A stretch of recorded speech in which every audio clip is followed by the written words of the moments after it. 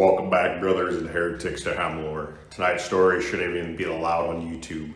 We got a battle between the Necrons, the Tyranids, and the Orks, and a battle of absolute madness. Before we get into that, be sure to like and comment any videos and topics you want to see in the future. Be sure to subscribe for the Emperor or the Dark Gods. I want to thank you guys for the support. I've been absolutely killing it like usual. Now, let's get into the video. Zathos had been dead for longer than any man of the Imperium could measure, without recourse to blasphemous mathematics and the cracked lies of archaeotech. Dead, and yet not at rest.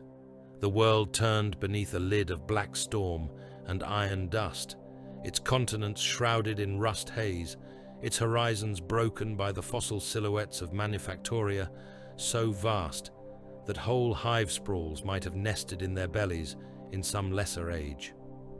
There were no forests upon Zathos, no seas fit for flesh, no open water beneath its poisoned skies.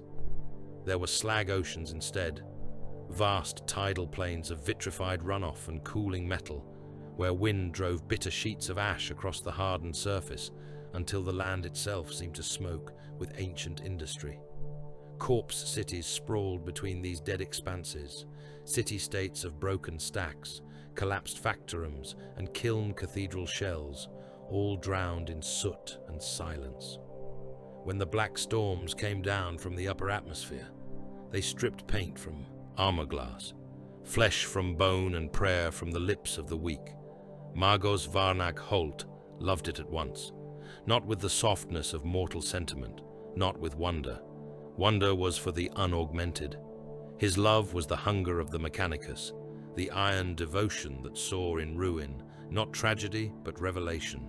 Every collapsed plasma tower, every burial mound of shattered engines, every mountain range of fused machine scrap suggested data, pattern, loss, recoverable sanctity. Zathos was a grave, and the servants of Mars had always known that graves were generous to those with drills, enough labor thralls, and a sufficient disregard for the dead. He stood atop the forward command crawler as it ground across the crusted shore of the slag basin, designated Theta 19 by his survey cohorts, his crimson robe sealed beneath a lacquered ash cloak that hissed with electrostatic discharge. Mechadendrites rose and coiled behind him like a nest of metal serpents tasting the toxin-thick air. His face had long ago ceased to be fully human. Bronze sockets framed dim green optics. His jaw was steel and piston work. Votive script had been cut into the plating over his scalp. Only the skin around his temples remained visible, grey and parchment thin, pulled tight over old bone. The noosphere around him crackled with binharic traffic.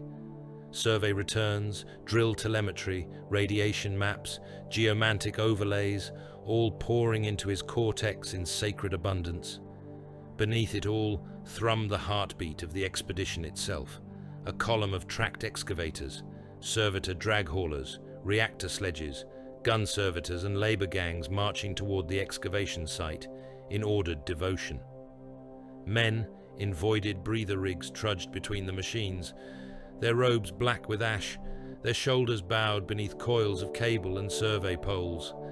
Servo skulls moved above them in shrieking loops, red optics blinking through the dust like the eyes of carrion things. Zathos answered their approach with silence. Then, the first anomaly appeared. A junior engine seer named Fail, his flesh still too abundant to have earned true dignity, lifted a trembling hand toward the dust ahead. Holt followed the gesture. Metallic things moved in the ash at the crawler's treads. Tiny glints, a scattering of silver motes. They were not stones. They were not debris. They flowed in concert, hundreds of them, maybe thousands, gliding over the blackened ground with a precision that no natural vermin could possess. "Scarabaeus constructs," Fail whispered over the vox, his voice distorted by filter static. "Pattern unconfirmed. No machine cant broadcast detected." Holt's optical lenses narrowed. "Collect one." A servo arm darted down, talons snapping. The metallic scarab vanished beneath the dust, an instant before capture. Then the others were gone with it, slipping into hairline cracks in the slag sheet, as though the world had swallowed them. Holt logged the event without comment. Machine life persisted in the dark places of the galaxy. It was no cause for liturgical agitation. Yet when he turned his attention back to the Auspex feed, his internal chronometers stalled for the space of a single pulse. The survey geometry was wrong. The basin below the crawler should have been concave, a shallow descent toward the center of the old slag sea. The mapping arrays insisted instead that the land folded inward along impossible angles, planes passing through one another, voids larger on the inside than the shell measurements allowed. Depth returns placed solid mass where open space stood visible to the naked eye. One reading showed a vertical shaft beneath them, extending far beyond the crustal depth of the continent, then a moment later revised itself to report nothing but 3 meters of compacted waste. Holt rerouted the data through 3 machine spirits, then through his own cortex. The contradiction remained. "Magos!" intoned Lex Mechanic Corvin from the command pit. Below, the auger logic reports recursion instability. "Incorrect," Holt said. "It reports blasphemy." He opened a private cant channel to the expedition's overseers in orbit, a ragged procession of salvage lighters and survey frigates hanging above Zathros like flies over carrion. Their answer came back delayed through storm interference and orbital particulate bloom. Noosphere drift severe. Surface distortion increasing. Secondary auger stations confirm the basin houses major subsurface voids. Energy resonance consistent with lost macro-reactor architecture. Probability of pre-imperial matrix presence elevated. That was enough. He raised his staff of office and gave the order to break ground. The first drills bit into the shoreline of the slag basin as the black storm rolled over the horizon. Their rotary mouths screamed against hardened metal sediments, spitting gouts of sparks and flakes of vitrified crust into the whipping wind. Excavator servitors anchored, themselves in the ash, and drove downward without pause, their mindless forms shaking under the strain as catechisms of ignition and penetration were barked across the voxnet. Labor gangs followed them in relays, hauling cut spoil clear, setting Auspex stakes, stabilizing the widening breach with iron braces and prayer-stamped pylons. Hours passed. The storm reached them. The sky became a ceiling of grinding black. Men died when seals failed. One thrall stumbled from his work detail after a shard of wind-blown iron sliced through his visor and opened his face to the teeth. Another was stripped to red ruin when the storm flayed the skin from his neck and hands before he could reach cover. Their corpses were dragged aside and tagged for reclamation. Holt did not waste time on the dead. Dead flesh had yield. The living had function. The breach widened into a shaft. At a depth no excavation map had predicted, the drills punched through empty space and the ground collapsed beneath them. In a shriek of tearing braces, 3 servitors and a whole chain hauler vanished into darkness. The sound of their impact did not return for many seconds. Flood lamps were lowered. What they revealed halted even the most machine-hardened among the expedition. A chamber lay beneath the slag ocean, not a natural cavern nor a human vault, but a cyclopean sepulchre cut with such inhuman precision that the eye recoiled from it. Pillars the width of hab blocks rose from black floor to unseen roof. Their surfaces bore no joints, no tool marks, no sign of assembly. They simply were, as though the stone had been instructed to become geometry and had obeyed in terror. Between those pillars stood ranks upon ranks of statues, warriors of metal and skeletal mien, their long limbs clasping weapons across their chests, their eyeless faces turned toward the shaft above in perfect silence. There were thousands in the first pool of light alone, and beyond them further ranks disappeared into the dark. In endless regiments, one of the laborers began screaming devotional nonsense over the vox. A Skitarius shot him through the throat. Silence returned. Holt descended. He took only a core retinue with him: Corvin, Fail, 10 Skitari, 6 combat servitors, and 2 drill teams with portable plasma borers. They lowered themselves by mag cable into the chamber's upper reaches and landed upon a floor black as void glass. Dust lay over everything, but not the dust of neglect. It was too fine, too even, like the residue of ages measured in empires and extinctions. The metallic warriors did not move. Their stillness was not lifelessness. It was restraint. Holt walked between them, every sensor in his body shrilling with false returns. The chamber's dimensions changed depending on the angle of observation. Distance did not behave. Statues that seemed 30 meters away loomed within arm's reach when approached. Others receded as he advanced. The place was an affront to terrestrial order. Then he saw the obelisk. It stood at the center of the chamber on a dais of seamless black stone, tall as a cathedral spire and narrow as a blade, its skin dark metal veined with green lines so faint they seemed imagined. Its surface drank the light. Ancient sigils crawled across it only when not looked at directly. Holt felt his processors heating. Beneath the obelisk, under a carpet of dust and ages, his auspex detected what it had been seeking from the moment orbit had first marked the basin. A seam. Not geological, not forged, living metal. He ordered the drill teams forward. Magos, Corvin said, and there was real unease under the flattening discipline of the Lex Mechanic's voice. This architecture is not of man. Then it is older than man, Holt replied, which is to say, it is closer to the first light of the Omnissiah's truth. Breach the seam. At that same moment, far above, the orbital augers caught a new signature entering the system. Crude, massive, and loud as a bludgeon striking a shrine bell. A chunk of stolen moon bound in engines and scrap, swaddled in escort vessels built from wreckage and spite, came snarling through the outer dark on a trajectory that no sane naval artificer would have sanctioned. The warning clanged through the expedition noosphere in fractured bursts. Unknown hostile ingress, greenskin configuration, multiple escorts, distress traffic attraction probable. Holt heard it, logged it, and ignored it.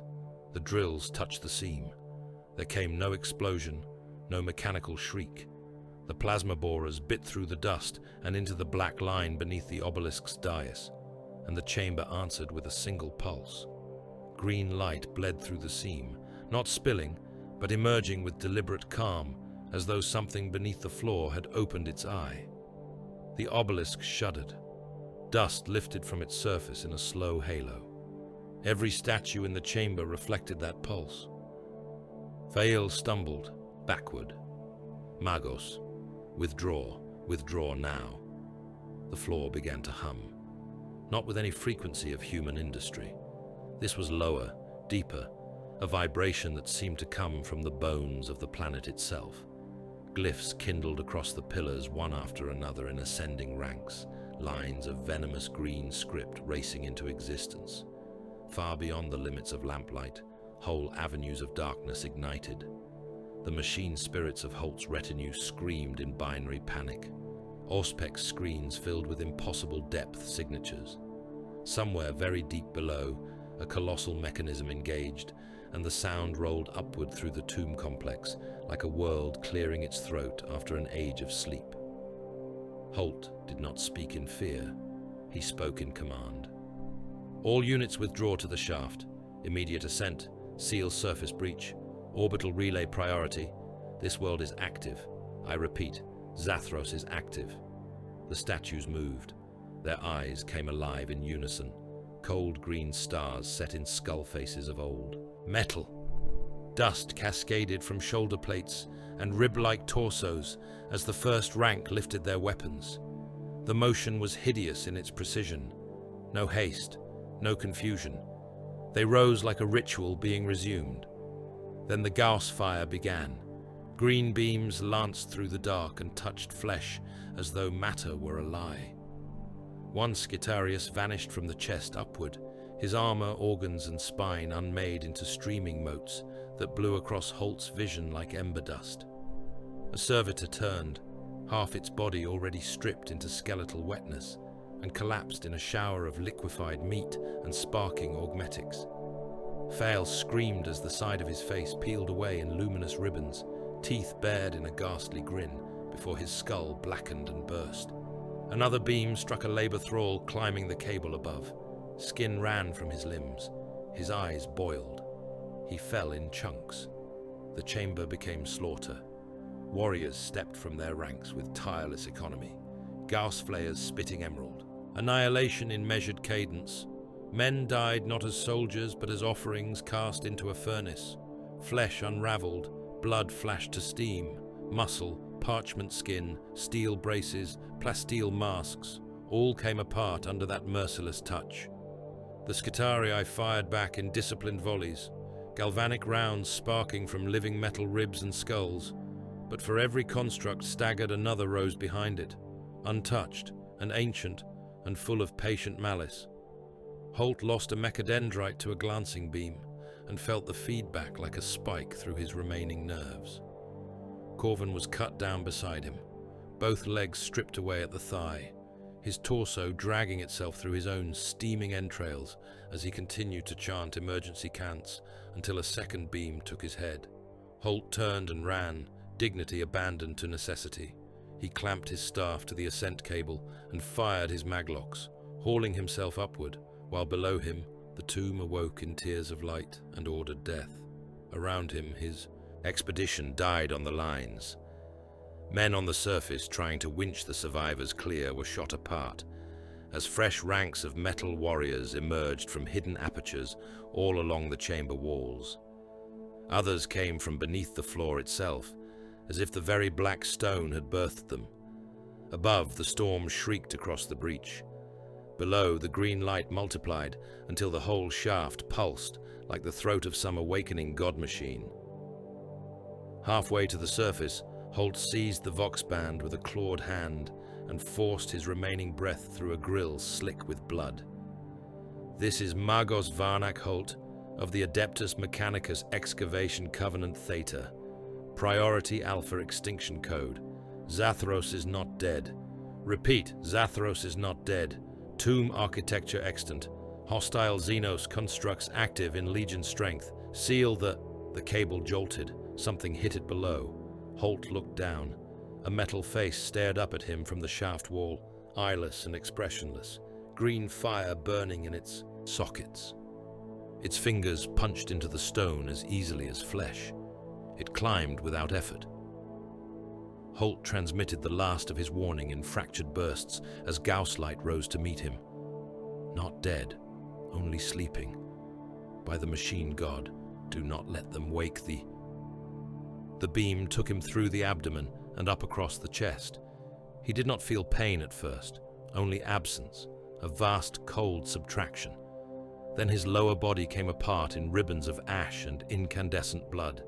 His grip failed. His last sight as he fell was the storm above, black and vast and full of drifting iron, and beyond it the faint glimmer of orbital fires where new ships entered the system like predators drawn by the scent of a fresh kill. Deep beneath the chamber, beneath the marching regiments and the lighting glyphs and the stirring engines of the sepulchral world, a throne of black metal waited in a vault no human foot had ever touched. There, in sovereign darkness ringed by kneeling constructs and dormant murder engines, a figure sat as he had sat through the long insult of the ages. Dust slid from his shoulders. Ancient systems completed their awakening rites. Forgotten stars lived and died in the silence between one thought and the next. Overlord Axphron of the Sable Crown opened his eyes. Knowledge returned to him in cold succession. Dynastic claim, territorial memory, the geometry of his kingdom, the measure of the world above, the touch of intrusion, the contamination of alien feet upon sacred ground. For 60 million years, there had been no trespass worthy of his notice. Now there was.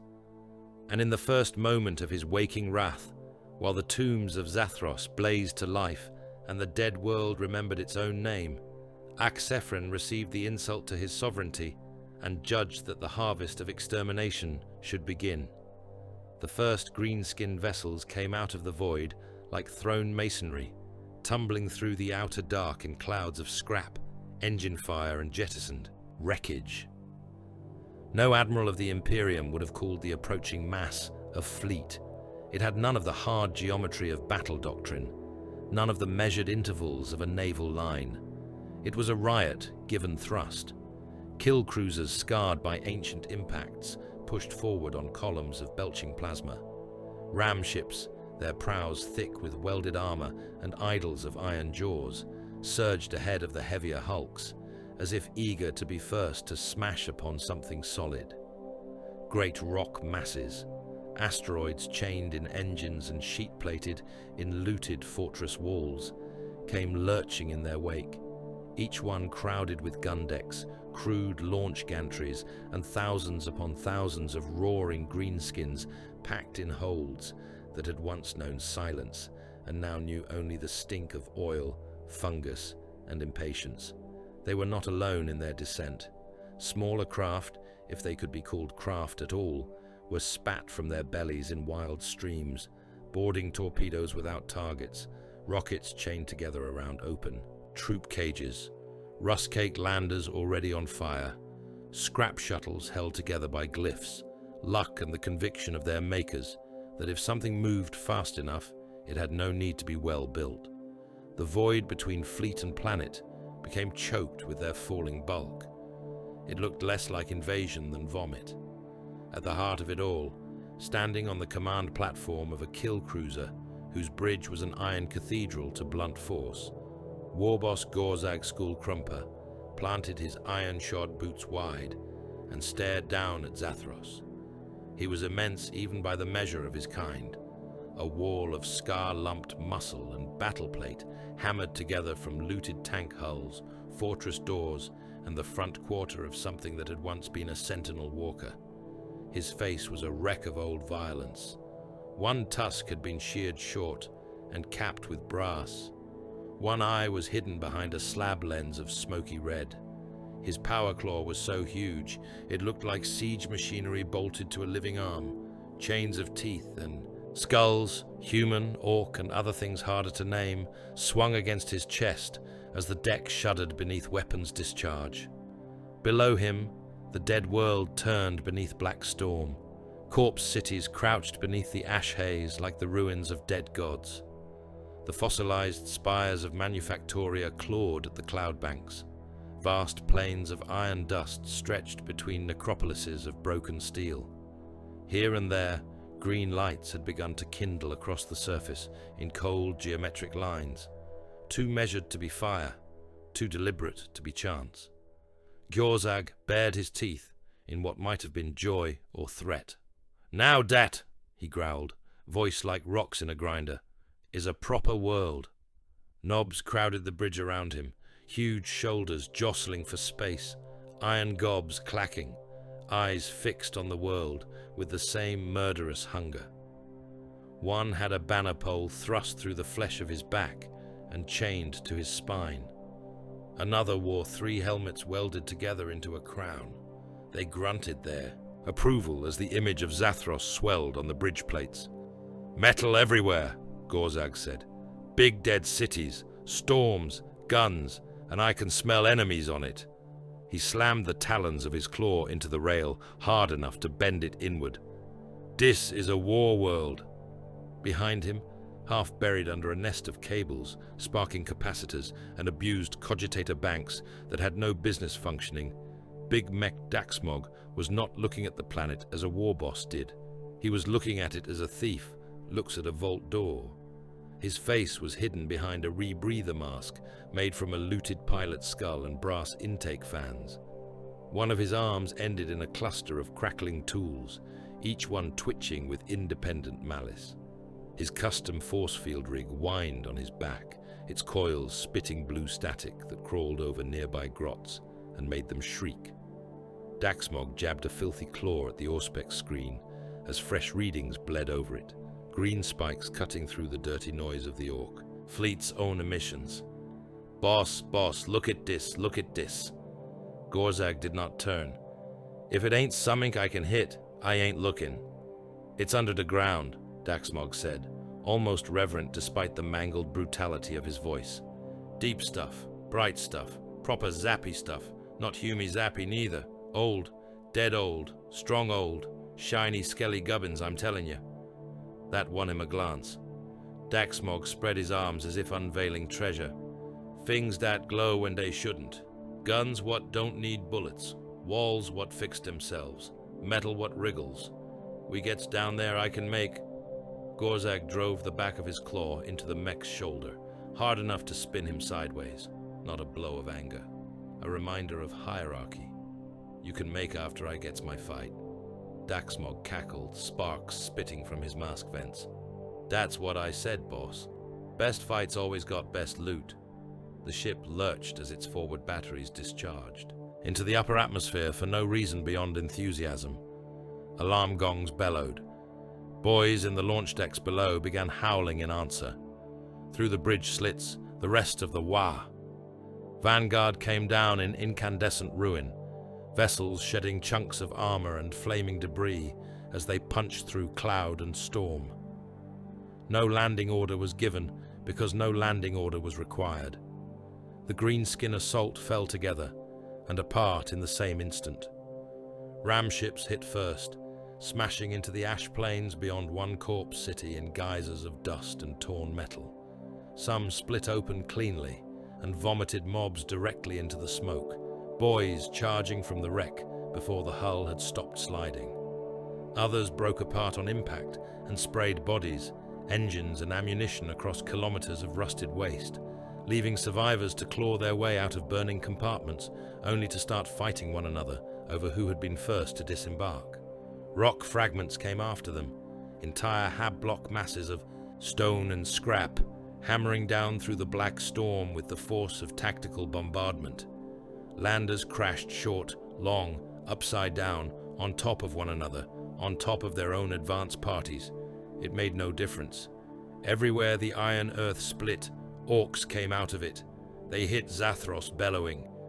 The ash plains rang with the thunder of boots, trucks, and half-broken walkers dragged from landing hulks by swearing grots. Shooters hammered blindly into the storm. Burners spat sheets of promethium over black dunes just to see what might start screaming inside them. Knobs clubbed lesser boys aside to clear a path.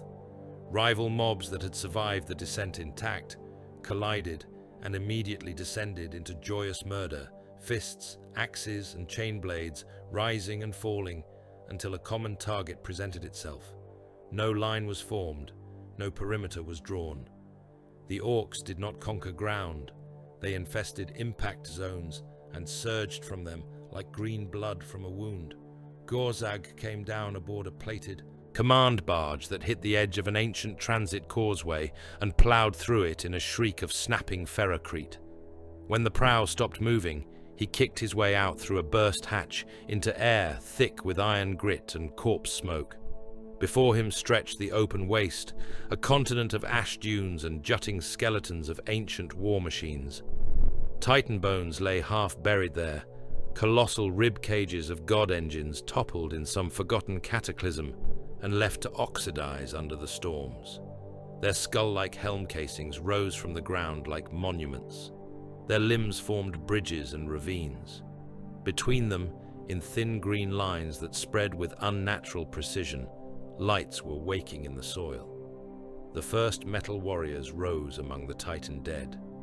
At first, the Orks nearest them laughed, taking the skeletal forms for statues or scrap idols thrust up by the impact tremors.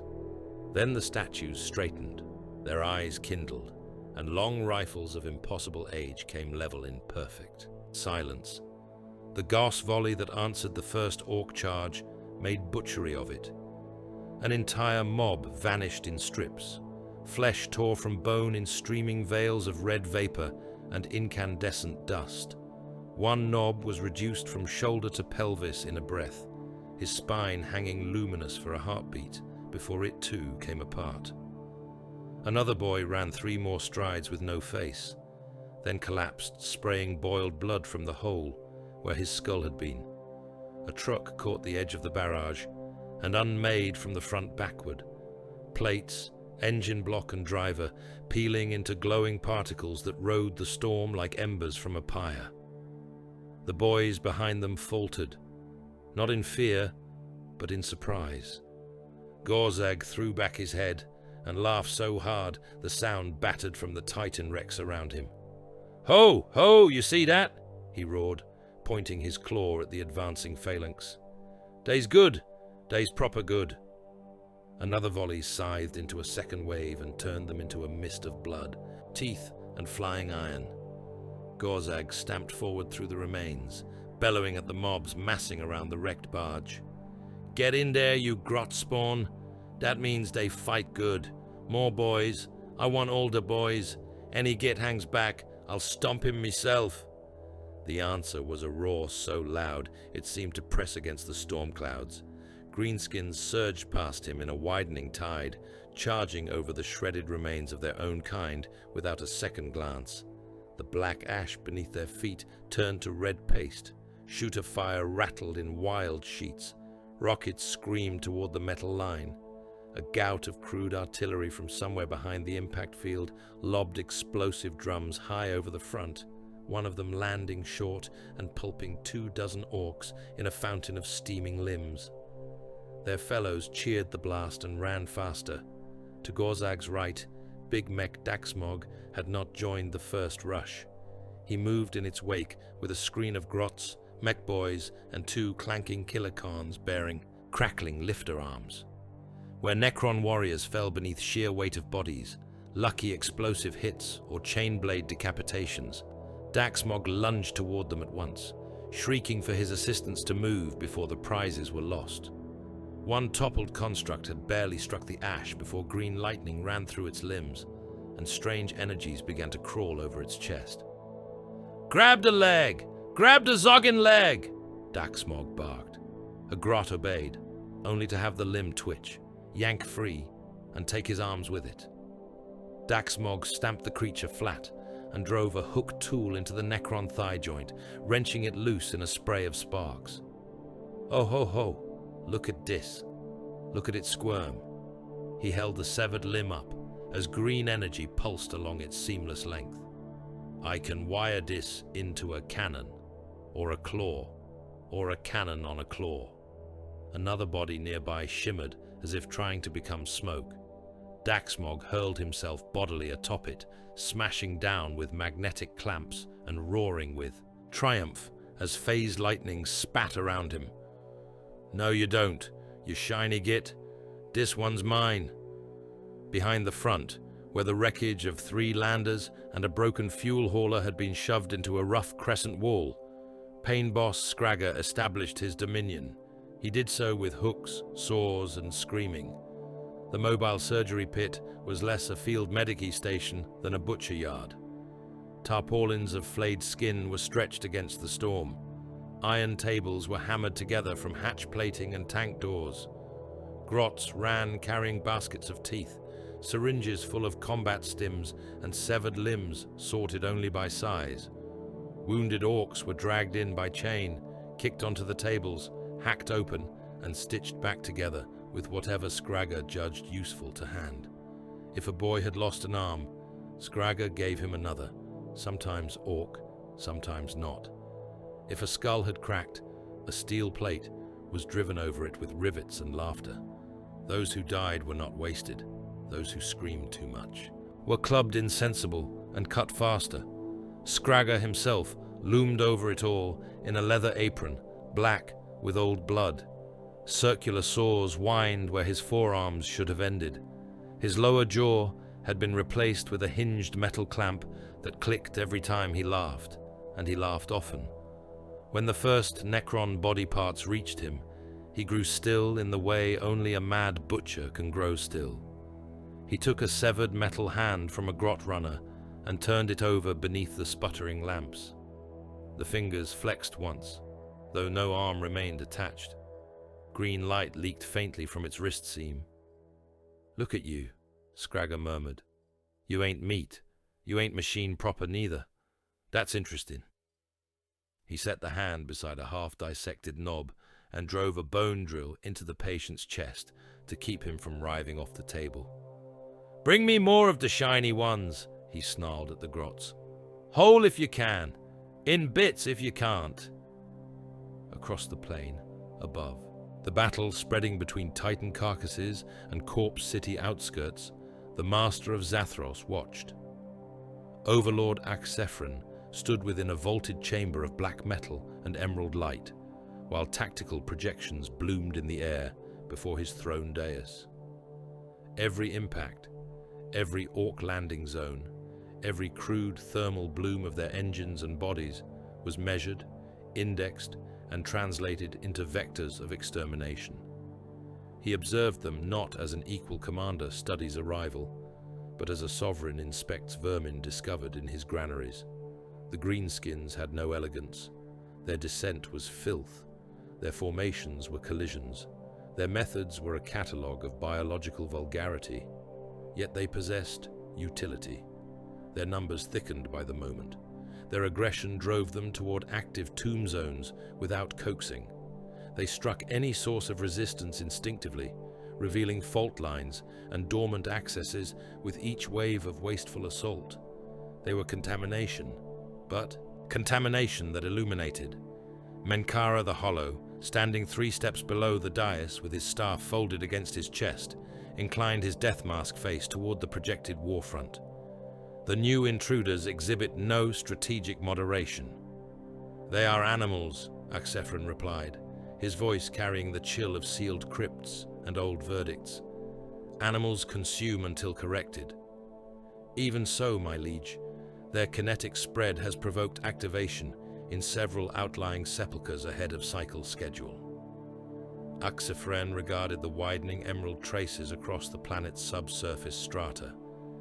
Each crude impact of Ork steel upon sacred ground, each collapse, each detonation, and provoked defense response was sending command pulses through the sleeping architecture of Zathros. Tomb relays answered one another in cascading succession. Deep vaults stirred. Legions not meant to wake for another age received the call of trespass. Across continents of black iron and burial, stone, dormant systems began to kindle. "Then the vermin will serve their final purpose before erasure," the Overlord said. "Mark them for total extinction. Conduct the first drills. Let them perish usefully." On the ash plains, Gorzag smashed the skull of a fallen Necron apart with the heel of his claw and roared his delight into the storm. More lights were rising in the ground ahead, not fewer. Whole lines of them. Great geometric processions of cold fire under the black dust, stretching toward the horizon and beyond it. The dead world was waking all around him, answering the violence with deeper violence. To the Orks, it looked like invitation. To Axphron, it was the first stage of planetary reclamation. Far below both, in vault after vault, beneath Corpse City, Iron Desert and Slag Ocean, millions of tomb signals answered the insult of the invasion and came alive in the dark. The war for Zathros had already found its rhythm before the third enemy came. Across the Black Plains, among the Titan bones and rust seas, the Orks battered themselves in roaring tides against the waking legions of the tomb world. The dead answered with emerald annihilation and cold mechanical patience. Wherever Gorzag Skullkrumper drove his mobs, the ash became churned gore and burning scrap. Wherever Axphron's phalanxes advanced, the ground was swept clean in ruler-straight fields of disintegrated flesh and atomized iron. The corpse cities, the slag basins, the abandoned transit scars and manufactorum graveyards all echoed with the same brutal litany of impact, scream, gunfire, and the low hymnal hum of ancient engines waking beneath the skin of the planet. Then the void beyond Zathros began to darken. At first it seemed only another storm front. The upper atmosphere was already choked with iron dust, orbital debris, drifting wreckage from Ork descent craft, and the pall of fresh burning. Auspex stations in the surviving enclaves marked broadening regions of sensor blindness and logged them as interference from battle litter. The adepts hiding in those redoubts ran their calculations, purified their data, and found the same result each time. Something vast had entered the system. Not one vessel, not a fleet, as the Voidborn understood fleets. A shoal, a migrating darkness, an ecosystem of hunger moving under its own abhorrent logic. The first to truly feel it were not the men of flesh and metal laboring in the dust, but the psychers. High above Zathros, on a crippled relay bark, hiding in the lee of a broken ore hauler, the surviving astropathic choir of the Salvage Covenant attempted once more to force Holt's warning beyond the system edge. They had heard the Magos die in static and green fire. They had heard his final transmission collapse into shrieking Binharic fragments and silence. Since then, they had done little but pray, convulse, and try again. Their chamber was dark, save for lumen candles, and the ghastly half-light leaking from sanctified cogitator banks. Incense burners coughed machine oils into the air. Blind men with branded lids knelt in their amniotic thrones, their mouths moving around litanies of transmission and endurance. Then one of them began to bleed from the eyes he no longer had. He made no sound at first. He merely stiffened, fingers clawing the arms of his throne as blood ran in narrow streams down the scarred hollows of his face. The relay overseer took one step toward him, mechadendrites rising, and the second astropath screamed. It was not the cry of a man in pain. It was the sound of something inside the mind, finding no room left to retreat. The others joined it in the same instant, their mouths opening wide enough to tear at the corners, their bodies bucking against their restraints as the darkness from beyond the system edge fell upon them. The shadow in the warp did not arrive like a storm. It arrived like suffocation. Thought collapsed under it. Prayer became static. Every effort to reach outward met a wall of instinctive abhorrence so vast and old that human cognition simply cracked against it. The astropaths thrashed and burst their own tongues with the force of their screams. One tore free of his restraints and smashed his skull against the cogitator altar until the bone gave way and grey matter streaked the brass. Another began reciting childhood memories in reverse order until he forgot language altogether and drowned in his own blood. The relay's command channels died one by one. Vox traffic degraded into barking fragments and machine shrieks. The overseer tried to issue a distress cipher and found that his own hands no longer obeyed the order with clean precision. Throughout the Zathros system, the same silence slammed down.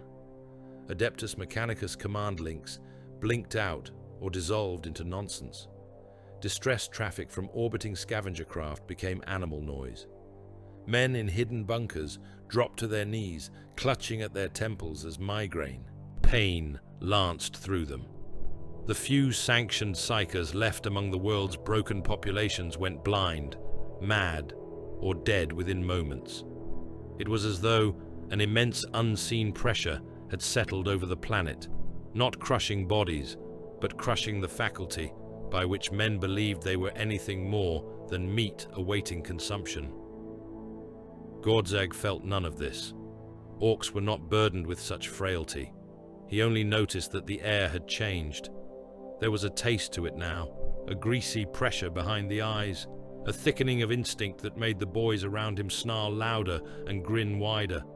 He stood atop the wreck of a split ramship while mobs below him swarmed over a line of toppled Necron warriors, hacking at bodies that would not stay dead quickly enough for their liking. Black ash blew around him in sheets. The storm clouds above, already bruised with battle fire, were growing darker still, not with night, with mass. Gorzag lifted his chin toward the sky and watched the first shapes emerge. They were larger than cruisers and uglier than sin. Bioships slid from the dark, like the organs of some great beast turned inside out and set adrift in the void. No hard hull lines marked them, no proud prows, no sainted armor, no visible bridge towers or weapon galleries in any civilized sense. They were all ribbed growths, knotted flesh, chitinous bastions and wet-looking armored plates closing over impossible internal anatomies. They traveled in shoals. The greater organisms wreathed in lesser forms, escort beasts and attack cysts and drifting mines of living matter. Around them the stars seemed to dim. Around them the void took on the suggestion of a wound. Gorzag stared for the space of 3 heartbeats, then began to laugh. "More," he said, and the word rose from him like a blessing. A knob beside him squinted up through the storm and scratched at a healed burn on his neck. "Boss, what are they?" Gorzag's grin widened until it seemed it might split his face. "The best thing that ever happened to this world." He threw both arms wide, power claw crackling, and roared to the mobs below. "Look up, you mangy runts. More enemies, more fighting. This place keeps getting better." The answering howl rolled across the plain, taken up by thousands upon thousands of green-skinned throats. Boys fired into the sky in celebration. Burner teams lit columns of promethium beneath the falling shadows. Trucks backfired and crashed into one another as their drivers jostled for positions that did not yet exist. To the Orc mind, the arrival of a fresh enemy did not complicate the war. It sanctified it. Zathros was no longer merely a good battlefield. It was becoming a legendary one. Daxmog, perched in the wreckage of a half-gutted Necron construct and elbow deep in its ribs, looked up as the first spores began to streak through the upper atmosphere. "That's new," he muttered. Green light pulsed weakly in the chest cavity beneath him as he tore free a cluster of living metal vertebrae. The sky above the plain was now full of falling things. At first, they resembled artillery shells, but they burned wrong on entry, trailing greasy green and bilious orange behind fleshy casings that pulsed as they descended. Some were large as hab towers, some small enough to vanish against the storm until they struck. The first impacts came down across the continents of Zathros in a rain of rupture. Spore chimneys slammed into corpse cities, into iron deserts, into abandoned hive shells and manufacturum graveyards. They hit in swarms, cracking open on impact, with great hissing sighs as the membranes split and the contents spilled forth. Termagants came first in knotting packs, flesh borers already twitching in their forelimbs, their eyeless hunger fixed on the nearest source of motion. Hormagaunts followed them in bounding tides of scythe limbs and shrieking maws, sprinting over broken ground with obscene speed. Warrior broods emerged, upright and terrible behind them, taller than men, heavy with chitin, their bone swords and symbiotic cannons grown for slaughter rather than forged for it. Feeder organisms slithered or crawled in the wake of the first wave, less concerned with battle than with the immediate consumption of whatever it left broken. Where they landed in the iron wastes, they spread. Where they landed in the corpse cities, they infested. There were still humans alive upon Zathros, though not many and none thriving. Broken labor enclaves had hidden in old transit shafts and under collapsed forge annexes, surviving between the wars of larger powers by feeding on corpse starch, machine runoff, and fear. Some had clung to the skirts of the Mechanicus expedition, hoping the priests of Mars might take them off-world, or at least give their deaths some sanctioned purpose. Others had hidden deeper still, sealing themselves into old bunkers and corpse foundries, where even the black storms did not always reach. In those places, the infection had already been waiting. For years, perhaps for decades, seed organisms had slept beneath the hab floors, in the sump channels, in abandoned tram tunnels and furnace catacombs. Genestealer taint had moved through the hidden populations in whispers and bloodlines, masked beneath grime, deformity, and the easy desperation of men too long forgotten by the Imperium to know the shape of ordinary corruption. Under hoods and work masks, they had concealed ridged brows, over-jointed limbs, and eyes that reflected lumen light in strange ways.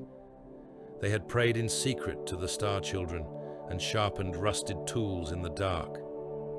When the sky blackened and the shadow in the warp sealed itself over Zathros, they knew their hour had come.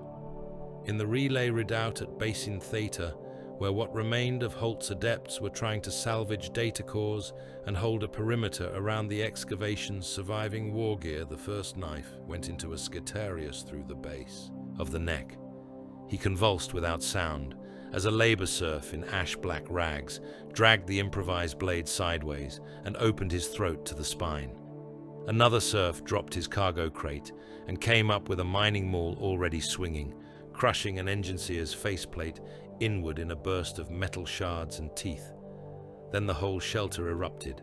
Men who had hauled ammunition and reactor cells beside the Mechanicus for weeks cast off their submission like a rotten skin. Some had only the mark of infection in their eyes and their obedience to a hidden signal. Others were further gone, their mouths too wide, their fingers ending in thickened claw joints, their flesh marked by the inward blessing of the alien strain. They fell upon the adepts with picks, rivet guns, blades, and bare hands, shrieking devotion to the hunger beyond the stars. The redoubt became a killing hole of muzzle flashes, Binharic alarms, and wet butchery. One Lex mechanic tried to intone a machine curse and had his lower jaw torn away by a four-armed hybrid that came out of the sump trench like a nightmare hauled upright. A combat servitor pulped 3 cultists with a rotary cannon burst before they climbed it in a swarm and drove demolition charges into the joints of its spine. The adepts died hard, but they died enclosed, and there is no mercy in an enclosed slaughter. Holt's remaining followers were dragged down among cogitator banks and crate walls, their red robes blackening under blood and promethium. By the time the first gaunts burst through the blast screens from outside, there was no loyal command left inside the redoubt, only corpses, dying machine spirits, and men too far gone in the alien creed to distinguish between kin and meat. In the sepulchral depths, the tactical projections before Axphron changed with brutal speed. What had been an orderly extermination of biological infestation by phases had become something fouler. New vectors bloomed across the world in parasitic constellations, atmospheric fall patterns, biosignature proliferation, psychic pressure indices, consumption zones. The Overlord stared into the data with the motionless disdain of a god judging rot. Menkara the Hollow bowed his head a degree, green light moving beneath the slits of his faceplate. A third contamination source has made planetfall in continent-spanning strength. I perceive this, said Axphron. Their method differs from the fungal vermin. They do not occupy merely to despoil. They alter biospheric conditions toward total ingestion. If allowed surface consolidation, they may penetrate to necro-reactive strata beneath the northern sepulchral belts. Digestion of such layers would degrade vault stability, resurrection efficiency, and node integrity.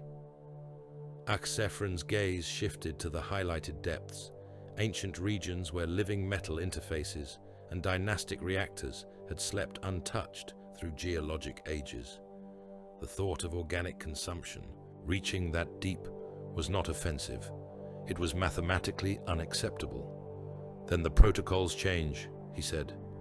One glyph of command blossomed before the throne and multiplied through every waking relay on Zathros.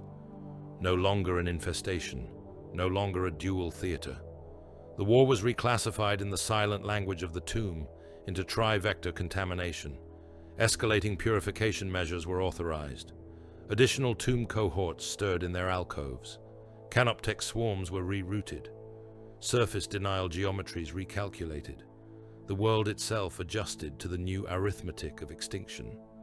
The first true Tyranid and Necron clashes began before those orders had even finished cascading. On the dead plain east of the corpse city of Vardos Reach, a phalanx of Necron warriors advanced between the ribs of a fallen titan, Gauss flares level and feet striking the ash in perfect lockstep. Before them came the swarm, not a charge in any soldier's sense, but a flood. Hormagaunts bounded, over wreckage and through drifts of powdered bone, leaping bodies already dead, their scything limbs clacking, their mouths vomiting instinctive hate. Termagants behind them spat living ammunition in broad streams. Warriors strode at the rear, directing the current of the lesser organisms with the mute certainty of synaptic command. The Necrons opened fire. Ranks of gaunts vanished as emerald beams cut them to steaming paste and flying gobbets. Limbs spun through the air, trailing strings of black blood. Bodies collapsed in halves, in thirds, in burning slurries. The front of the swarm simply ceased to exist where the gorse touched it. Yet the rest did not check. They climbed the vaporized remains of their own kind and came on faster. Flesh-borer grubs splashed against necrodermis, chewing and writhing. A warrior lost an arm, and as the limb fell, another beam from the second rank cut 3 gaunts apart behind it. One Necron was dragged down beneath sheer weight, its legs disappearing, under a convulsing mound of claws and teeth. But moments later, the mound exploded outward when the warrior rose again from the press, reanimation protocols dragging shattered metal back toward function even as the swarm tried to devour it. That was the truth of the clash across Xathros. Endless adaptation against endless recall, blind appetite against immortal discipline, waves of meat that learned through death against firing lines that had forgotten how to fear being overrun. By the time darkness should have fallen, the planet had acquired a new sky. The bioships now hung thick above Zathos, vast and gravid, their shadow pressing down through the storm layers. Spore rain continued without cease. In the deepest reaches of the atmosphere, new shapes began to extend from the bellies of the greater hive vessels. Long red-black growths slick with amniotic sheen, hanging down through the cloud layers toward the wounded world below. They thickened as they descended, branching, pulsing, questing for purchase. From orbit, it looked as though veins were being lowered into a corpse. The command went out through the depths of Zathros in cold green pulses, leaping from relay tomb to relay tomb, through catacomb arteries of black metal and sleeping vaults, older than the rise of mankind. Sealed chambers opened. Sarcophagus locks disengaged with the finality of verdicts. Whole processional halls came alive in ranks of emerald glyphs as ancient protocols moved from dormancy into law. Axphron stood beneath the vaulted night of his inner court and pronounced the sentence upon the world above. Total reclamation, not suppression, not repulse, not containment, reclamation. Every surface structure, every ash plain, every corpse city, every slag basin, every breach dug by mortal hands and widened by the feet of vermin was returned by decree to the sable crown. Whatever organic corruption infested it would be annihilated. Whatever intrusion had crossed the thresholds of the tomb would be unmade down to the last spore, the last cell, the last heat trace in the dust. 3 sepulchral legions received the first surface mandate. Their activation sigils bloomed one by one before the throne dais, then descended through the noospheric architecture of the world like knives entering flesh. Menkara the Hollow bowed his narrow skull. Setmart lowered his war scythe in acknowledgement. Beneath them all, Zathros remembered obedience. The surface of the dead world convulsed with waking geometry. Above the corpse cities, over the jagged crowns of dead hive spires and manufactorum chimneys fused into the sky by ages of neglect, the air began to thicken. Storm winds twisted around points that had contained only emptiness a heartbeat before. Green lightning caged itself in vast cubes of force. Space folded inward with a groan too deep for human hearing and too wrong for the eye to measure cleanly. Then the first monoliths phased into reality. They came. Down over the ruins like silent black judgments, impossible obelisks of living metal hanging above the dead spires on gravitic fields that churned ash into spirals beneath them. Their faces were smooth and terrible, lit with vertical sigils that burned like old hate.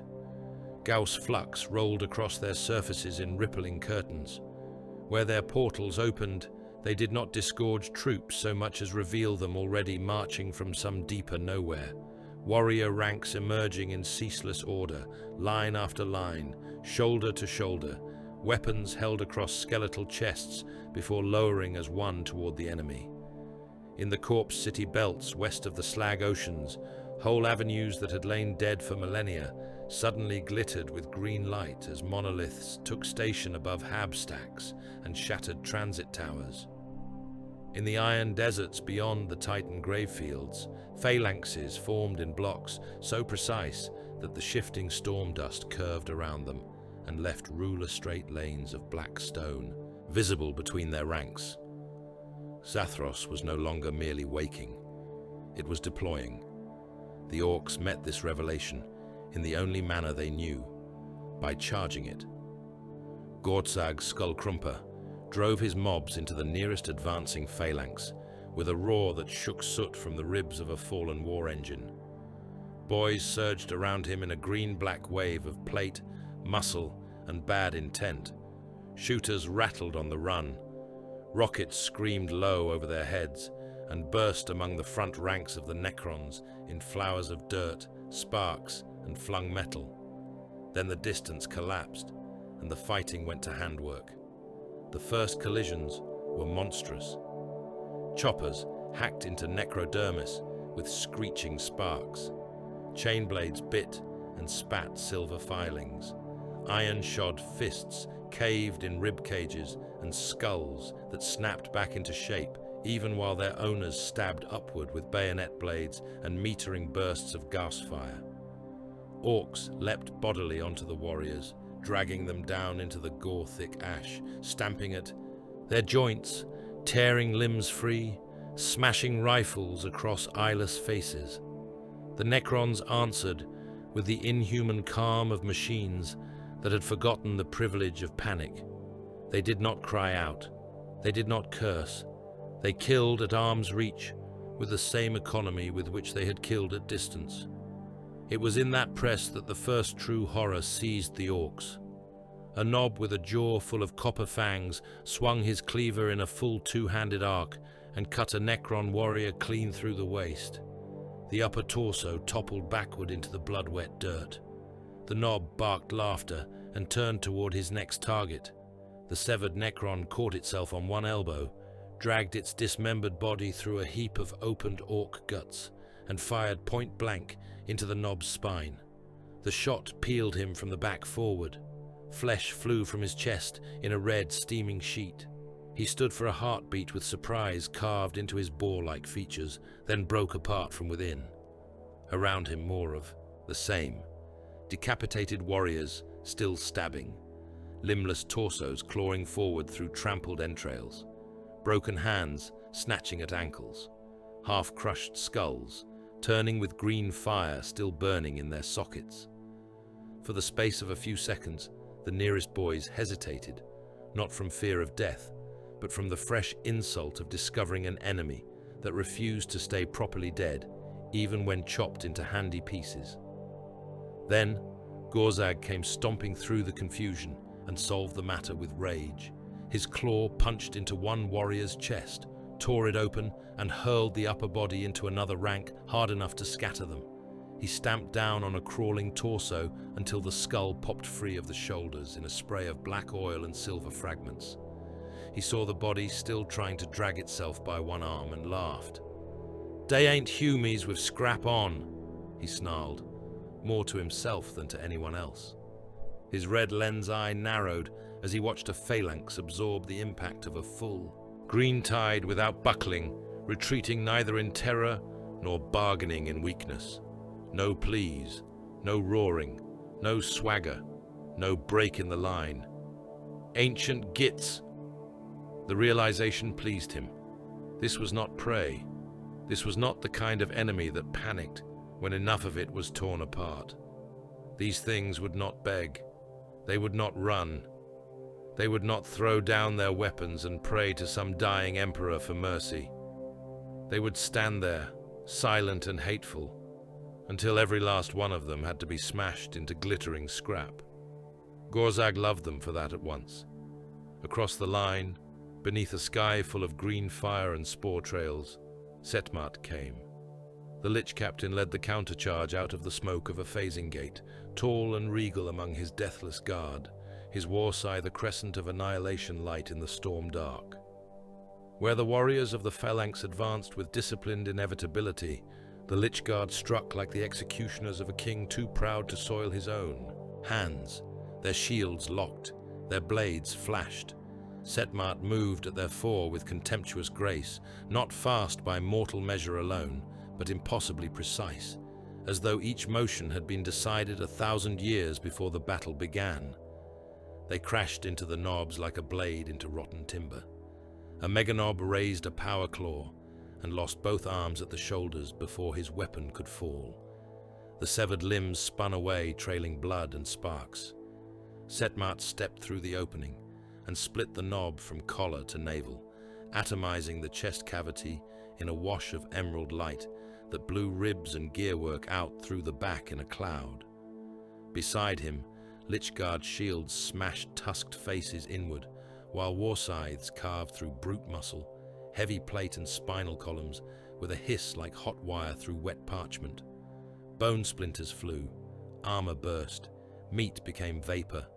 One knob managed to seize a Lichguard by the throat and wrench him down into the ash before another of Setmart's. Retainers severed the Ork's legs at the knee. The greenskin toppled screaming, still trying to crawl after the enemy with his hands, while his lower half pumped blood into the dust. Setmart neither shouted nor gloried. He killed as one carrying out correction. The Orks answered his precision with greater fury. More mobs poured in. More bodies jammed the killing ground between the Titan ribs and broken transit causeways. The black earth became mud beneath blood, oil and powdered necrodermis. Beneath the surface thunder of the battle, the low machine choir of the waking tombs never ceased. Behind the front, Pain Boss Scragger elevated Butchery to doctrine. His surgery pit had swollen into a crawling settlement of hooks, tarps and iron tables, fed by a constant stream of screaming orderlies and limping casualties. The gorse-flensed survivors interested him most. Those unfortunates dragged back from the line with half their faces peeled away, with ribs shining wet through opened skin, with great luminous trenches burned through thigh or flank where the Necron guns had chewed flesh from bone as neatly as a butcher paring fat from a carcass. Proper pain, proper damage. Interesting damage. Scragger stood over one such orc now, a broad-chested boy whose left side had been stripped to red slick muscle and gleaming rib cage. The patient howled and thrashed against the chains as grots held him down with hooked poles. "Quit wriggling," Scragger snapped, sore arm whining. "You ain't dead enough yet." He jammed a metal plate over the exposed ribs, not to protect them, but to keep the chest cavity from opening wider while he worked. Strips of scavenged hide were stapled over the wound. A mismatched arm taken from a dead knob was riveted into a shoulder socket not yet fully severed. Into the boy's veins, he pumped black stimulant slurry, thick with pain suppressors, fungal accelerants, and things best left unnamed. The patient's eyes rolled white. Foam bubbled from his mouth.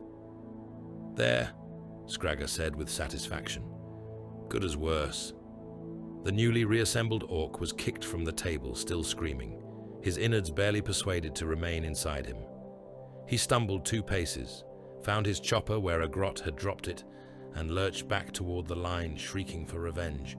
Others followed him from the surgery pit in various states of repair, stapled, bolted, stitched, and half-mad, more dangerous for their agony than they had been whole.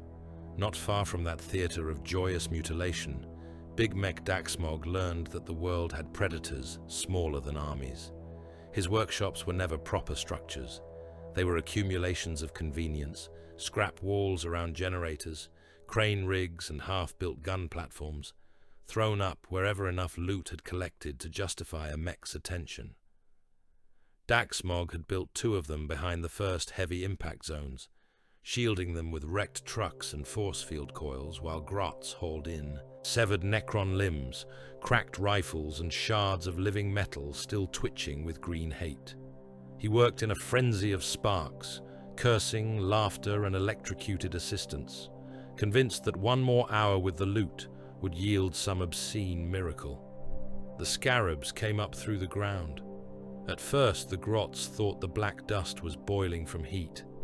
Then the dust itself split open, and rivers of metallic beetles poured out, their tiny bodies glinting silver-green beneath the stormlight. They hit the outer workshop wall in a moving sheet. Sheet metal vanished under them. Rivets popped free. A truck parked nearby sagged as its engine block dissolved into component fragments and dust. One mech turned too slowly, and the swarm climbed him to the waist before he could scream properly. Flesh, apron, tools, and augmetic leg all came apart under their ceaseless mandibles. He collapsed as a red stump and was gone a heartbeat later. Daxmog spun at the noise and saw his first workshop fold inward, as though eaten by invisible acid. Grots ran from it in burning clumps. A killer can stumbled 3 paces with both legs stripped to gleaming support shafts, then toppled and disappeared under the living tide. The second workshop lasted longer, only because Daxmog kicked a generator core into the swarm and the blast burned a broad lane through it. Even then, the scarabs simply flowed around the crater and got to work on the remaining trucks, mechs and cranes, reducing them to component paste before the smoke had cleared. "Oi!" Daxmog bellowed, appalled beyond reason. "That was my best stuff." He blasted at the scarabs with a crackling shock lance, frying hundreds, perhaps thousands, but there were always more. By the time he dragged himself clear with what loot he could clutch to his chest, both workshops were gone, their contents reduced to drifts of sorted ruin glimmering in the ash. The battle might still have remained one of line against charge, of ancient gunfire against green brutality, had the sky not chosen that hour to open again. The gargoyles came screaming out of the storm. They descended in flocks so dense they blackened the view of the monoliths for moments at a time, winged Tyranid horrors, all blade limbs, hooked talons, and distended flesh-borer maws. They fell upon both armies with equal hunger, drawn by the stink of opened bodies and the radiant heat of slaughter. They raked at exposed faces. They plunged down to tear strips of meat from dead and dying orcs before the bodies had stopped twitching. They landed on severed limbs and worried at them like carrion birds made from knives. Some flung themselves against Necron ranks in futile fury, only to be cut from the air by Gauss fire. Others dipped through the smoke to feed on puddled blood and ripped organs, their needle maws plunging into steaming cavities while the owners still gasped. That broke the geometry of the war. Now the mobs hacking into phalanxes found themselves beset from above by flesh-eating wings.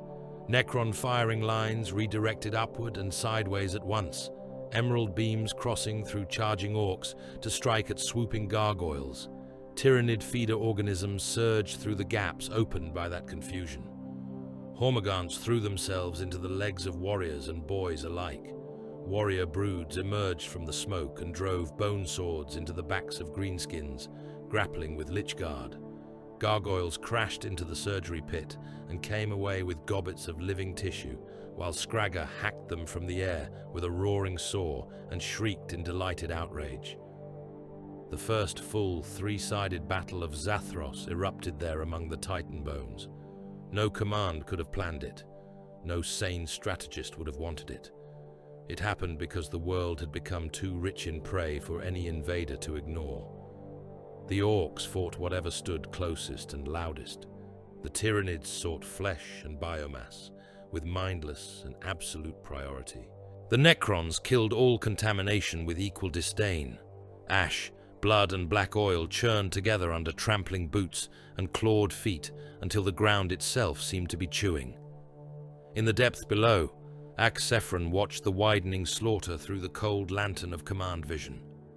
He saw Setmart's disciplined advance, Menkara's data streams, the emergence of the winged organisms, and the useless exuberance of the fungal beasts, hurling themselves ever deeper into killing grounds they did not understand. He stood from his throne. The chamber fell stiller than death. When he spoke, his words did not travel by air alone.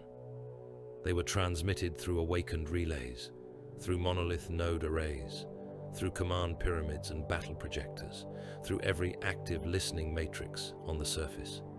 The voice that reached the war above was sepulchral, sovereign, and laden with the contempt of epochs. You trespass in a kingdom that predated your sons. Be erased. Words rolled across the corpse cities and ash plains alike. Human survivors who heard them in bunkers and ruin cells wept or clawed at their ears. Orks blinked, then roared abuse at the sky. The Tyranids did not care. Setmart lowered his war scythe in acknowledgement and advanced harder. Entire phalanxes corrected their firing patterns as one. Gorzag heard the decree while standing atop the chest of a dismembered Necron noble, whose bodyguards had already been hacked to pieces around him. The noble's body was in sections, one arm 30 paces away, its lower half somewhere under the trampling mob.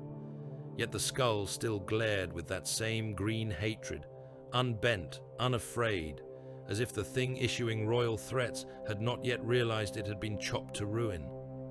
Gorzag grinned. "So that's what you are," he said to the ruined face. "A king." The skull's jaws parted, either in machine reflex or the beginning of some final curse. Gorzag gave it no time. He slammed his own, iron-hard brow into it with such force that the head burst apart in a spray of black shards and green light. Then he threw his arms wide to the storm, to the monoliths, to the swarming gargoyles and endless firing lines, and roared until every nearby orc lifted his voice with him. Wah! It rolled outward from mob to mob, from wreck line to surgery pit, from truck convoy to crater field, from the nearest ash plain to the distant corpse cities where fresh greenskins were still dragging themselves from their landers. It was not just a battle cry then. It was declaration, appetite, and destiny. Across the planet, the answer came back in a million savage throats. A planet-wide wah had begun. The cry did not die when it left Gorzag's throat. It multiplied. It went on through the black plains of Zathros in hammering waves, taken up by every mob that heard it, then by the next, and the next beyond that, until the whole wounded continent seemed to bellow with one green voice. It rolled through wreck fields and corpse cities, over the slag ridges and the Titan graveyards, into the burnt innards of half-crashed landers and the smoke-clogged alleys of dead manufactoria, where fresh mobs were still dragging themselves out of impact craters. The storm itself seemed to answer. Iron dust shivered in the air. Scrap banners cracked and snapped. Engine notes rose in pitch as mechs thrashed their crews to greater effort. On another world, the cry might have meant mere enthusiasm. On Zathros, it became law. Gorzag Skull Krumper stood atop a mound of butchered Necron bodies, and his own dead, chest heaving, gore running from the torn edges of his armor, and watched the rival mobs close in. They came stomping through the ash with their banners raised high, each knob and would-be warlord thick with the same greedy light in his eyes.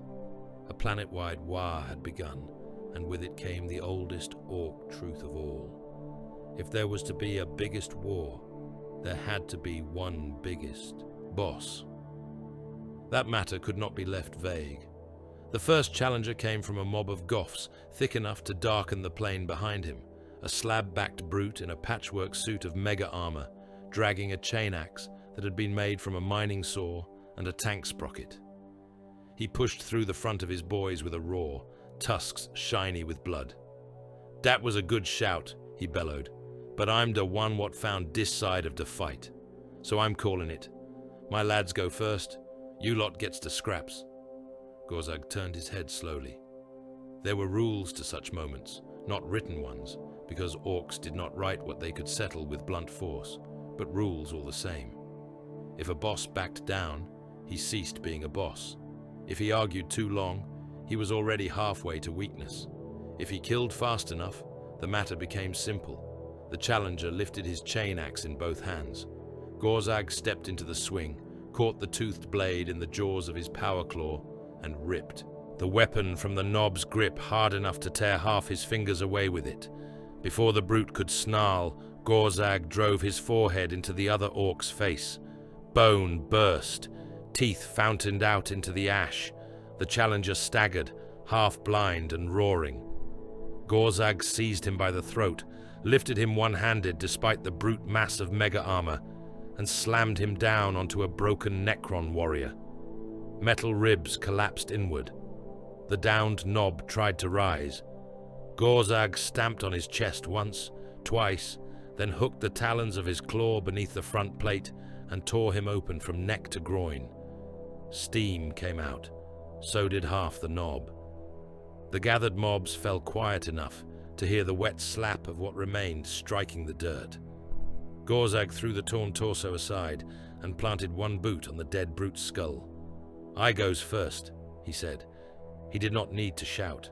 Every orc nearby heard him. "I goes where the best killin' is. I says where the mobs smash. Any git what. Don't like it can come up here and get opened." A growl of approval moved through the crowd. No one stepped forward. Then a snarling boss from an evil son's outrider mob tried to save face by spitting at Gorzag's feet. "Easy for you to say," the speed freak barked. "You got the big mob. My trucks got there first. We seen the shiny city from—" Gorzag hurled the severed half of the dead challenger at him. The chunk of meat and armor hit hard enough to knock the speed boss backward off a wrecked axle. Before he could rise, 3 of Gorzag's knobs were on him.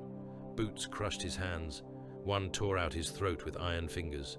Another rammed a chopper down through his eye socket until it bit the ground beneath. That settled the rest. The violence was not random. It never was among orcs, no matter how much outsiders wished to believe they were mindless. Public murder was command language. Dominance was logistics made visible. Promises of future killing were policy. Gorzag knew exactly what he was doing when he turned from the corpses and spread his arms to the black horizon. "You all want the same thing," he roared. "More enemies than you can count, more scrap than you can carry, more fighting than any world ought to have. Well, look at it." He pointed toward the center of Zathros, where beyond the basalt plains and fields of titan bones, the tomb sprawl rose in dead grandeur. Vast necropolis districts, dead hive crowns and impossible black geometries glimmered there beneath the storm, green lines crawling through their foundations like veins of waking hate. Monoliths hung above them in ranks. Gauss beams lanced upward and outward in cold, disciplined patterns. Behind and above it all, the sky churned with Tyranid descent and the hanging shadows of bioships. "Metal gets in there," Gorzag said. "More den what we smashed out here. More bugs dropping from the sky. More killing under the ground. Enough for every boy on this world to get stuck in till his arms fall off. And if there ain't enough, we'll make enough." A swelling growl answered him.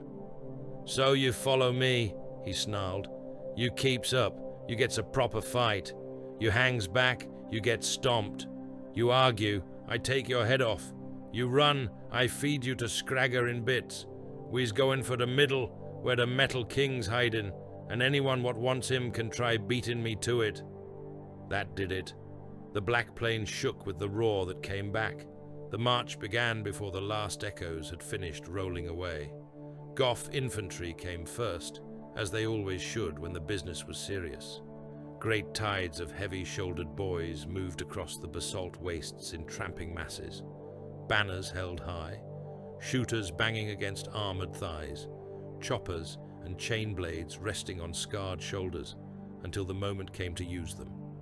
Their armor was black, iron and filth, checker patterns half buried beneath soot, trophies clattering against breastplates, crude glyphs daubed in old blood over plate that had seen 100 worlds broken beneath it.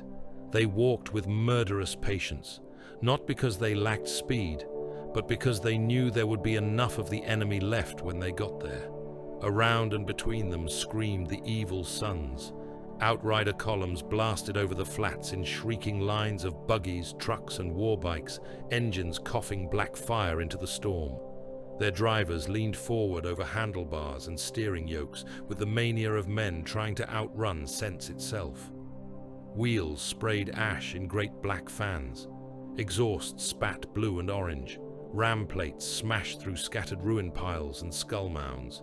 They raced one another, swerved around shell craters, clipped the edges of Goth infantry waves with curses and laughter, and fired into the distance at anything that moved or might soon do so.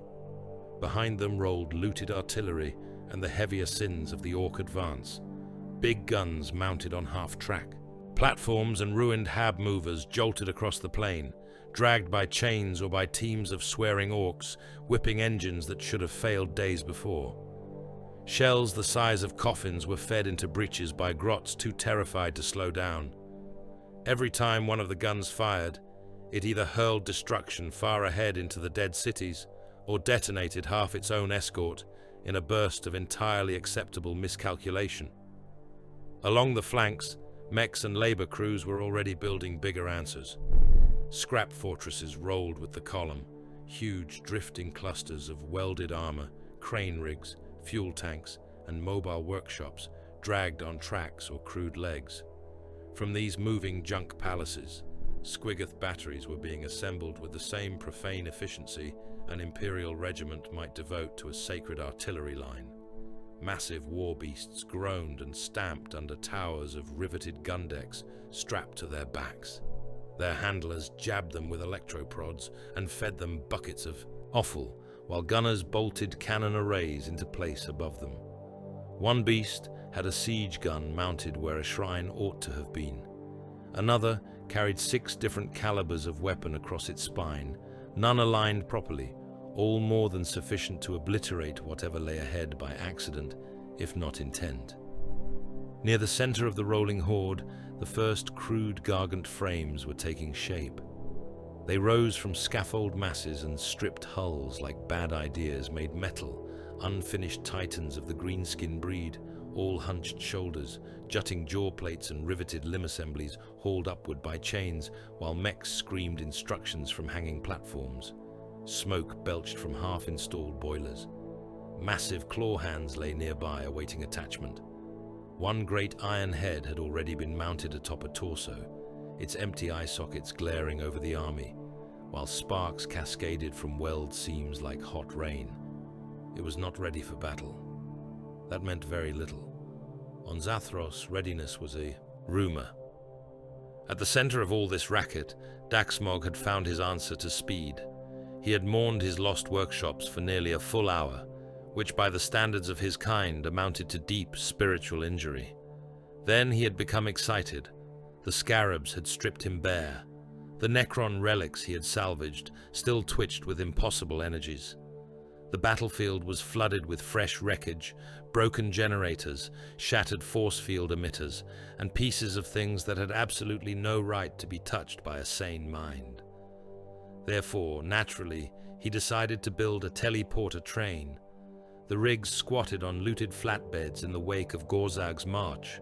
Great hoops of sparking scrap wound around captured Necron cores that pulsed sickly green behind cages of iron braces and prayerless cable. Grot riggers scurried over them, tightening bolts that melted as fast as they were fastened. Mech boys hammered conductors into place with insulated mallets, while Daxmog stalked between the machines with his mask vents hissing, shrieking at anyone who suggested caution. "More juice," he barked, slamming a wrench into the side of one core until green light flared up his arm. "No more den dat. I wants it hummin', not sulkin'. If the whole thing ain't screamin', it ain't ready." One of the mechs pointed nervously at a crack running through the containment cage. "Boss, this bit's glowy in a bad way." Daxmog rounded on him. "It's all glowy in a bad way. That's why it works." When the first rig fired, it did so with the sound of a thunderhead being strangled. Green lightning cracked across the flatbeds. The nearest grots ignited. Reality folded inward in a broad ring above the convoy, and a whole mob of boys vanished from the march with startled curses. They reappeared 3 kilometers ahead, in the middle of an ongoing firefight with a Necron picket line. Several were upside down. 2 arrived, fused together by their shoulder plates. Half the mob was already on fire. Their knob materialized chest deep in the wreck of a fallen walker and had to rip himself free while cursing Daxmog, Gorzag, the enemy and existence in roughly that order. None of this impeded the effectiveness of the deployment. The boys had reached the enemy faster and angrier than before, which counted as success. Daxmog clapped both hands and laughed until his rebreather rattled. See? See? Perfect. More rigs were built. More mobs vanished and burst back into being inside firefights, trench lines, ruined galleries, and once, disastrously, 30 meters in the air above a Gorse battery. Those that survived the landings charged instantly, because doing anything else would have meant taking responsibility for what had just happened to them. The talk among the Orks grew louder and uglier as the black plains narrowed toward the central tomb sprawl. No order passed quietly. No boast went unanswered. Knobs stomped along the ridgelines, barking over one. Another, each one determined that everyone within a kilometer hear his intention to be first through the enemy gates. I'm taking to Metal King's Ed for me banner pole. You ain't getting close enough, you one-eyed runt. I'm gonna pull his shiny legs off and beat the other ones with 'em. You couldn't crump a grot in a dark room. When we gets there, stay behind me so's I don't tread on you. Say that again, and I'll feed your face to me bike engine. Shut it, both of you, another snarled. Boss said no arguing lesson it ends in murder. It can, came the immediate reply, followed by a punch, a knife, and a brief joyous pile-in before the column rolled on and left the dead where they dropped. This was command among greenskins. Not polished rank, not vox discipline, not staff maps and firing doctrines. Threat, spectacle, speed, reward, and the simple clarity of knowing that the loudest boss was usually the strongest, until someone proved otherwise with a corpse. Yet for all its apparent madness, it carried the horde forward with terrible momentum. Every mob knew where the greatest noise was.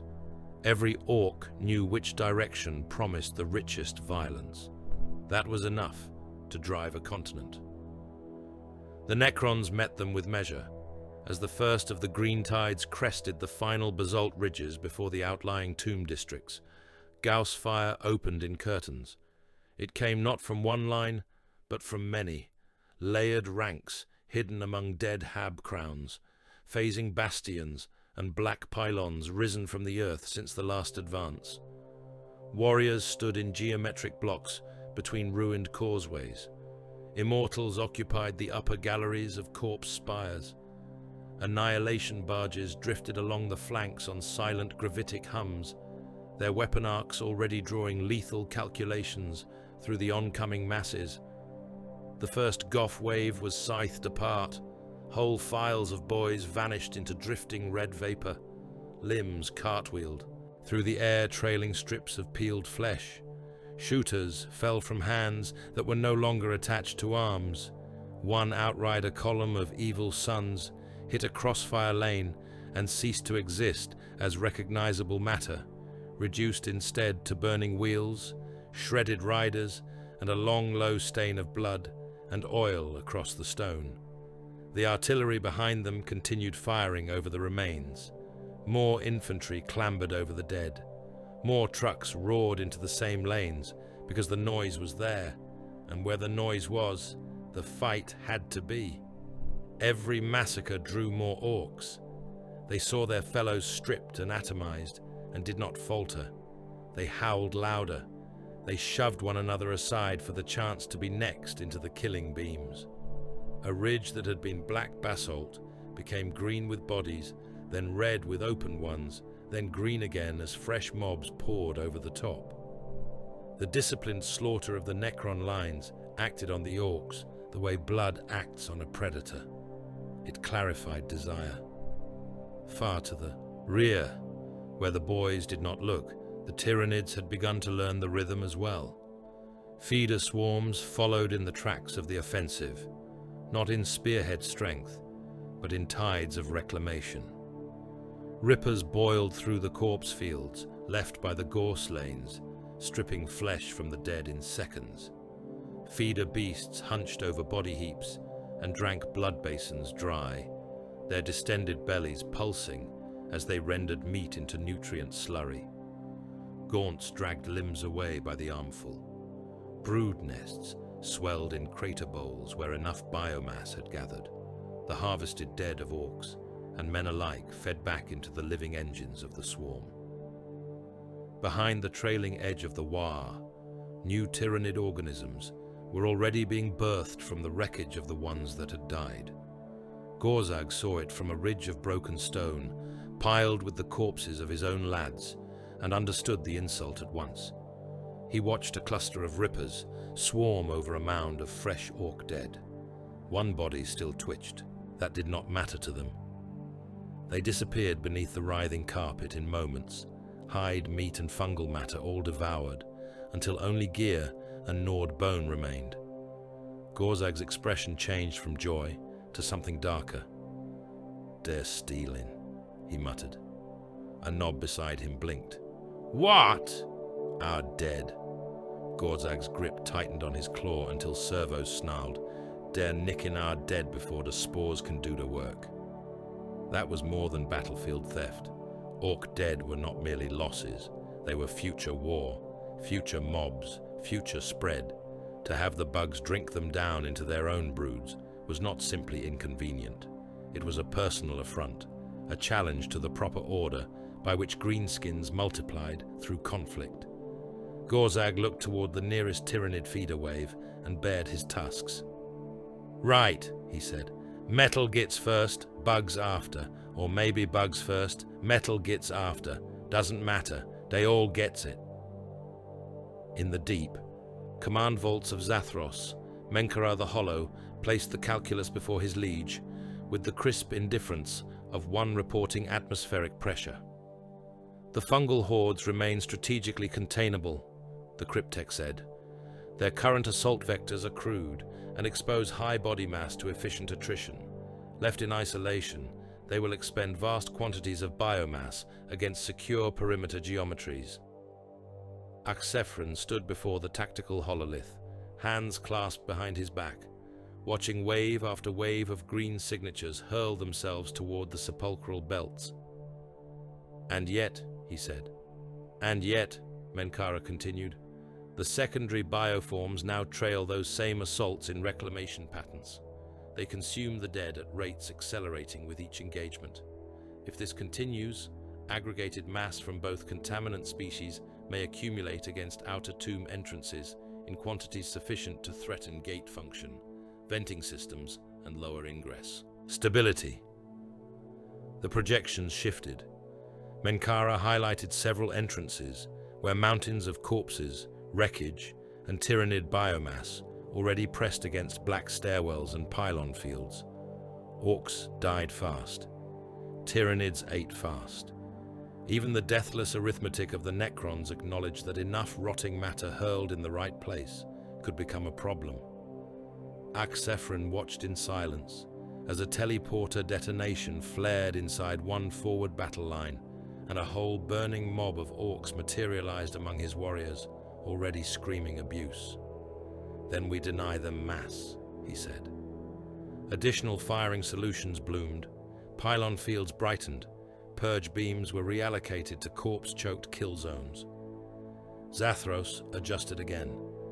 On the plane above, none of that restraint or calculation mattered any longer, because Gorzag had made his decision. He could have remained behind the line and ruled by roar alone. That was not his nature. The field ahead had grown too loud, too rich, too thick with proper enemies for him to stay apart. He climbed onto the wreck of a shattered truck, raised his claw toward the tomb sprawl, and let the storm and the stink of battle fill his lungs. Around him, the Wa was already there, a pressure in the air, a roaring certainty crawling over the skin, in the blood, in the engines, in the crude glyphs painted across armor and banners. But it had not yet fully broken. Not yet. Gorzag gave it the last push. He roared and jumped from the wreck into the charge. The moment his boots hit the black stone, something vast and feral tore loose across the plain. The biggest war field yet seen on Zathros detonated outward from the horde like a green psychic shockwave, rolling through every mob, every engine, every screaming throat and pounding heart. Trucks surged faster. Weird lights crawled over glyph plates and gun housings. Boys who should have been dead kept running. Those already running hit harder, shouted louder, believed more, fiercely in their own unstoppable momentum. Then the whole green sea crashed forward with Gorzag at its heart, and the black plains shook beneath the march of war. Silence was the first law of the throne vaults beneath Zathros. Not the silence of emptiness, not the simple absence of sound that mortal creatures mistook for peace. This was older, harder, more sovereign than that. It was the silence of perfect waiting, the silence of a tomb court that had endured the collapse of empires, the cooling of forged stars, and the birth of species too brief to name, all without permitting so much as a single unmeasured breath to disturb its protocols. It filled the lightless galleries and processional crypts beneath the world like a physical thing. It slept in the seams of black stone.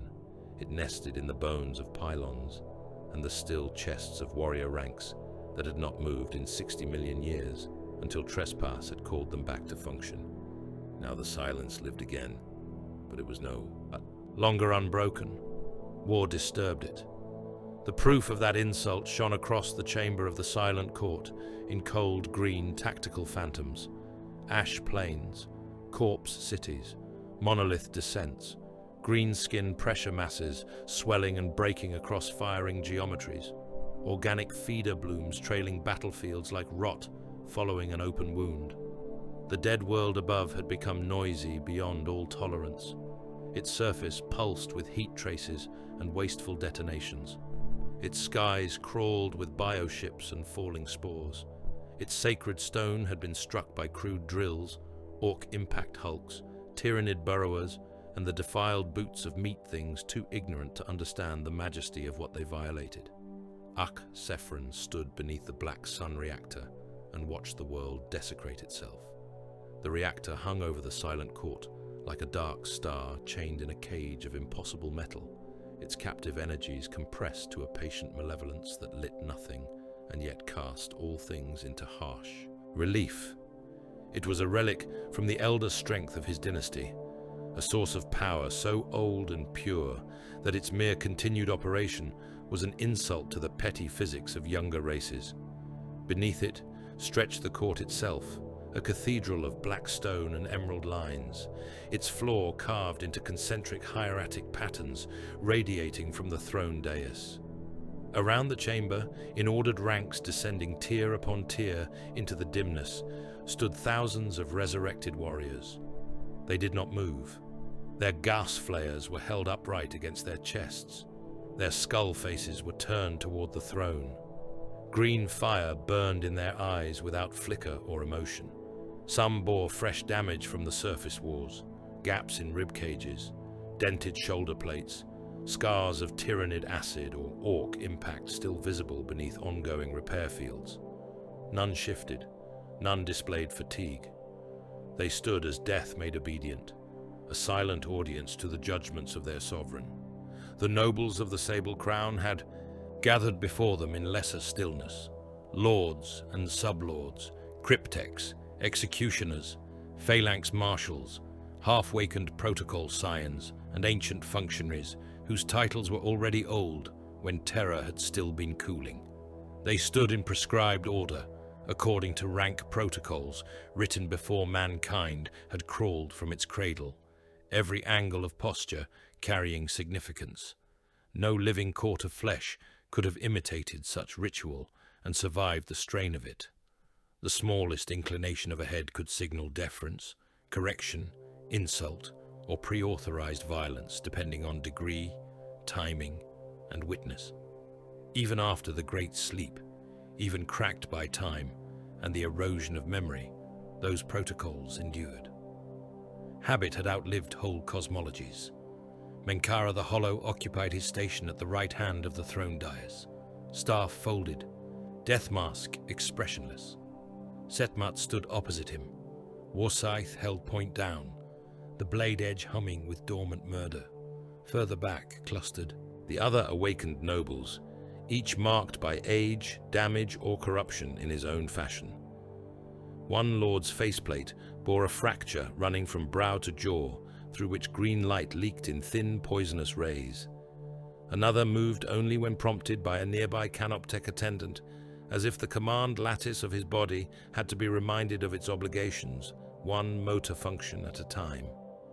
A third stared into the war projections and whispered names from a dead stellar atlas in a loop so low only the nearest ranks could hear him. The great sleep had preserved the dynasty, but not cleanly. Time had gnawed at them all. Axphron knew this. He despised it in others and tolerated it in himself because there existed no alternative but function. Whole vault lineages had awakened with memories cut ragged, names lost, vendettas half preserved, and protocol hierarchies corrupted into recursive loops. Some nobles could recite 10,000 years of tributary rites in perfect sequence, but no longer remembered the shape of their own domains. Others retained every slight ever committed against them, yet had forgotten the faces of those they hated. One had awoken convinced that the war in heaven still raged beyond the chamber doors, and had murdered 3 attendants before correction beams reduced him to component salvage. The sable crown endured, but in places it endured like an old blade, sharp still, though pitted by ages of neglect. Axphron let his gaze pass over them all and spoke. Zathros is under total reclamation law. 3 surface legions are already engaged. Outer sepulchres answer. Mid-depth reserves continue to rouse. Report. His voice was not loud. It did not need to be. It entered the chamber with absolute ownership and left no room for anything but obedience. Menkara inclined his head. The fungal contamination expands by crude force, my liege, but within predicted behavioral vectors. Their larger war beasts are assembling across the basalt belts. There, looted artillery and unstable transit devices present tactical inconvenience rather than strategic peril in isolation. In isolation, Setmat said, and the 2 words carried the weight of censure. Menkara did not turn his head. In isolation. Setmat stepped forward 1 measured pace, enough to announce contention without breaching decorum. The Orkoid filth is not merely numerous, it is accumulative. Their attrition breeds momentum. Their dead enrich their infestation. Their warfare lacks discipline, but not effect. They have already struck sepulchral approaches that should have remained untroubled for another campaign cycle. And yet those approaches remain ours, Menkara replied. For now. Axphron watched them with the frozen patience of a king who allowed dispute only because its resolution might sharpen utility.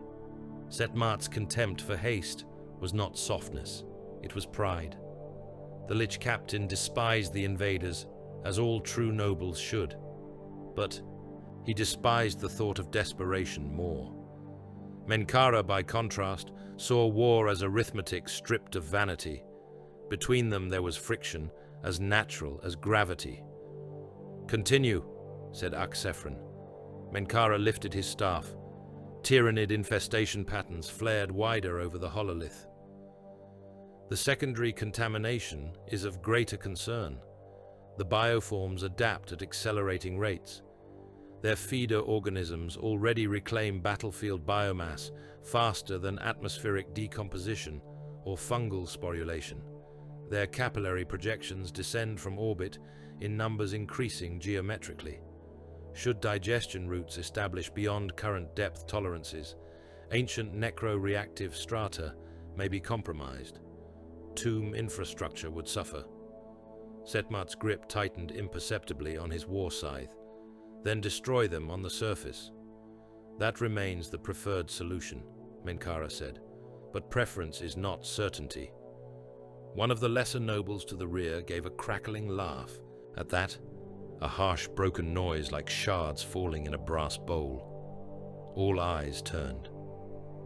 Lord Hezarek, once master of the western vault belts, now stood with his head bowed at a wrong angle, one optic flickering in and out of brightness. He lifted a trembling hand toward the reactor above. "Certainty," he said, then paused as if the word had surprised him.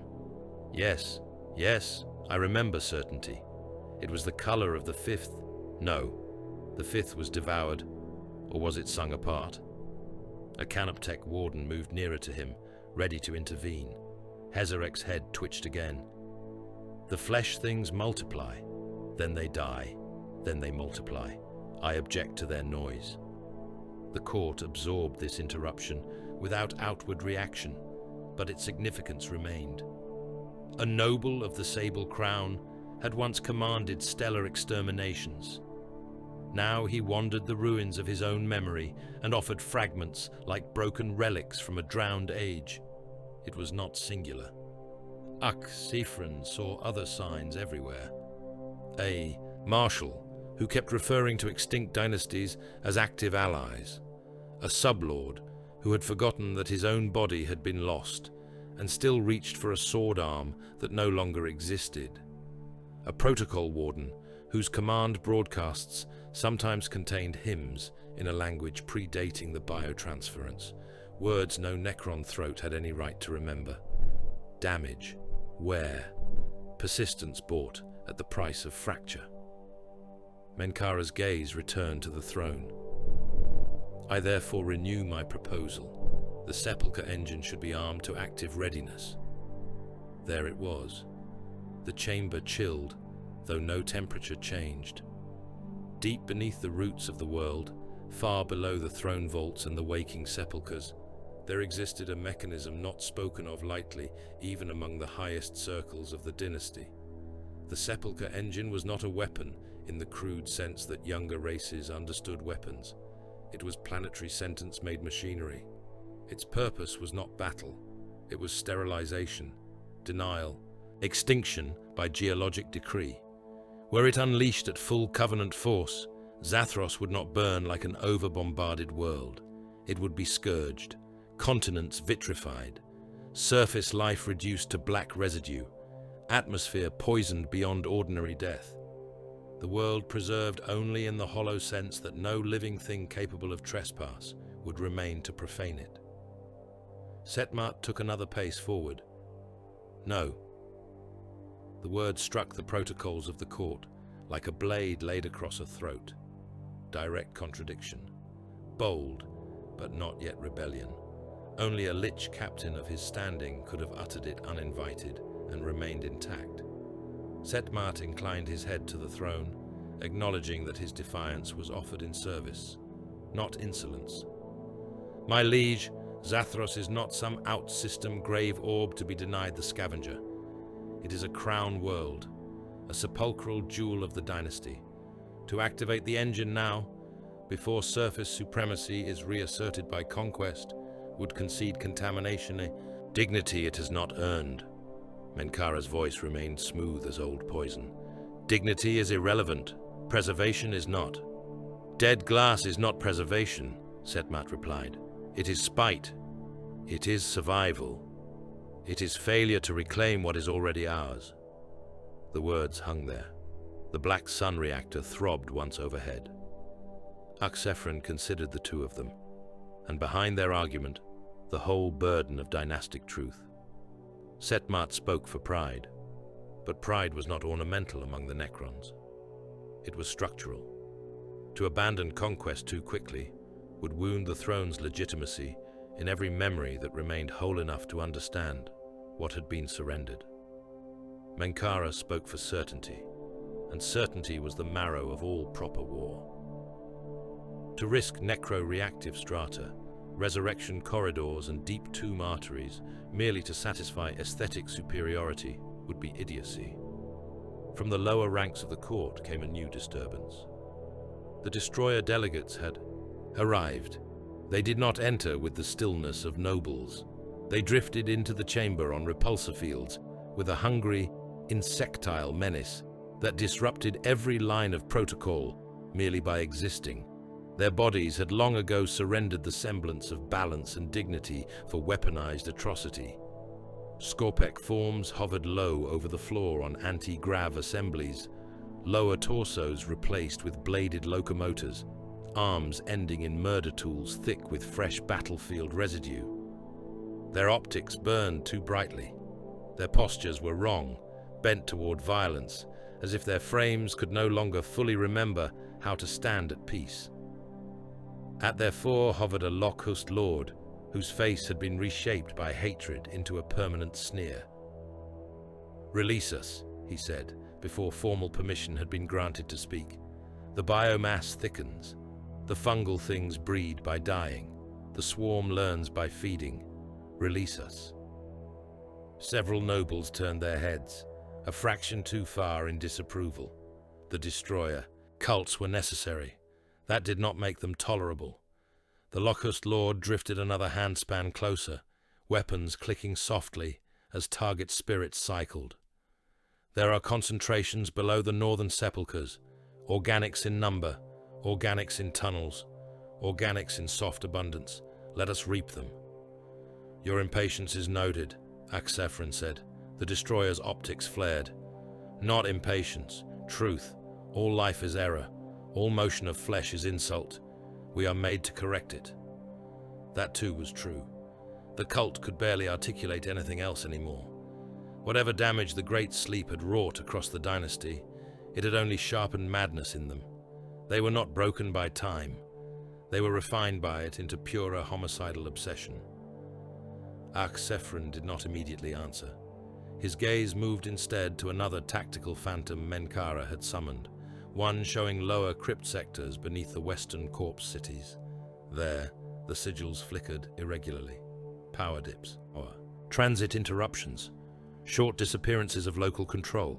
Something moved in those tunnels outside clean command, something his relay systems did not entirely own. A Canoptech warden transmitted a clipped report into the court. "Lower crypt disturbances continue. Residue analysis confirms dermal contamination.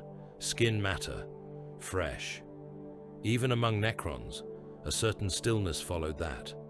Flayed ones. The curse was an obscenity, a remembrance of hunger and flesh that should have been purged from all true dynastic function. Yet the afflicted endured in hidden seams of empire like disease in scar tissue. They haunted deep vaults, dead transit hollows, and collapsed oubliettes, emerging where command protocols weakened and battle opened new wounds through which their derangement could crawl. Already there were signs they had begun to stir in greater number beneath Zathros, drawn by the abundance of fresh slaughter above and the ruptured order below. Setmat's voice darkened. "They must not reach the upper sepulchres." "Agreed," said Menkara. The report continued. Several lower crypt attendants had vanished. One relay chamber had been found draped in wet strips of human hide left from the Mechanicus intrusion. A warrior cohort sent to investigate had returned diminished and disordered, several units displaying unclean targeting lags, as if something unsettling had passed too near their logic arrays. Not all Necron horror was disciplined, not all of it was regal. Axphron marked the sectors for containment and returned his attention to the greater war. Above, the Tyranids spread with appalling efficiency. Already new broods showed signs of adapting to Zathros itself. Hardened carapace density, burrow forms better suited to metallic strata. Acidic secretion shifts. They were still crude, still animal in the ultimate sense, but theirs was an intelligence of consumption.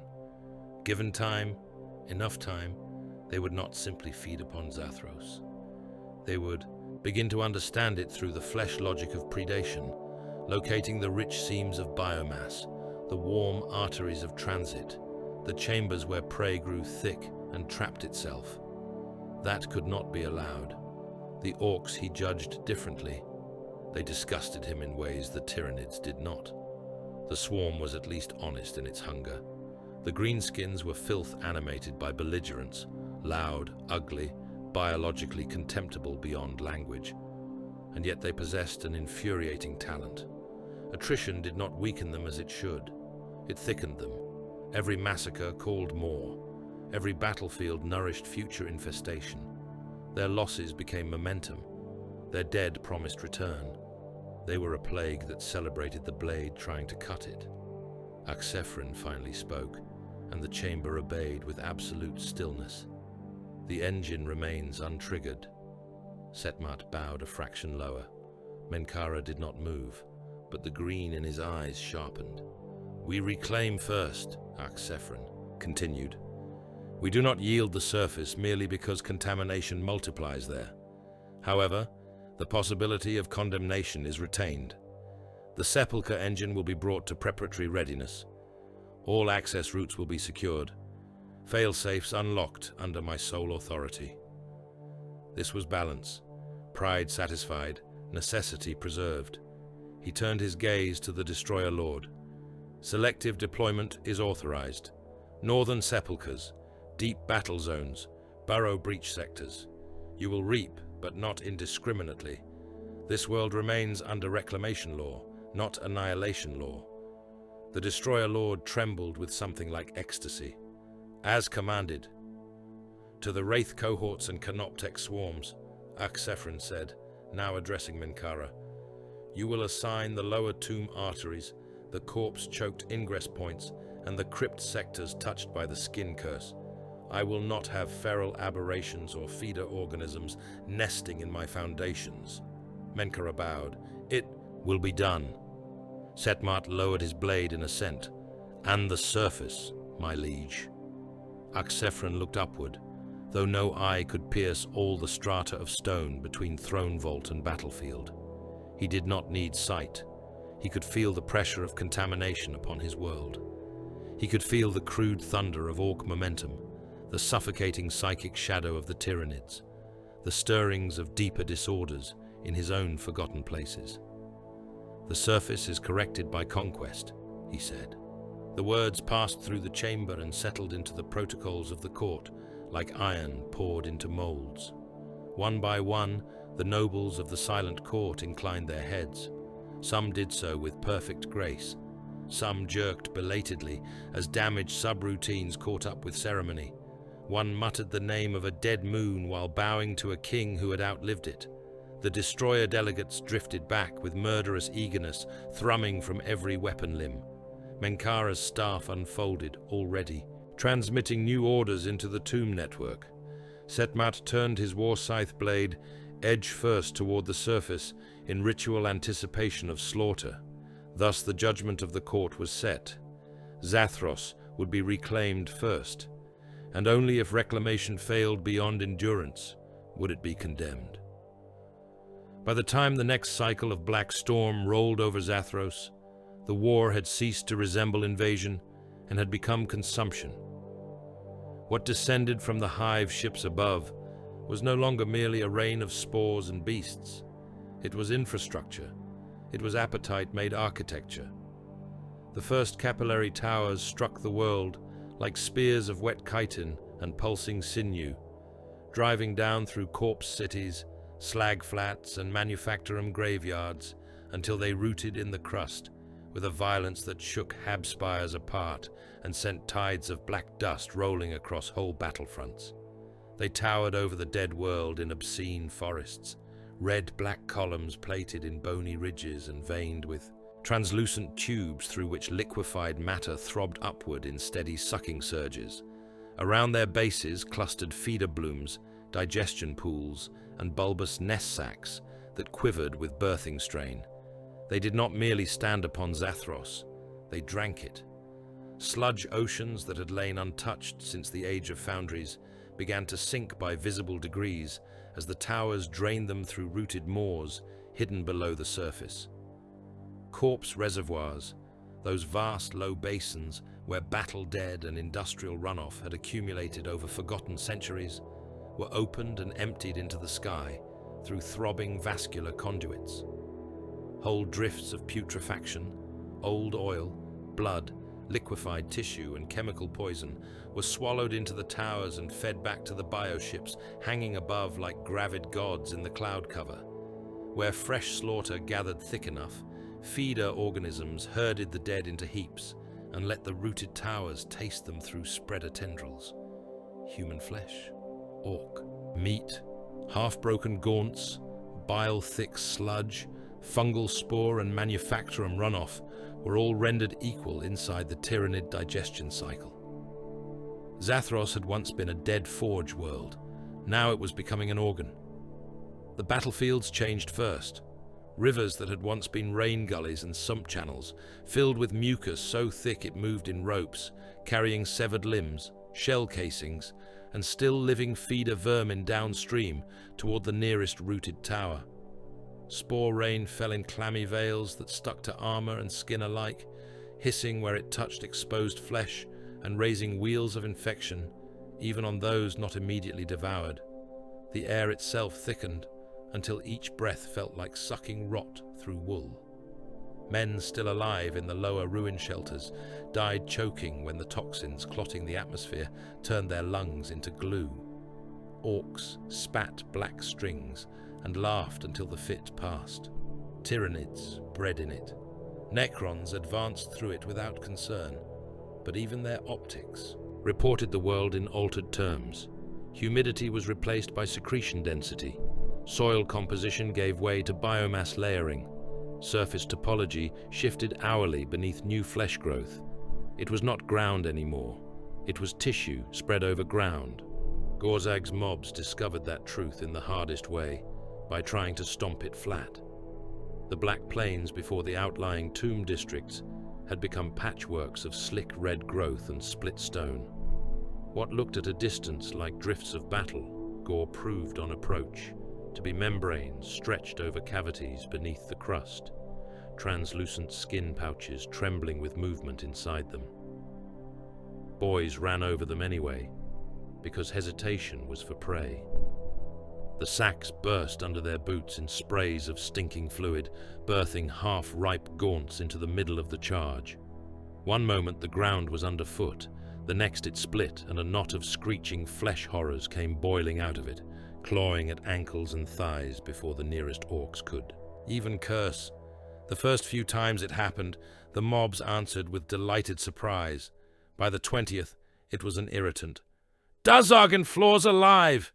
one boy yelled as a membrane ruptured under him and spat a feeder beast into his lap. A knob caved both their skulls in with one swing. Den hit it harder. But hitting harder did not solve the problem when the battlefield itself kept birthing enemies. Orcs found themselves slogging through flesh bogs that shifted under weight, where each step sank boot deep into warm organic slurry, and every fallen body risked being sucked halfway under by feeder roots, questing up through the mud. Trucks bogged down in mucus channels and had to be dragged free by chains, while gaunts clambered over their wheel housings. Warbikes skidded on secretion slicks and went tumbling into nests of spine-backed vermin.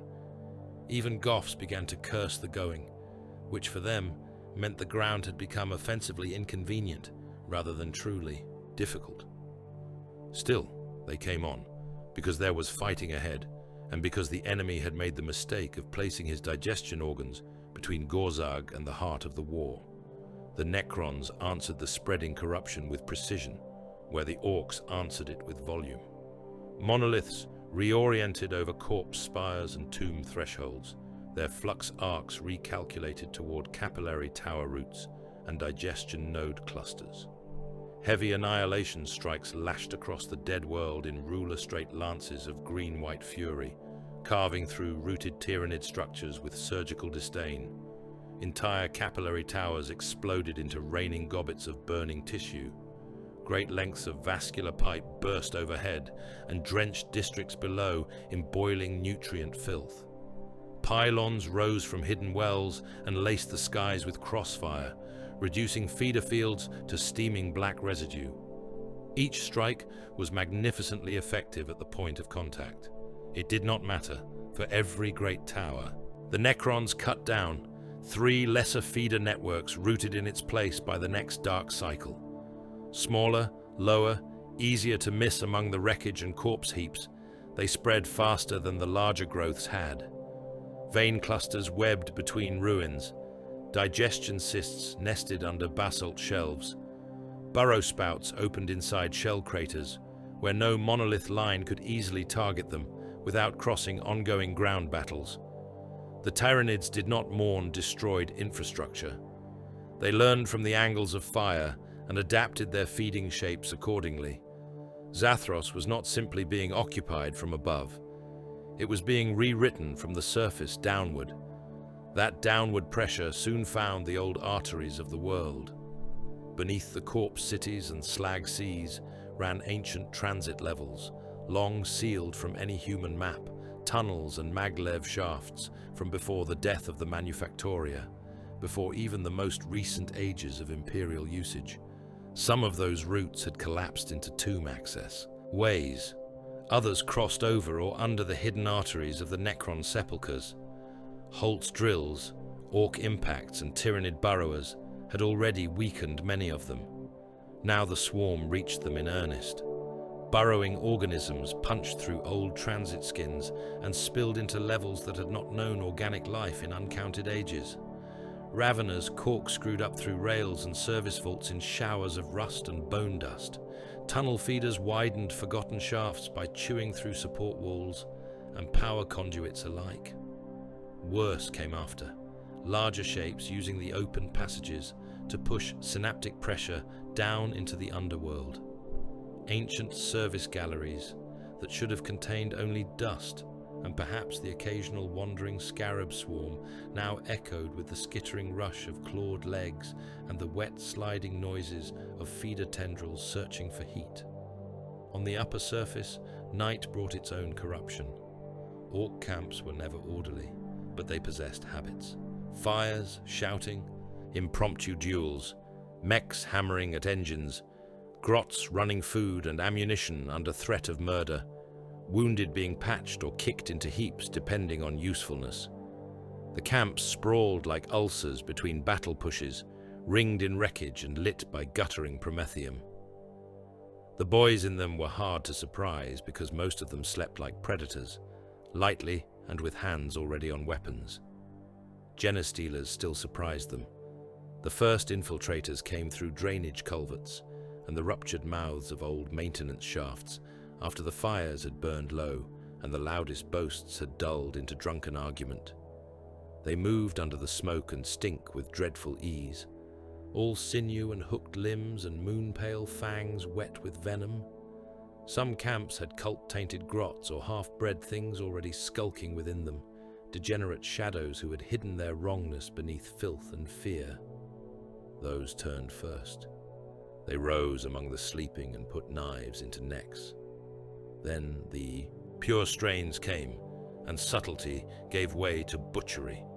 A sentry vanished without sound from one scrap wall, dragged down behind the plating and opened from groin to throat. Another managed half a warning bark before claws punched through his back and burst from his chest holding his heart. Then whole clusters of tents and wreck shelters erupted in tearing chaos. Boys woke to shapes already on them, pale blurs with too many limbs ripping faces off, opening bellies and bounding away through the dark before return swings could land. Shooters blasted blind through smoke. Burners set whole corners of camp alight in frantic sweeps. Orks, unable to tell attacker from panicked mate in the confusion, turned on one another with the same enthusiasm they gave all close fighting. By dawn, several camps had half destroyed themselves. Whole mobs butchered their own lads in the dark, rather than risk missing the infiltrators. Knobs killed subordinates for yelling at the wrong moment. Trucks were overturned. Ammunition dumps cooked off. One camp was found at first light, with no enemy left in it, only shredded corpses, 3 dead genestealers, and the surviving Orks still fighting over which of them had failed hardest. Gorzag heard of the attacks and merely ordered bigger fires, more sentries, and permission to kill anything moving wrong after dark. This improved matters only slightly. Painboss Scragger heard of the captured live specimens and grew immediately delighted. He had never needed much excuse to begin a new atrocity, but the Tyranids were a rare gift. They were all edge and appetite, made of useful nastiness, and they bled in interesting ways. By the next cycle, his surgery pit had expanded into a chained arena roofed in stitched hide and siege netting. Live feeder beasts were kept there on shock leads hammered into the ground, a pair of gaunts with their forelimbs sawn down to stumps, but their jaws left intact snapped and thrashed in iron collars while grots jabbed them with poles. Scragger himself paced the pit edge with blood to his elbows and plans in his head. Practice, he called it, which to him meant seeing what survived. Half-rebuilt orcs were thrown into the arena against leashed feeder organisms to test new grafts, pain stims, and improvised armor. One boy with both arms replaced by mismatched chainsaw units stumbled into the pit still drooling from recent surgery and managed to cut a gaunt nearly in half before a second beast gutted him. Scragger applauded and made notes on a strip of hide with the point of a bone awl. Another patient, torso stitched shut with anchor chain and one eye replaced by a sparking optic from a looted drone, bit a feeder beast's throat out before collapsing from his own reopened abdomen. Grots dragged both bodies away for reuse. The pit floor became a paste of blood, black ichor and churned mud. Orcs came to watch between battle pushes and screamed wagers while Tyranid specimens tore and were torn, under flood lamps fueled by stolen promethium. "See?" Scragger shouted to anyone who would listen, and many who would not. "They come apart nice when you learn where to cut." Daxmog reached a similar conclusion from the opposite direction. He had spent enough time ankle-deep in hive slurry to become convinced that the Tyranids were not merely an enemy, but a resource. The feeder pools around shattered capillary roots, smoked where shell bursts had ruptured them, and the acid runoff from some of the larger digestion nodules had eaten straight through orc hull plating, basalt crust, and one inattentive grot in the same minute. To Daxmog, this did not signal danger, it signaled ammunition. Soon his workshops, newly rebuilt farther behind the lines, and this time screened by extra guns and fewer grots he liked, were busy pumping liquefied bioacid into artillery shells and fuel drums. The process required thick gloves, iron pumps, shouted lies about pressure safety, and an acceptance that every few attempts one of the handlers would melt messily. Daxmog considered these losses instructional. By the time the first batch was ready, the shells sweated through their own casings and had to be launched at once. When they burst over a Necron firing line, the effect was magnificent. Acidic gore rained down in sheets thick enough to blacken stone and leave smoking craters where it pooled. Several warriors were splashed hard enough that their necrodermis ran in shining rivulets before auto-repair fields could answer. Daxmog danced atop the loading rig, mask vents shrieking laughter. "Told ya!" he yelled at no one in particular. "Hive goo's good for everything!" In the depths beneath Zathros, Axphron ceased to think of the surface as terrain. The realization came not as shock, but as correction. He stood before the strategic hololith, while Menkara fed him stream after stream of revised environmental data. Organic saturation had crossed thresholds once reserved for atmospheric collapse events. Biomass was being processed and redistributed across whole continents. Digestion routes now touched old transit levels. Capillary networks had begun to alter the density and chemistry of upper crust layers over regions critical to tomb concealment. Battle was no longer occurring upon Zathros in the sense known to dynastic war. The planet itself was being made into enemy territory. Don't forget to like, comment, and subscribe. Support really helps. That insult chilled even his vast patience. "The world is being translated," Menkara said, his tone flat but edged with loathing. Not occupied, converted. Axphron watched a model of a corpse city district peel from metallic grey into veined red across the display as Tyranid growth indices updated. Then all future surface calculations are to treat contaminated zones as hostile anatomy. It will increase required purge expenditure. Expend it. Setmat, standing nearby with old blood and fresh acid scars across his shield, tilted his head toward a highlighted lower ingress. The underways will soon be the truer front. Axphron did not answer at once. He was studying the swarm's speed of inference, the manner in which it had already begun favoring transit seams and corpse-clogged access points where battle produced rich biomass and structural weakness together. He hated its cunning. He hated that it was not intelligence in any civilized form, only hunger discovering geometry. Then the alert came, not from the surface phalanxes, not from the outer pylons, from below one of the northern sepulchral ingress points, where a fortress stair sank into the world under overlapping monolith cover and tri-layered warrior screens. The relay flashed once, twice, then burst into screams of disrupted command logic. Seismic spikes, burrow displacement, sudden life sign flood, structural rupture. Axphron turned before the full report had cohered. The thing came up through 30 meters of stone, tomb plating and firing galleries in one colossal eruption. A Trigon, plated in earth-black carapace and stinking of digestion slime, burst from the floor of the ingress chamber in a cyclone of shattered black stone and pulverized warriors. Its maw opened wider than any natural jaw had the right to open. Bioelectric arcs danced along the ridges of its body.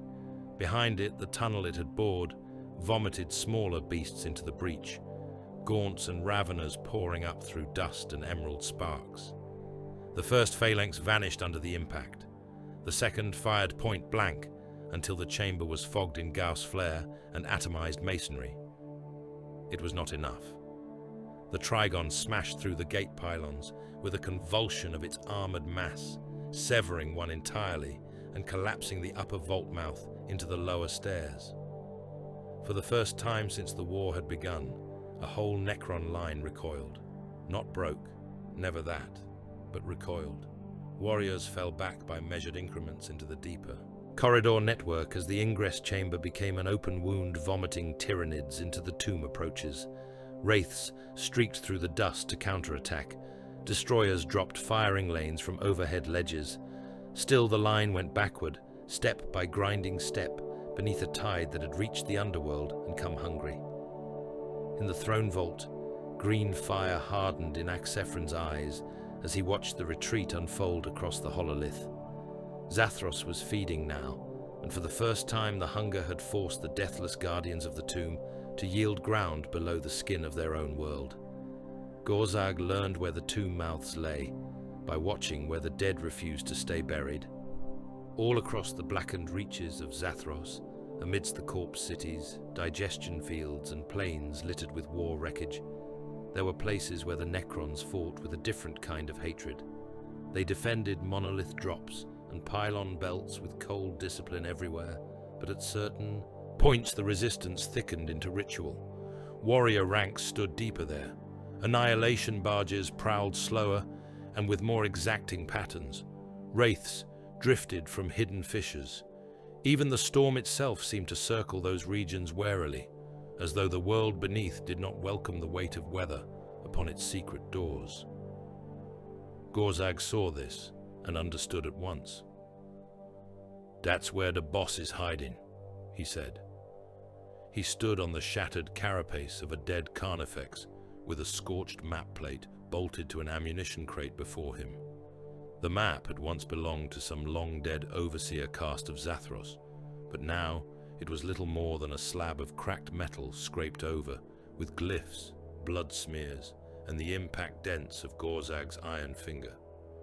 Around it crowded nobs, mechs, and banner-bearers from the biggest surviving mobs, all snarling, arguing and elbowing for the best view. Gorzag jabbed the plate with a claw tip, hard enough to leave white sparks.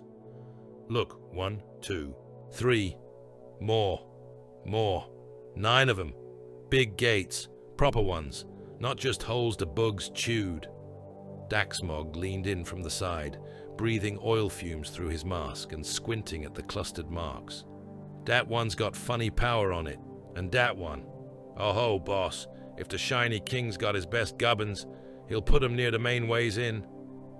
"Then we hit all of 'em," Gorzag said. A broad knob with a boss pole made from 3 spinal columns snorted. "All at once?"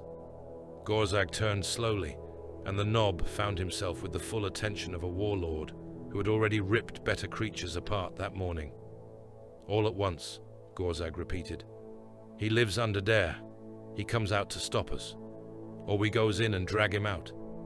Either way, we gets what we came for." That was enough. The answer from the circle of gathered killers was immediate and joyous. The plan was not elegant. It did not need to be. Siege, to the Orc mind, was simply a fight that happened against, something too big to punch open on the first try. By the next dark cycle, 9 sepulchral gates of Zathros stood under simultaneous assault. The tomb mouths were vast things, more than gates in any human sense. Some were buried beneath the broken crowns of dead hives, their upper arches emerging from ash and ruin like the brows of buried gods. Others stood in open basalt wastes, ringed by pylon fields and trenches of black glass. All were formed of seamless living metal, their surfaces etched with sigils that moved only when not directly observed, and all were protected by layer upon layer of interlocking death. To any sane foe, they would have seemed impossible objectives. The Orcs took one look and built bigger hammers.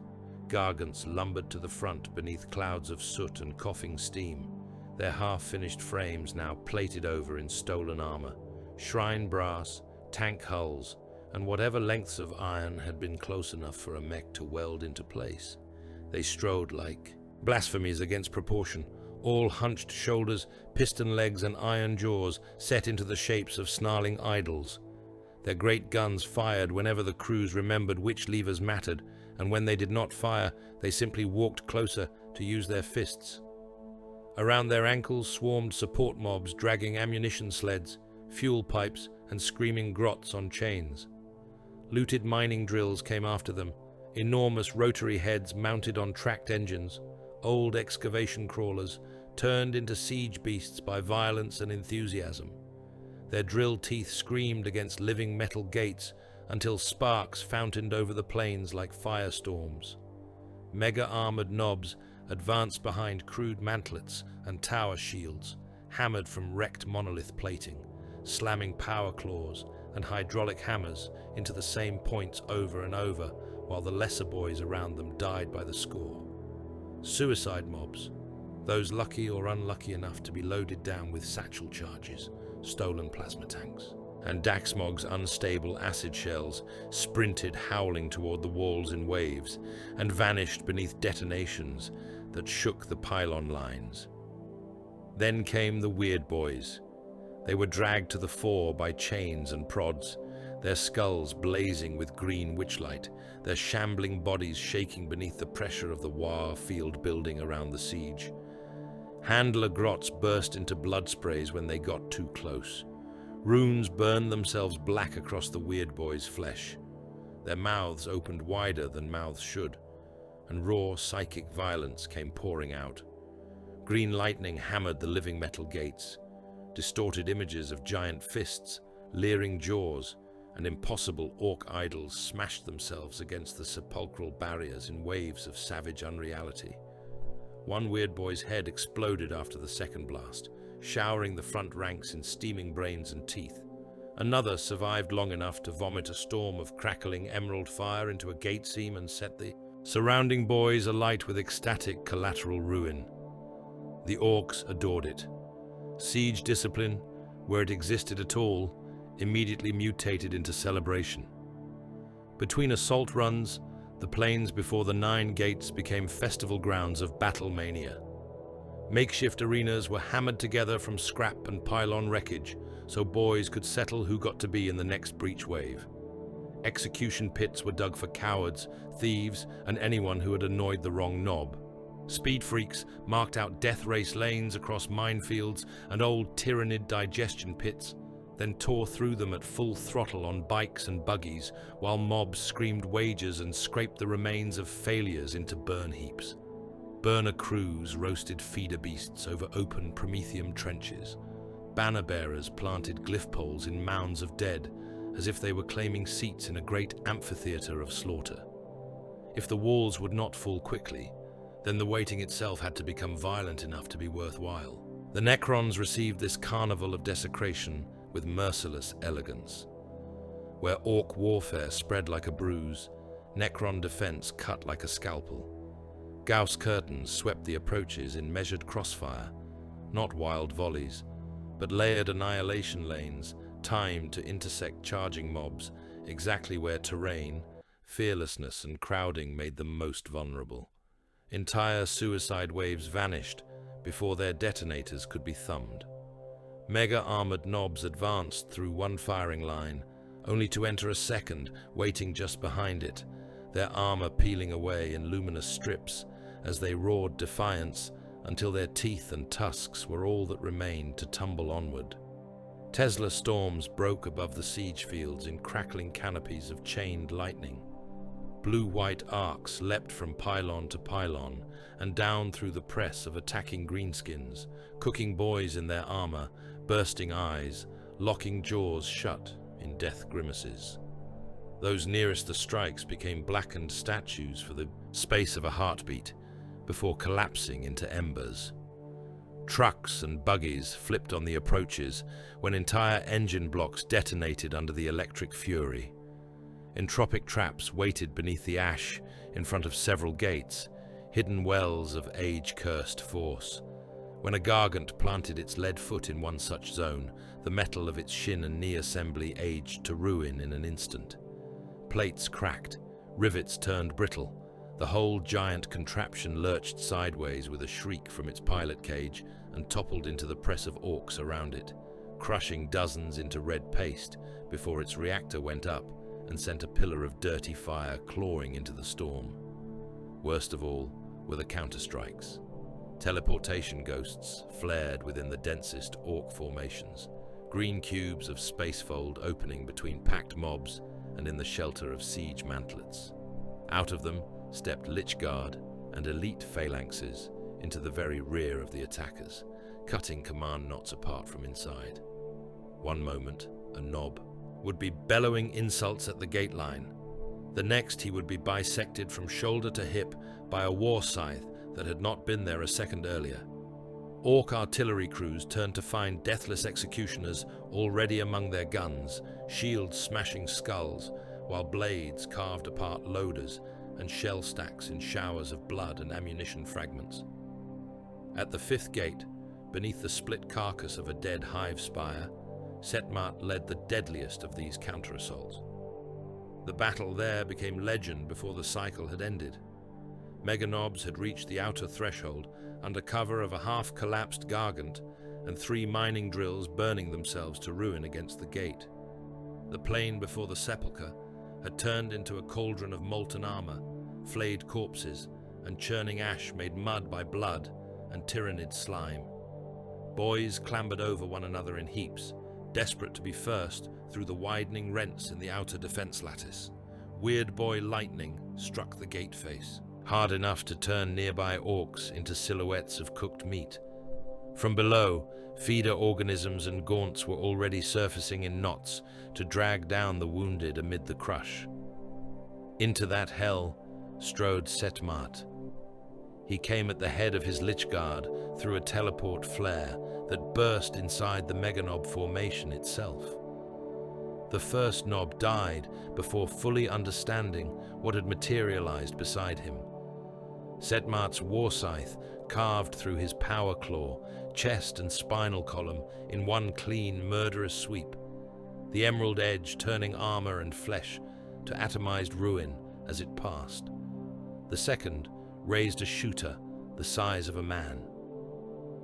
Setmart split his head from the jaw up and stepped through the spray of brain, oil, and burning plate without pause. Around him, his guard moved in perfect lockstep, shields slamming orcs backward into one another before the execution blades rose and fell. The ground around them boiled with slaughter. Molten armor dripped from half-cut Meganob plates. Flesh peeled from limbs, where Gauss fire crossed the melee at close range. A mega-armored brute tried to seize Setmart from behind, and had both legs removed at the knee for his presumption. Another drove a spiked shoulder into the Lich Captain hard enough to crack stone beneath them, only for Setmart to answer with a point-blank slash that took the Orc's upper body away in a broad red fan. Every death fed the chaos around them. Every careful Necron kill was matched by 10 crude Orc attempts to swamp the elegant formation through sheer outrageous pressure. Above, gargoyle flocks dipped in to feed on opened cavities and were cut from the air by Tesla arcs until they burst in showers of black gore onto the fighters below. The Tyranids, scenting prey gathered in impossible concentrations around each sepulchre, struck from beneath all 9 siege lines.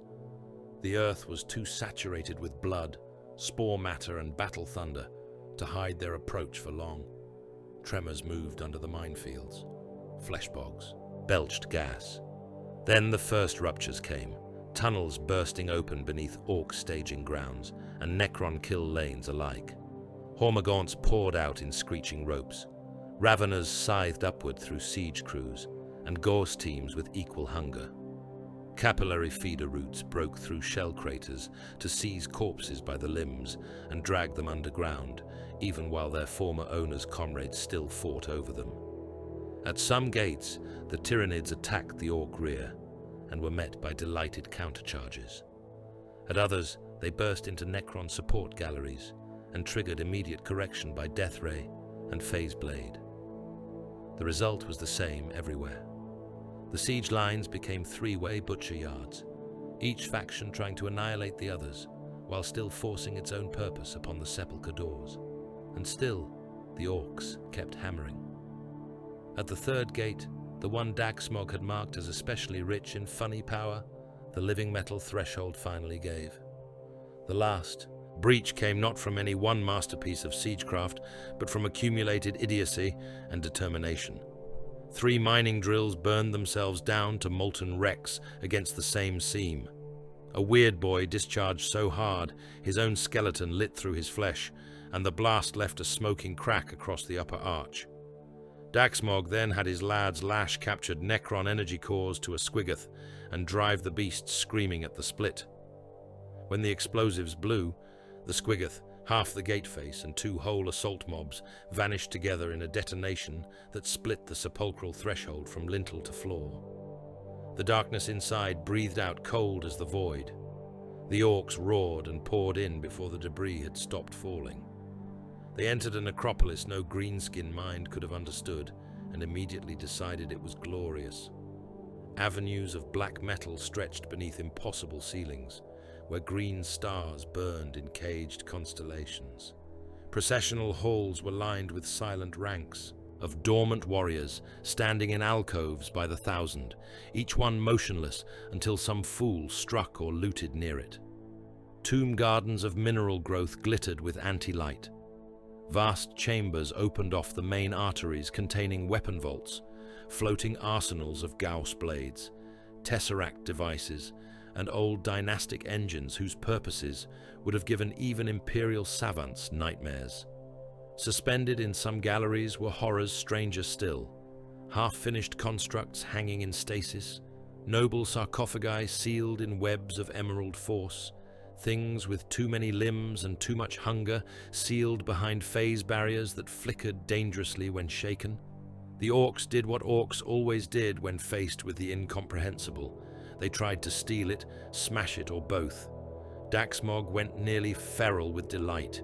He scampered through the Undercity with a retinue of grots and mech boys, prying at consoles, ripping open crypt panels, and stuffing glowing components into sacks.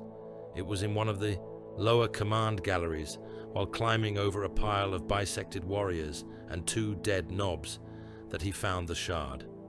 It floated above a broken plinth, in a field of green force, a sliver of black crystal veined with moving light. Even before his tools touched it, surrounding systems reacted. Sigils ignited along the walls. Dead conduits began humming. Daxmog breathed, reverence and greed becoming one emotion. "Dis is proper." A grot whimpered that it looked dangerous.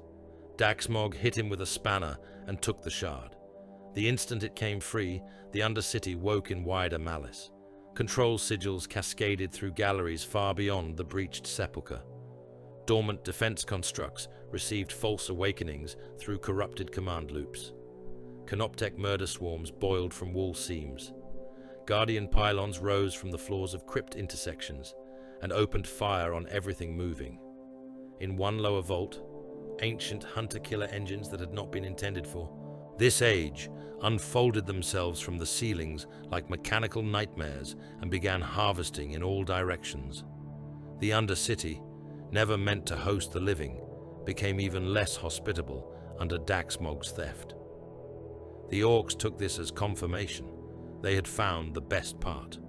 Word of the breach spread with the speed of excitement through every siege line. Gorzag heard it while hurling a dying Lichguard off a mound of corpses and immediately turned toward the broken gate with murder blazing in his one good eye. "Inside?" he roared to the messenger Nob, who came stumbling through the smoke. "We's inside?" "Yeah, boss. Shiny halls, big guns, weird floaty bits. Daxmog nicked something and now everything's trying to kill everything else even more." Gorzag's laughter came out as a bark challenge to the whole world. That was enough. Enough walls. Enough pounding at the outside while the best fight waited beneath his feet. He looked toward the gaping sepulchral mouth, black smoke and green light belching from its depths as mobs flooded in and out amid counterstrikes, Tyranid incursions, and fresh detonations. Then he raised his claw high over the siege field. "I'm going below!" he bellowed. The cry went through the Orks like a current. Nobs lifted their weapons. Boys screamed approval. Even those too far away to hear the exact words felt the meaning in the war field. The war was changing shape. No longer just invasion. Now it was desecration. Zathos learned new ways to rot. The swarm above had tasted ash, iron, necro-reactive dust, fungal blood, human grease, old chemical poison, and the bitter metallic runoff of a dead forge world. And from that taste, it began to change itself with hideous speed. Broods birthed in the shadow of the capillary towers no longer carried the softer chitin of the first wave. They came out plated in mineral-hard carapaces, the color of basalt and oxidized bronze, their backs ridged with stone-like. Growth that turned crude bullets and shrapnel with infuriating ease. The lesser beasts exhaled steam from vents in their flanks where acids worked hot inside them. Larger organisms birthed from the biomass lakes dragged distended sacs beneath their bodies, each sac swollen with corrosive compounds tuned not merely for flesh, but for metal, stone, and the strange energies that lingered in the wounded crust of Zathros. They had learned the world by eating it. Where battle had once left only fields of dead, now it left harvest grounds. The Tyranids stripped everything. Ork carcasses were dragged into feeder pits by knots of gaunts and rippers. Surviving humans hiding in ruin shafts were dragged out by the ankles and fed alive into digestion pools, thick enough to dissolve skin from bone between one scream and the next. Even the battlefield algae that had once grown in the poisoned sump basins of Zathros, black-green mats of industrial slime that should have had no worth to any sane. Metabolism were scraped up and rendered into nutrient sludge. Every possible organic fraction was reclaimed. Every corpse became an ingredient. Every seep of blood and rot fed the same immense equation. Biomass lakes spread between the siege grounds and corpse cities, shallow at first, then widening into obscene inland seas of pulped meat, chemical runoff, and dissolved bone. They frothed where digestion spores worked through them. The air above them shimmered with heat and stench. In those lakes, new life boiled hourly. Gaunts climbed out slick with mucus, already shrieking. Warrior organisms hauled themselves from the red-black slurry and stood dripping under the capillary shadows as synapse pulses ordered them toward the next kill. Feeder beasts surfaced like obscene fish, their maws distended with fresh hunger. Where a biomass basin gathered enough dead in one place, the swarm could lose thousands and replace them by the next turn of the Black Storm. The Orks hated this with increasing intimacy. They were accustomed to dead. They were comfortable standing ankle-deep in it. But there was a difference between corpses left to cool upon a field and corpses being stolen. Gorzag's mobs saw their own lads dragged away from beneath collapsed trucks and from the foot of breached walls.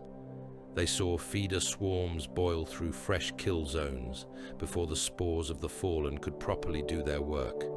Worse still, they saw rippers invade the outskirts of Scragger's surgery lines and steal heaps of amputated limbs, open torsos and salvage-worthy patients before the pain boss's grots could hammer them to tables. At first, the Orks responded with booting and laughter. Then, the scale became impossible to ignore. A whole field west of the Third Sepulchre vanished under feeder tides in less than an hour. Hundreds of dead boys, a dozen killikans, 20 human slaves, Tyranid carcasses, and the remains of a shattered monolith support cohort were all sucked down into 3 adjacent digestion ponds until only floating iron, teeth, and the occasional twitching arm remained above the red surface. By the time a knob came back with reinforcements and burners, fresh gaunts were already climbing out from the far edge. Gorzag stood on a mound of burnt feeder bodies and watched another knot of rippers swarm over a pile of his dead, as though stripping fungus flesh were a right they had somehow earned.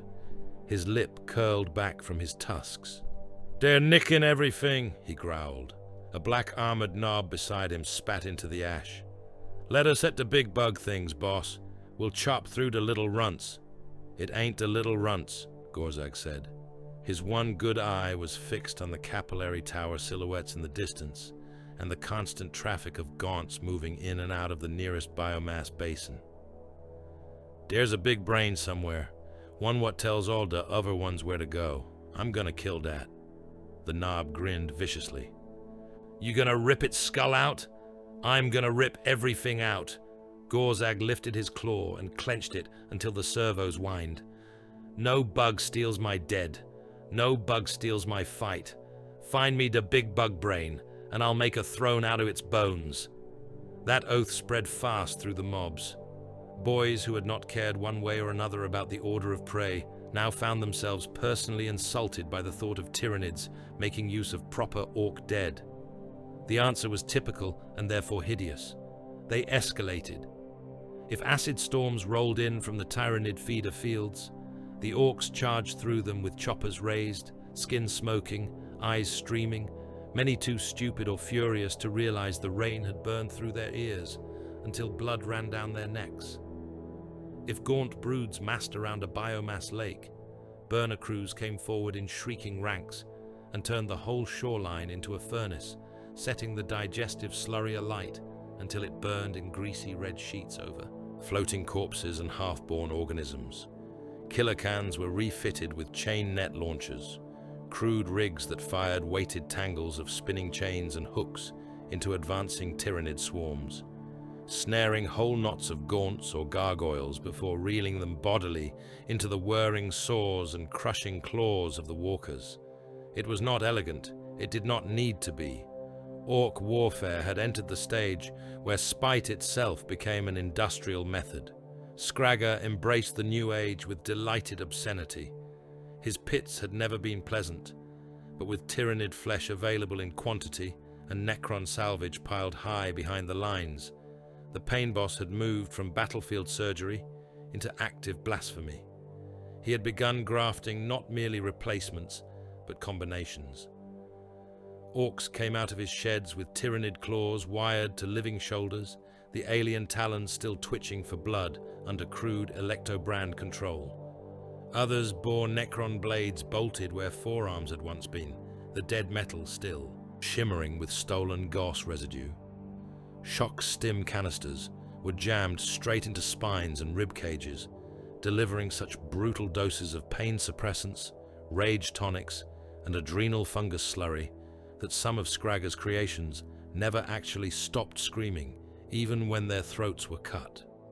he unveiled the first full batch before dawn, outside a wrecked gargant leg used as a banner mast. They lurched from the gloom like the offspring of several terrible mistakes. One had both arms replaced, one ending in a Tyranid scything talon thick as a man, the other in a triple-edged Necron war scythe head welded to a piston shaft. Another moved on one natural leg and one chain-supported peg, bristling with feeder teeth. A third had no lower jaw at all, only a metal clamp and a fluid line dripping stimulant froth into his throat. Their eyes were bright, bloodshot, or replaced with sparking lenses. Their skin had been stapled shut over cuts that ought to have killed them. Every one of them stank of drugs, old blood, and something wrong. "Look at 'em," Scragger crooned, pacing before them with his sore arms humming. "Ain't they lovely?" Even among orcs, there was a moment of distaste. A knob standing nearby shifted his weight and muttered, "They ain't right." Scragger rounded on him so quickly, the iron clamp of his jaw clicked shut with an audible snap. "Right? Right's for grots and priests. D's is useful." To prove it, he jabbed the nearest cyborg in the chest with a prod and sent it staggering into a holding cage containing 3 live gaunts. The thing fell upon them in a frenzy of saws, claws, and foaming hate, coming out the other side missing more skin than before, but carrying one Tyranid head in its metal teeth. The watching orcs cheered despite themselves. Not all innovation needed approval. Sometimes it only needed enough blood. Far above and below this carnival of adaptation, Menkara the Hollow studied the Tyranids with increasing concern. The Cryptek had no disgust left for organic life. That was old and settled. What disturbed him was not the filth of the swarm, but its efficiency. Necrodermis itself remained difficult for the organisms to consume cleanly. Reanimation matrices, phase shift redundancies, and the old impossibility of living metal meant that a Necron body could not simply be eaten as one might strip a human corpse. Yet the Tyranids had begun to understand they did not need perfect consumption to achieve damage. On the hololithic strata maps before him, Menkara watched swarms pile over downed Necron forms in masses great enough to block retrieval paths. Acidic feeder organisms sprayed exposed joints and optic cavities, not to devour, but to foul. Rippers dragged detached limbs into digestion pits and left them there long enough for reconstitution fields to fail. Broods threw themselves onto fresh kill zones in suffocating numbers, carpeting the ground so densely that tomb scarabs and reanimation. Pulses could not recover the fallen before fresh biomass nests rooted over them. The swarm did not need to digest the dynasty in full. It needed only to deny the proper operation of resurrection, retrieval, and battlefield continuity. He brought this truth before Axphron without ornament. "They are learning to ruin rather than to ingest," Menkara said. "That is sufficient to threaten world function. If reanimation zones are denied by mass contamination, the surface war ceases to be one of casualties and becomes one of structural attrition." Axphron stood before the tactical display and watched the kill fields bleeding red around the sepulchres, the Tyranid feeder patterns threading through them like sickness through veins. "They do not need to eat us," he said. "No, my liege, only to bury us in the wrong kind of dead." That recognition settled the matter. Axphron authorized the release of heavier engines to the surface, accepting damage to ancient structures that no dynast should have consented to risk under cleaner conditions.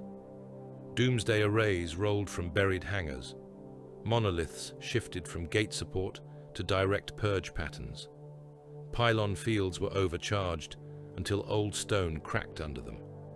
Whole sectors of corpse city architecture, priceless in age if not in beauty, were marked for annihilation, simply because the Tyranids had made of them viable feeding territory. Zathros would preserve itself by destroying its own skin if required. The result was magnificent and terrible. Across the central plains between the breached sepulchres, and the growing biomass belts, the world became a charnel image of every species' failure. There were body parts everywhere. Severed orc arms still clutching choppers. Human torsos half dissolved in digestion slime. Necron limbs torn loose and twitching under broken reanimation sparks. Chitin heaps from exploded gaunt broods lay in drifts like burst shell casings from some biological artillery piece. Metal shards covered the ground thick as hail. Pools of black oil and blood reflected the green flare of gas discharges. Between it all, countless things still tried to kill. Headless Tyranid bodies ran on nerve fury for several strides before collapsing.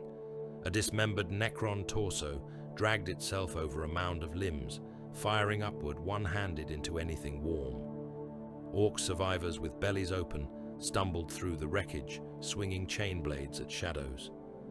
Feeder beetles crawled through sockets and under tongue roots. Scarabs reduced the wrecks of kilocans, even while rippers contested them for scraps. It was not a battlefield anymore. It was a butcher's plain trying to stay alive. Setmart's outer cohorts advanced through that horror in perfect lockstep, scouring lanes clear for the heavier engines. Behind them, monolith portals spat fresh warriors into ground that vanished beneath them in slurry and fire. Doomsday energies lashed across capillary route, clusters, and turned whole swathes of the plain into glassed scars. Gargants answered with thunderous barrages from the Orc lines. Burner offensives rolled through feeder trenches, while Tyranid artillery beasts replied with boiling sacks of corrosive ruin. The swarm adapted as quickly as it died. Broods birthed in the latest biomass lakes, emerged with thicker plating still. Acid sacs pulsed greener, hotter, more potent against blackstone and living metal alike. The plain remained clogged with dead, yet every hour the balance tilted further toward purposeful consumption rather than random ruin. And in the dark, beneath all conscious speech, the devouring synapse watched. It did not think as men thought. It did not speak. It tasted patterns through pressure, through the harvest of flesh, through the deaths of thousands and the nervous flashes of buried infiltrators. It knew where resistance thickened. It knew where metal prey emerged from below in greatest concentration. It knew the density of heat beneath the sepulchres and the pulse of old energies running deeper than surface war should have allowed. The swarm had fed enough upon Zathros to sense the richer organs below the skin. At the height of the bloodiest cycle, while Gorzag swore vengeance upon the unseen big bug brain and Axphron burned his own world to deny it, the synapse shifted the hunger of the splinter. Broods at the outer biomass belts changed direction. Capillary growths thickened over the central kill zones. Burrowers abandoned lesser prey trails and began driving inward and down. Feeder tides redirected away from peripheral corpse cities and toward the sepulchral heartland. From orbit to underworld, the Tyranid pressure on Zathros bent as one vast predatory body toward a new objective. The planetary core approaches. The war climbed into the void because there was nowhere else left for it to grow. Above Zathros, the blackened system had once held only scavenger hulls, mechanicus, retrieval craft, and the drifting detritus of old industry. Now it was a furnace of collision and appetite. Orc kill cruisers came on in belching wedges of iron, their prows scarred by old impacts and made uglier by new ones, flanked by ramships, escort hulks, and tumbling rock masses plated over with fortress scrap. Opposing them drifted the Tyranid void swarm, bioships vast as cities, ribbed and gravid, their chitinous hides pulsing with internal motion, their attendant organisms clustering around them like remoras around a corpse beast in a poisoned sea. Through the killing ground between those two brutal immensities moved the vessels of the Sable Crown, few by comparison, silent, knife-thin and hateful, gliding on impossible vectors through the chaos with an economy that made the other fleets seem like blind animals. The Void War bore no resemblance to naval honor. The Orks had settled on their preferred doctrine almost immediately, because it contained all the subtlety they required. If a ship could be rammed, then ramming it was good. If it could be rammed harder, that was better. Kill cruisers drove themselves prow first into the flesh-armored flanks of Tyranid bioships, with engine decks screaming and whole gun crews bellowing through the impact. Ram ships struck and buried themselves like harpoons in meat. Rock hulks, never elegant and often not entirely under control, simply dropped through battle zones under savage thrust, crushing escort organisms, clipping their own allies and shedding wreckage in all directions before crashing into whatever remained largest. The first of those impacts split the void with sprays of boiling ichor and venting plasma.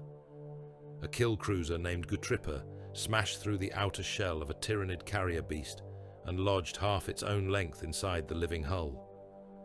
Armor belts peeled back.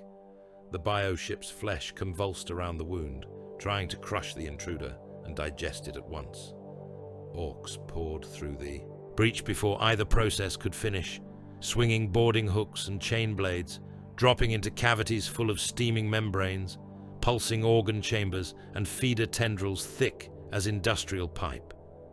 The ship was alive around them in ways that made no sense to any sane voidsman. Decks flexed, walls bled. Corridors sphinctered shut behind the first wave and trapped latecomers to suffocate in contracting muscle. The Orks answered this by cutting their way through it and laughing while they did so. Elsewhere, boarding torpedoes punched into other bioships and opened like rotten fruit, disgorging mobs into chambers lined with eggs, feeder pools, and twitching nodules that burst into lesser organisms as soon as the air changed. One mob came down inside what had once been a digestive reservoir and found itself waist-deep in acid before the first gaunt crawled out of the walls. Another charged through a valve tunnel, only to discover it was the throat of the thing and be swallowed, halfway down, before they hacked their way free through the side. To the greenskin mind, these were not setbacks. They were the sort of details a proper fight ought to include. "Crash it harder!" one captain roared from the bridge of a ramship, already missing half its starboard guns. "If it's still wriggling, we ain't hit it enough." That became strategy, not a component of it, most of it. Ork captains did not care whether a target was alive, armored, larger than their own hull, or entirely unsuitable for collision. They drove at it all the same, because impact made a battle immediate, and the survivors of the impact got to have the best sort of close work. The Tyranids had their own answer to such invasions. They did not meet the Orks in the void as a fleet would meet a fleet. They infested. Void forms detached from the larger hive ships in streaming clusters, boarding organisms, feeder blisters, chitinous torpedoes and drifting sacks that looked inert until they struck. Metal. Once adhered to Ork hulls, they rooted fast, sinking tendrils through plating and bulging inward with grotesque speed. Holds packed with ammunition, grots and fuel casks would quake without warning as fleshy cysts erupted from the bulkheads. They split open in showers of membrane and slime, birthing gaunts, feeder worms, spine-backed horrors, and slick, pale organisms bred only to breed further. One munitions bay aboard the cruiser, Skullmasher vanished under a carpet of rippers before the nearest crew had understood the walls themselves had become eggs. Another escort hulk lost its engine room when feeder cysts flowered across the reactor housings, and the resulting swarm dragged the entire grot crew into the turbines. The holds of the Ork ships became charnel warrens. Grots fired pistols into steaming sacks, while bigger greenskins hacked boarding beasts apart in gun decks slick with bio-slime and promethium. Ammo chains cooked off in random bursts. Hangar crews found themselves fighting gaunts among lines of half-repaired fighter craft and bomb squigs. One ramship kept charging after its bridge had been overrun, simply because the helmsman had died with both hands locked on the throttle levers, and no one else considered that a problem worth solving. The Tyranids spread through those wounded hulls with wet, methodical hunger, seeding more cysts as they advanced, using the meat-rich chaos of Ork architecture against itself. Then the Necrons arrived properly. Until then, the war in orbit had been loud, ugly, and exuberantly wasteful. The ships of the Sable Crown changed the meaning of danger without changing the volume at all. They glided from blackness with no engine glare worthy of the name, crescent forms and hard-edged tombcraft, moving in sparse, mathematically exact groups through fields where lesser vessels would have blundered blindly. They did not answer challenge with broadsides, they cut. A Tyranid command node beast drifting behind a screen of escort forms simply ceased to function when a line of emerald fire sliced through the nerve ganglia, linking it to the brood around it. The lesser organisms around it spasmed into confusion and were picked apart later at leisure by other weapons.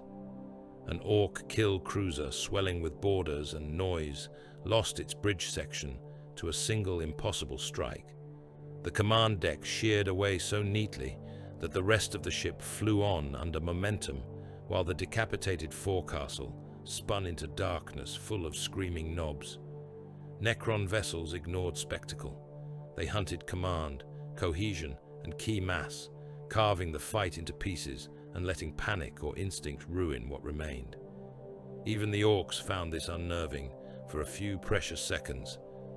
"They fight sneaky for shiny gits," one captain muttered, as a companion vessel drifted apart around him in silent chunks. The answer came from his first mate, who had one arm, 3 iron teeth, and no patience at all.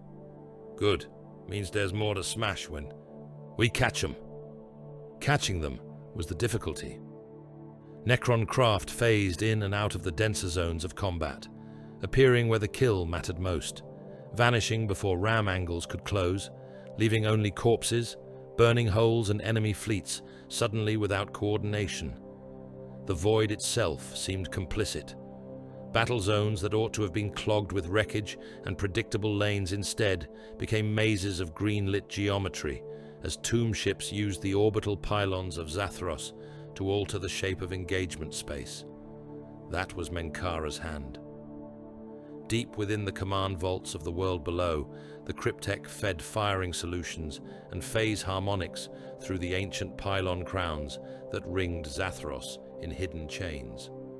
One by one, those structures woke in orbit and on the surface beneath it, black towers and floating obelisks kindling with malignant purpose.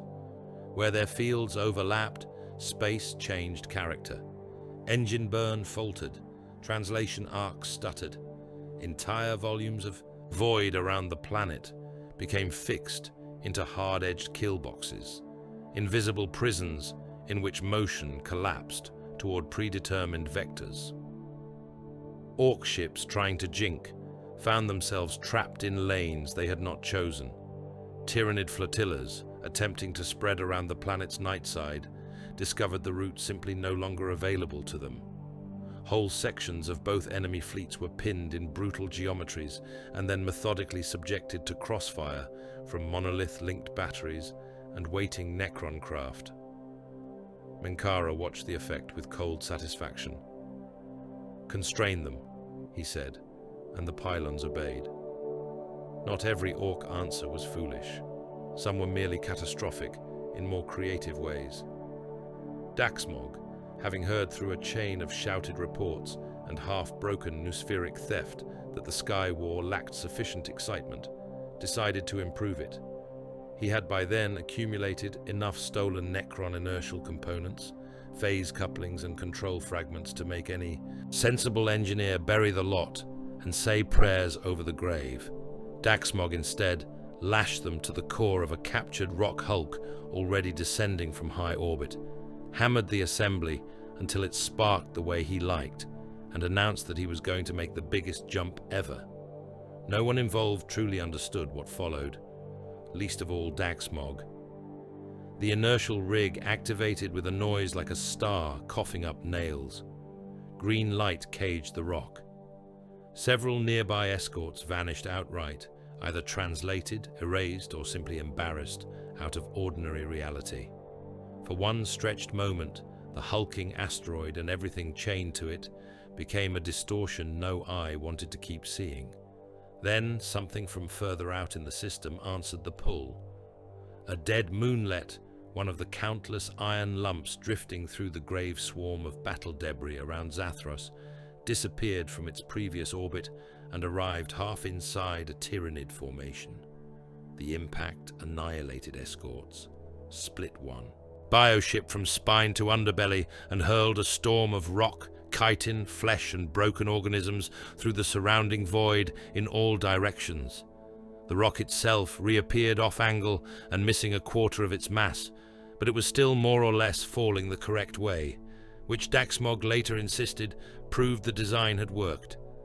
Even Gorzag, hearing of it from the surface front while he butchered his way through a sepulchral breach, stopped long enough to bark approval. "That's good," he said. "Tell him to do it again." He lost ships by the score during the Void War and counted each wreck a kind of profit.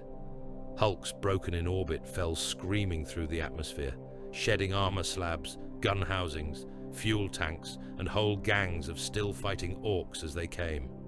Some smashed into Tyranid feeder belts and turned digestion fields into blazing craters. Others struck open plains and became instant fortresses or scrap mines for fresh mobs. A kill cruiser breaking apart over the northern corpse cities scattered enough debris to create 3 kilometers of ready-made barricades and one new ravine. Gorzag looked up at the falling ruin and saw ammunition, cover, building material, and future stories all at once. "Keep losing ships like that," he told a laughing knob, "and this world'll build itself proper." The sky above Zathros grew thicker by the hour. Tyranid spores fell in such quantity that daylight ceased to have meaning. The black storms were no longer merely meteorological. They were biological and mechanical and incendiary all at once. Layers of ash, chitin dust, burning wreckage, and drifting flesh fragments turning the heavens into a choking lid over the planet. The sun itself became rumor. What light remained came from warfare. Gunfire flashed across the cloud decks. Reactor wash from crashing ships painted the underside of the atmosphere in bruise-colored pulses. Atmospheric entry fires scored long red wounds from orbit to surface. Monolith beams lanced upward and vanished into the dark. Gargant cannonades answered from below. Zathros was lit as hells are lit, not by dawn, but by destruction. Within that false night, the boarding actions grew even worse. Orks stormed through phase-shifting necrocraft when they managed to catch one, only to find corridors changing around them, doors becoming walls, whole chambers phasing half out of material existence, while gas traps flensed them in glittering rows. Tyranid organisms infested Necron wreckage and found too late that dead metal did not welcome occupation cleanly. Whole feeder broods were atomized when dormant defense matrices woke around them. Necrons boarded bioships with terrifying sparseness, sending only small elite detachments into the vast living interiors.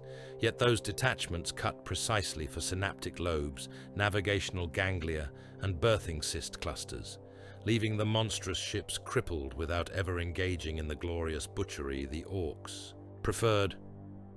Below, all who still lived beneath the cloud cover understood that the war above was no longer separate from their own.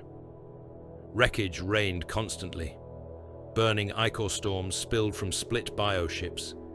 Dead gargoyles and border spores came down with the same abundance as shell fragments. Plains became obstacle fields of fresh, fallen ruin, even between one assault and the next. Then came the Great Falling. It began with a wound too large for even the Hive fleet to mask. One of the greater bioships, already mauled by ramming Ork hulks, punctured by Necron cutting strikes, and destabilized by the phase-snared kill boxes Menkara had drawn across the near orbit, drifted out of command. For a few moments it hung there above Zathros, like a mountain of meat and chitin, losing the will to remain aloft. Great rents glowed across its flanks, where internal fires ate outward. Brood cysts vented into vacuum in long chains of bursting life. Then the orbital pull of the world seized it, fully. The thing began to fall. Every eye that could look upward did so. Orks howled in delight. Human survivors prayed and choked on the effort. Necron sensors recalculated impact patterns with pitiless speed. The bioship came down through the dead sky, trailing miles of burning organic matter, its vast body shedding flaming chunks, still living feeder knots and rivers of luminous gore. It plunged toward the primary Crown Sepulchre continent, toward the deepest and most ancient of the dynastic landmasses, where black cities of the Sable Crown crouched over tomb arteries older than the Imperium itself. Axphron saw the projected trajectory and knew there would be no clean interception in time. The bioship struck the Crown Sepulchre continent with the force of a fresh apocalypse. Rock and Dead City leapt upward. The continent split under the impact in a line visible from orbit and from the farthest battle plains below, a wound opening across Zathos, where whole districts of black architecture were crushed, buried or thrown screaming into the air beneath the collapsing weight of the falling hive vessel. Shockwaves rolled outward through tomb strata. Ash storms became walls. Ancient crust sheared open. From the new abyss rose fire, smoke, and the first hints of things beneath the continent that had never before been exposed to any sky at all. The wound in the Crown Sepulchre continent did not cool. It fed. Where the falling bioship had struck, the black stone of Zathros split open into a canyon so vast that dead hive districts, tomb buttresses, and whole sections of manufactorum crust had slumped inward and become its walls.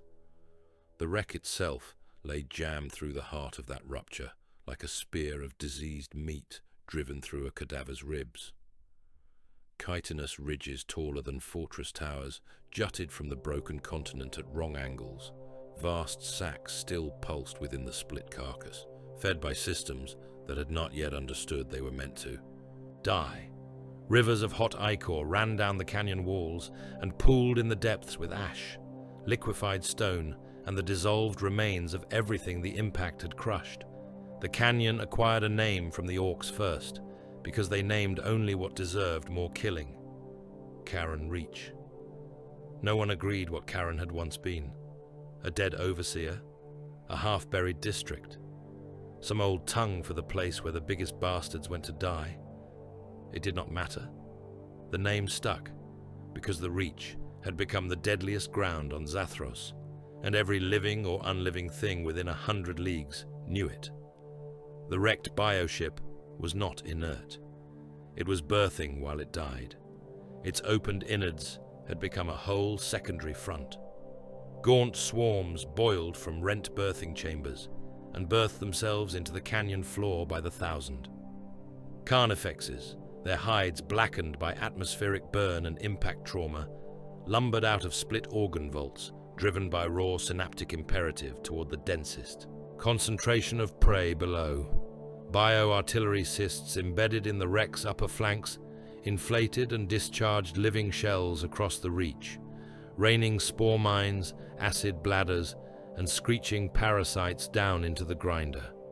Every hour, the canyon changed shape under the pressure of fresh flesh, sloughing from the carcass and hardening into ramps, ridges, and kill zones. The Necrons came to Carron Reach because they had to. The impact had torn open ancient strata beneath the Crown Sepulchre continent. Tomb arteries that should have remained inviolate for ages now lay one collapse or feeder burrow away from the enemy. Axphron committed heavier cohorts there without hesitation. Lichguard phalanxes marched down black stair galleries, broken by the impact, their shields gleaming with fresh acid scars. Destroyer cults skimmed through dust and gore on murder-thrumming grav motors, reaping whatever heat signatures rose highest from the mess. Canoptek swarms boiled through cracked walls and voids in the stone, silver tides devouring wreckage, flesh, and unstable debris in an effort to reclaim what could still be called dynastic ground. The Orks came because the Reach was the loudest place left on the planet. Gorzag's mobs flooded toward the canyon along fault lines, crater chains, and half-collapsed siege roads, drawn by the noise and by word that the biggest bugs and the deepest tombways had both been exposed there. Meganobs thundered down the broken slopes in slabs of smoking armor, bellowing challenges at things they could not yet see. Squiggoth batteries trampled into firing positions on the canyon rim and began pounding indiscriminately into the living ruin below. Killikans lurched over corpse bridges with chain nets rattling from their housings. Gargant frames, unfinished and half insane from field repairs, planted their feet at the edge of the reach and traded thunder with bio-artillery nodules embedded in the dead ship's back. Then all three met in the depths, and Karen Reach became a grinder with no edge and no center. Gaunt swarms hit first, racing over the canyon floor in black-green tides through steaming spore slurry and heaps of split masonry. They ran across dead and dying alike, using body mounds as ramps, skittering over severed pipework, over crushed hab shells, over the dangling cables and burst arteries of the bioship carcass. Necron phalanxes answered in ruler-straight firing blocks from terraces of shattered black stone, gas beams cutting lanes through the charge so dense with atomized meat and chitin that the air itself became a green fog. The front of each swarm vanished. The rest climbed through the vapor and came on. Carnifexes crashed in behind them, smashing aside debris and dead alike with horned skulls and drum-thick forelimbs, their bellowing mouths spraying acidic foam over warriors and meganobs alike. The Orks slammed into both with the joy of creatures finding exactly what they had hoped the galaxy might contain. Meganobs drove shoulder first into gaunt tides, power claws and chain hammers reducing clusters of lesser organisms to flung black gobbets and snapping limbs. Knobs with burners turned whole sections of feeder carpet into rolling torches. Boys were dragged down in heaps, rose screaming beneath the tide, and kept swinging until something removed their heads. Killikans with chain net launchers fired whirring meshes into the Tyranid press, snaring dozens at a time before hauling them bodily into stamping feet and ripping saws. Every few moments, a destroyer cult formation would scythe through one side of the melee, reducing Orks and Tyranids together into storms of spinning meat and bright metal fragments before curving away towards some fresh concentration of life signs. It never stopped long enough to become a sequence of battles. It remained one continuous butcher engine. Bodies lost meaning in Karen Reach. There were brains trodden into the ash and still, steaming. There were ropes of intestine hanging from torn canyon ledges where impact victims had snagged on rebar and remained there, swinging over the fight like obscene pennants. There were pits of boiling blood where bioacids had met fresh slaughter and cooked whole heaps of dead into bubbling soup. There were heads without bodies still biting from nerve panic. There were metallic skeletons walking through all of it, gorse fire strobing from rib cages slick with gore not their own. Bone splinters flew like hail when carnifexes collided with gargant scrap armor. Spore slurry mixed with black oil and organ pulp into a ground paste so thick that whole mobs fought knee-deep in it. Every burst of gas fire atomized not only targets, but the fresh body matter around them, creating clouds of pink steam and silver dust through which more killers crashed half-blind. Pain boss Scragger saw the reach and knew immediately that it required a palace. He built his butcher fortress in the lee of a fallen chitin spur and the broken jaw of some ancient sepulchral statue thrown up from below by the impact. The walls were made from bioship bone, gargant plates, monolith fragments, and the stretched skins of anything unfortunate enough to have died close by.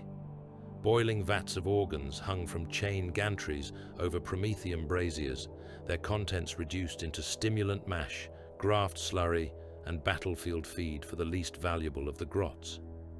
Hooks lined every approach. Skins, human, orc, and stranger, flapped from them in the hot canyon winds. wounded fighters were dragged in screaming from every side and thrown onto operating slabs, while the next assault already shook the walls. Scragger moved through it like a priest in his shrine. His saw arms whined, his clamp jaw clicked. Grots fled before him with baskets of teeth, syringes, and amputated limbs.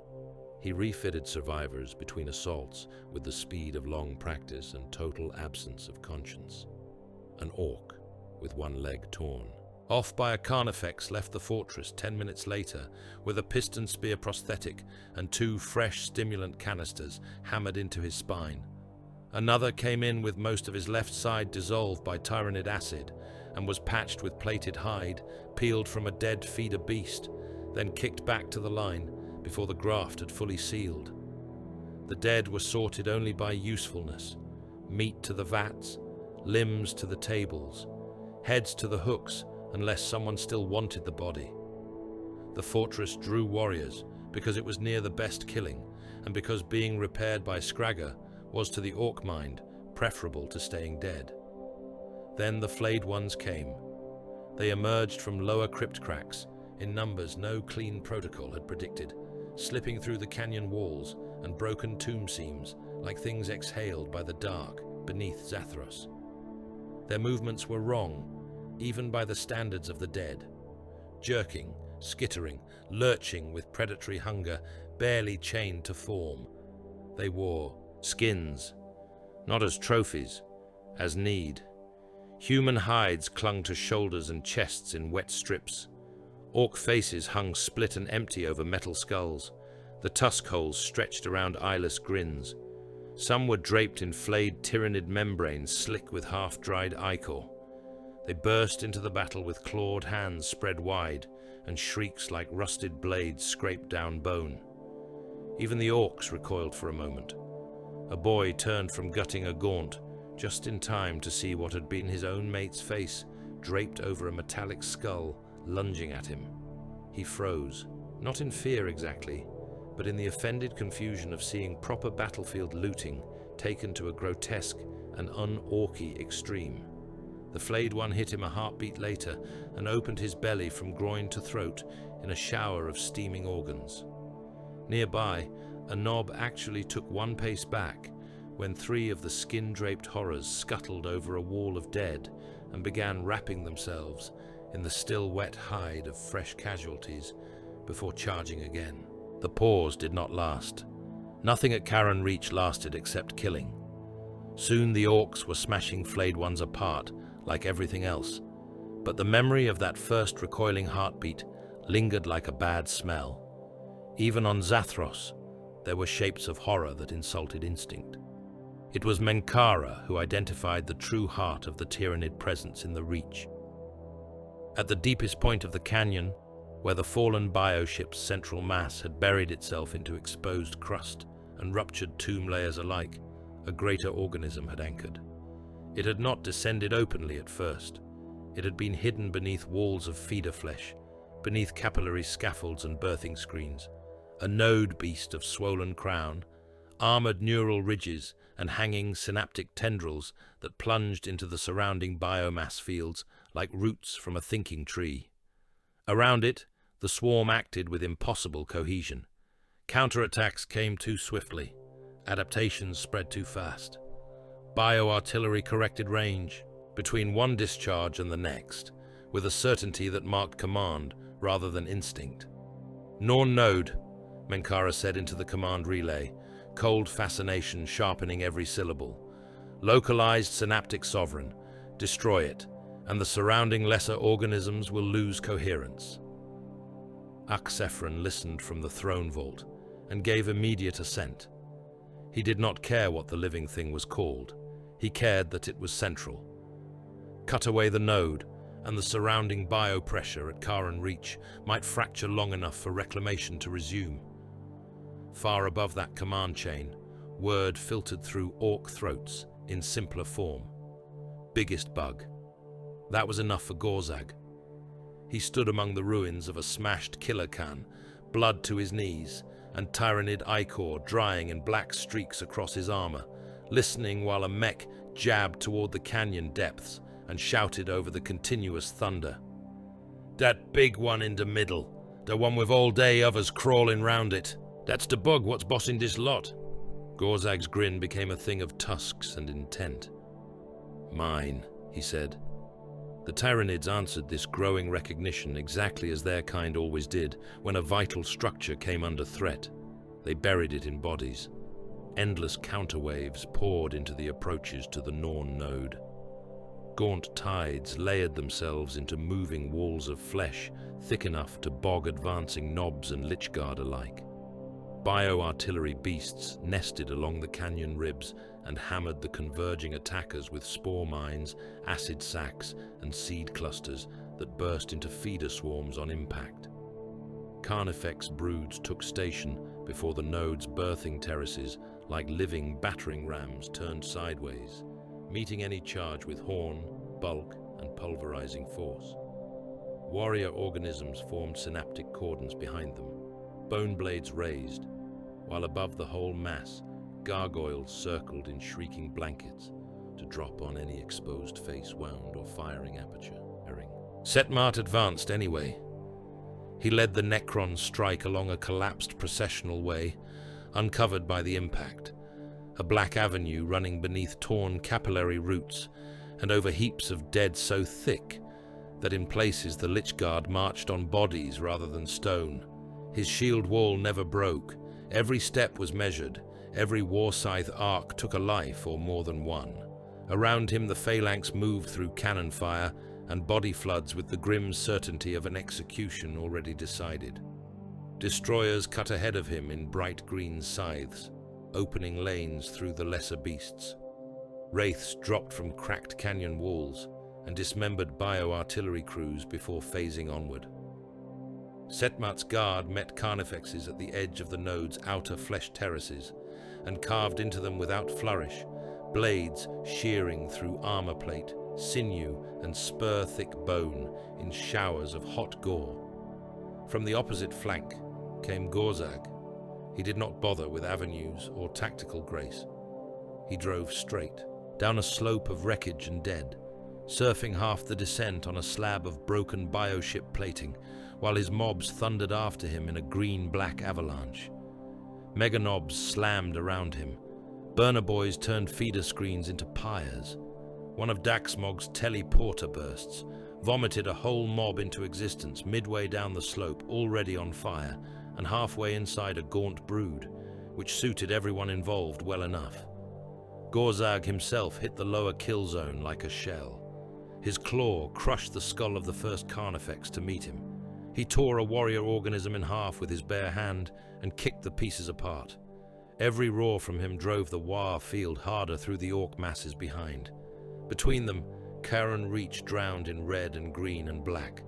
The Norn node loomed ahead at the canyon's blood-wet heart, its swollen cranial ridges pulsing, its synaptic tendrils sunk deep into a throne of meat and shattered stone. Around it, the Tyranids died by the thousand and replaced themselves by the thousand more. Around it, Necron bodies advanced through atomized chitin fog and heaps of opened organs. Around it, orcs bellowed, burned, tore, and were torn in glorious abundance. Setmart reached striking distance first, by a matter so small only deathless precision would have counted it. Then, from the opposite flank, and through a crashing wall of burning gaunts, Gorzag burst into the same final approach, with a laugh loud enough to challenge the whole hive mind.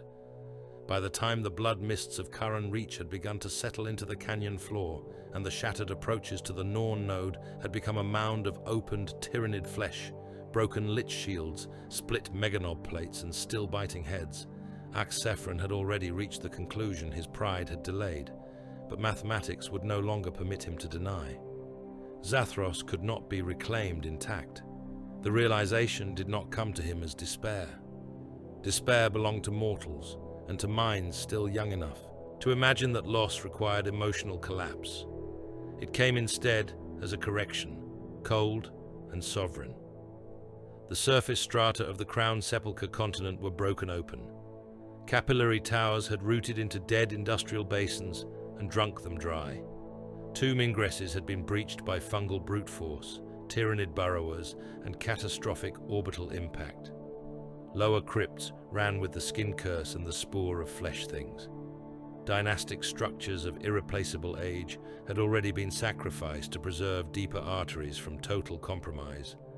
Even victory now would not restore what had been. At best, it could preserve the hidden heart of the world beneath a shell of ruin. He stood before the hololithic rendering of Zathros and watched continents bleed false light through widening cracks. Menkara had overlaid all combat fronts with subterranean stress data, energy routing schemata, and the old forbidden lattice of the mantle weapons sleeping below them. The calculations intersected in hard truths. Retain the world untouched, and the swarm would understand too much. The greenskins would despoil too deeply, and the tomb arteries themselves would be contested until the dynasty won only by becoming indistinguishable from the wreck it ruled. Preserve the core instead, and the surface had to die. Axphron accepted this with the terrible serenity of a king signing a death sentence against his own city. "Arm the sepulchre engine," he said. The words entered the command vault and made all lesser motion seem vulgar. Menkara the Hollow lowered his skull in immediate assent, though the light in his optics sharpened with something close to vindication. He had argued necessity before pride. Now necessity had conquered pride in its own time. The cryptech's staff unfolded along hidden joints, shedding needles of green data light into the chamber as ancient command routes opened beneath the throne vault and reached downward toward the planetary mantle. Setmat did not move. At first, that stillness carried more weight than any outcry. When he spoke, it was no longer from courtly objection or dynastic vanity, but from the arithmetic of battle itself. "My liege, too many legions remain engaged above and within the broken sepulchres. Surface reserves have not withdrawn. Lower cohorts are still committed to northern and crown sepulchral approaches. Activation at full sequence risks entombing or unmaking forces beyond immediate retrieval." Axphron turned his gaze upon him. The Lich Captain stood with fresh damage still marking his frame from Charon Reach, shield rims scored by Carnifex horn and Tyranid acid, war scythe edge blackened by overuse, and the blood of creatures too low to comprehend the honor of dying to it. He had earned the right to speak plainly. He had not earned exemption from the answer. "Legions can be remade," said Axphron. "A lost crown world cannot." Setmat bowed his head a fraction. "Not agreement. Recognition of verdict." The truth of it sat like a blade in the room. Warriors, Lichguard, destroyers, Canoptech engines, even nobles of lesser function could be reconstructed in time from surviving matrices and uncorrupted vault reserves if enough of the world's deeper architecture endured. Zathros itself, once fully consumed, understood, or despoiled, could not. The dynasty would bleed itself dry upon the surface if necessary, provided the hidden heart beneath the mantle remained unprofaned. Menkara had already begun the first inward rites. Beneath the throne vault, command relays that had slept since the Elder Wars opened in sequence. Deep pylons buried in magma-locked caverns kindled with starless fire. Vault doors older than imperial history disengaged with the sound of mountain bones grinding. The sepulchre engine had not been designed as a mere bomb.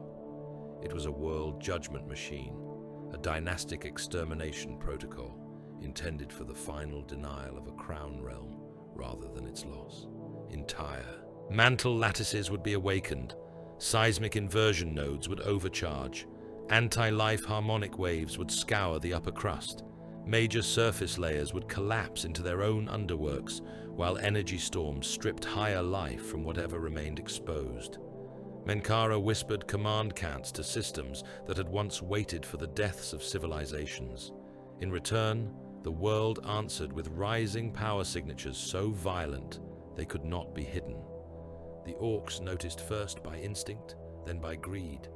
Across the sepulchral breaches and shattered plains, greenskin auspexes, looted scanners, and less reputable senses all began barking the same news. There was something immense beneath the crust, something with the hum of a proper gun and the feel of a fight worth stealing. Ground plates vibrated under boot soles. Green-white fire bled from old tomb seams and ventilation slits. Pylon forests lit in patterns too deliberate to be mere defense response. Even the air took on that taste, particular to tremendous weapons about to misbehave. Gorzag stood atop the shattered entryway of a lower crypt, watching a line of emerald lightning crawl along the horizon under the skin of the world. "Dare," he said. A knob, one half of his face replaced by a plate stitched on by Scragger, glanced up from beating a wounded gaunt into paste. "What?" The biggest gun. Gorzag bared his tusks, and fresh blood ran off his claw to patter against the black stone. "Metal King's hiding it under us."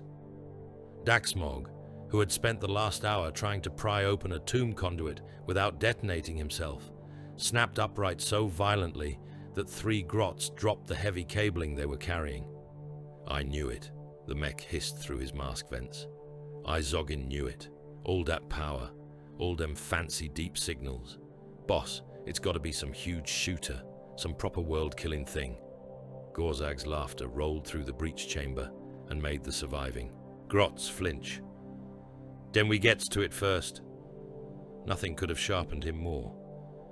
He had already wanted the Metal King's skull, the deepest fight and the richest loot. Now all 3 had become one objective. Somewhere below, under the tomb shafts and black cities and machine cathedrals of Zathros, the enemy had hidden the greatest weapon on the world. To let the Necrons keep it would have been an insult. To let the Tyranids reach it first would have been blasphemy. Gorzag slammed his claw against the gate wall, hard enough to crack dead metal, and roared for every nearby mob to start driving downward. The Tyranids needed no shouted explanation. The surge beneath the crust was not language to them, but it was attraction. Synaptic pressure shifted. Burrowers changed direction. Raveners abandoned lesser tunnels and drove for the deeper thermal gradients. Trigons coiled in their hidden shafts and tasted the upwelling energy through the mineral-rich flesh of the world. The same force that told the swarm where biomass and command density converged now screamed of ancient concentrated power far below the battlefields. Whether the hive mind sought to devour it, deny it, or merely understood it as the richest point of resistance, the result was the same. Tyranid pressure bent inward and down. Thus the war became a race toward the mantle, no longer merely across plains and necropolis districts, but through tomb shafts, magma arteries, digestion tunnels, and cyclopean machine cathedrals that had never known mortal breath. Orc mobs plunged through breached sepulchres, howling, smashing control glyphs they did not understand, racing one another along black processional ways lined by dormant warrior ranks and trapped stars. Necron cohorts fell back in controlled phases through those same arteries, turning corridors into gas ovens, collapsing galleries behind them, teleporting kill teams into choke points to bleed the descent. Tyranid organisms burst through walls and floors where ancient transit routes crossed buried feeder networks, converting sepulchral underways into wet organic tunnels by the sheer volume of flesh moving through them. The underworld of Zathros was too vast for any single map. Processional halls broad enough for engines became throat-narrow maintenance clefts in the next district. Great vaults hung above magma wells on bridges of black lattice, carved in impossible symmetry. Machine cathedrals rose around reactor columns that glowed without flame, their heights crowded with dynastic statuary and dormant war engines hanging in chains of green light. In some regions, the old forged strata still existed beneath the sepulchral layers, flooded with frozen slag and the skeletons of archaic excavators. In others, Tyranid digestion tunnels had punched through so recently that black stone still steamed where bioacids met elder alloys. Everywhere the war followed. Boys fought gaunts on cathedral bridges above magma chasms, toppling, over railings locked together in mutual strangulation. Lychguard carved through tunneling broods in engine sanctums, where the walls themselves pulsed with awakening mantle power. Destroyers reaped down kilometer shafts, while below them, orcs climbed chains, elevator carcasses, and one another to get to the noise first. Daxmog's mechs dragged teleporter rigs into corridors never meant for such abuse, and began firing mobs into neighboring chambers through walls of unstable phase light, sometimes successfully, sometimes into bulkheads, once into a shaft full of rising Tyranid spines.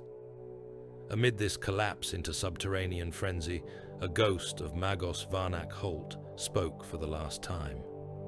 It came through a damaged Mechanicus shrine log tucked inside a relay chapel uncovered, when an orc charge blasted through a sepulchral annex and exposed a pocket of the original excavation route. The chamber was full of dead cogitators, rusted prayer stacks, and the gnawed remains of adepts killed when the tomb first woke. One data core still blinked. A grot kicked it. The impact jolted the system into a final playback cycle, and Holt's image, broken by static, rose above the altar in red and green interference. He was less a man than a memory of one, jaw metal, optics dim, half his face lost to signal corruption.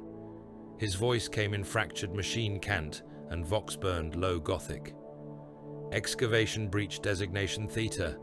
Unauthorized activation of pre-human denial architecture. If this log persists, then understand.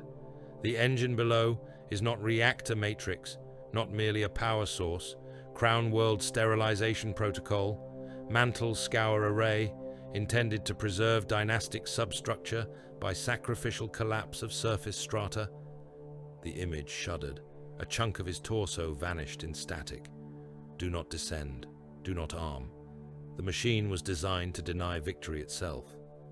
Then the ghost failed, dissolved into hissing runes, and died forever. Neither Orks nor Tyranids understood any of it. Daxmog only heard that there was indeed a bigger weapon below and became even more delighted. Menkara, receiving the recovered fragments through intercepted relay theft, regarded them as a quaint confirmation from a long-dead primitive. Axphron spared the log no thought beyond noting that even the lesser species had once brushed the truth and failed to comprehend the honor of it. The descent tightened, paths narrowed, power swelled. Far below all current battle lines, Menkara reached the first mantle sanctum of the Sepulchre engine. It was a vault of impossible depth, ringed by pylons that drank the light from their own glyphs, suspended above a shaft where the wounded heart of Zathros glowed in slow volcanic pulses. Ancient consoles unfolded around him like predatory flowers of black metal. Canoptech attendants took station. Deep war choirs of dead machine logic woke from the silence of geological ages. Setmart sent one final protest from the upper roots as reports flowed in of phalanxes still engaged, of lower withdrawals incomplete, of Orc and Tyranid convergences already pushing dangerously close to the engine approaches. Axphron answered from the throne vault with the calm of irreversible command. Begin. Menkara pressed the first sequence into the world. The Sepulchre engine accepted. What followed was not sound alone, though sound came, a bass note so vast it seemed to rise not through ears, but through the architecture of reality itself. Whole mountain chains shuddered, corpse cities split along old fault seams, basalt plains buckled upward in ridges. The crown's Sepulchre continent, already wounded by the falling bioship, convulsed so hard that entire canyon walls at Karan Reach sheared away and buried fresh thousands under stone, chitin and opened dead. Distant continents answered a heartbeat later, their black surfaces breaking as green fire ran beneath them in continent-long veins. Tomb shafts collapsed, magma arteries burst, monoliths shifted in the sky as the crust moved under them. Across Zathros, entire land masses began to quake apart. The core approaches of Zathros had been built for kings, for deathless processions, and the transit of engines that no younger race would have had the right to behold. They were not tunnels in any mortal sense. They were abysses given structure. Cyclopean shafts fell through the planet in rings of black metal and emerald fire, each level broader than a hive district, each vaulted chamber suspended over the next on bridges, pylons and phase-locked galleries that ignored the ordinary obedience of stone. Below them all, far beneath tomb, transit, magma and corpse world ruin, the sepulchre engine breathed in stages of awakening wrath. Now the whole underworld convulsed around it. The first phase of the engine had broken the continents above and split the deeper arteries below. Great fractures had opened through sepulchral walls and machine cathedrals, alike vomiting magma glow, Tyranid burrow spoil, and wreckage into spaces once sealed in sovereign silence. Every approach to the mantle sanctums had become a charnel descent. Necron phalanxes fought in retreating geometries along galleries that cracked under their feet. Orc mobs came roaring after them over bridges wet with blood and black oil, shoving one another aside for the privilege of reaching the deeper killing first. Tyranid organisms swarmed from every breach, every digestion tunnel, and every heat vent, their assault no longer a campaign of planetary feeding, but a singular, instinctive plunge toward the ancient power throbbing in the heart of Zathros. At the center of that descending catastrophe stood Axphron. He had left the throne vault. There were kings who commanded from the rear, and kings who understood that some insults required their own hand. The Overlord of the Sable Crown moved through the core approaches, attended by his Lich Guard and the remaining noble, retainers fit for war, his necrodermis gleaming with old authority under the green furnace light of the mantle wells.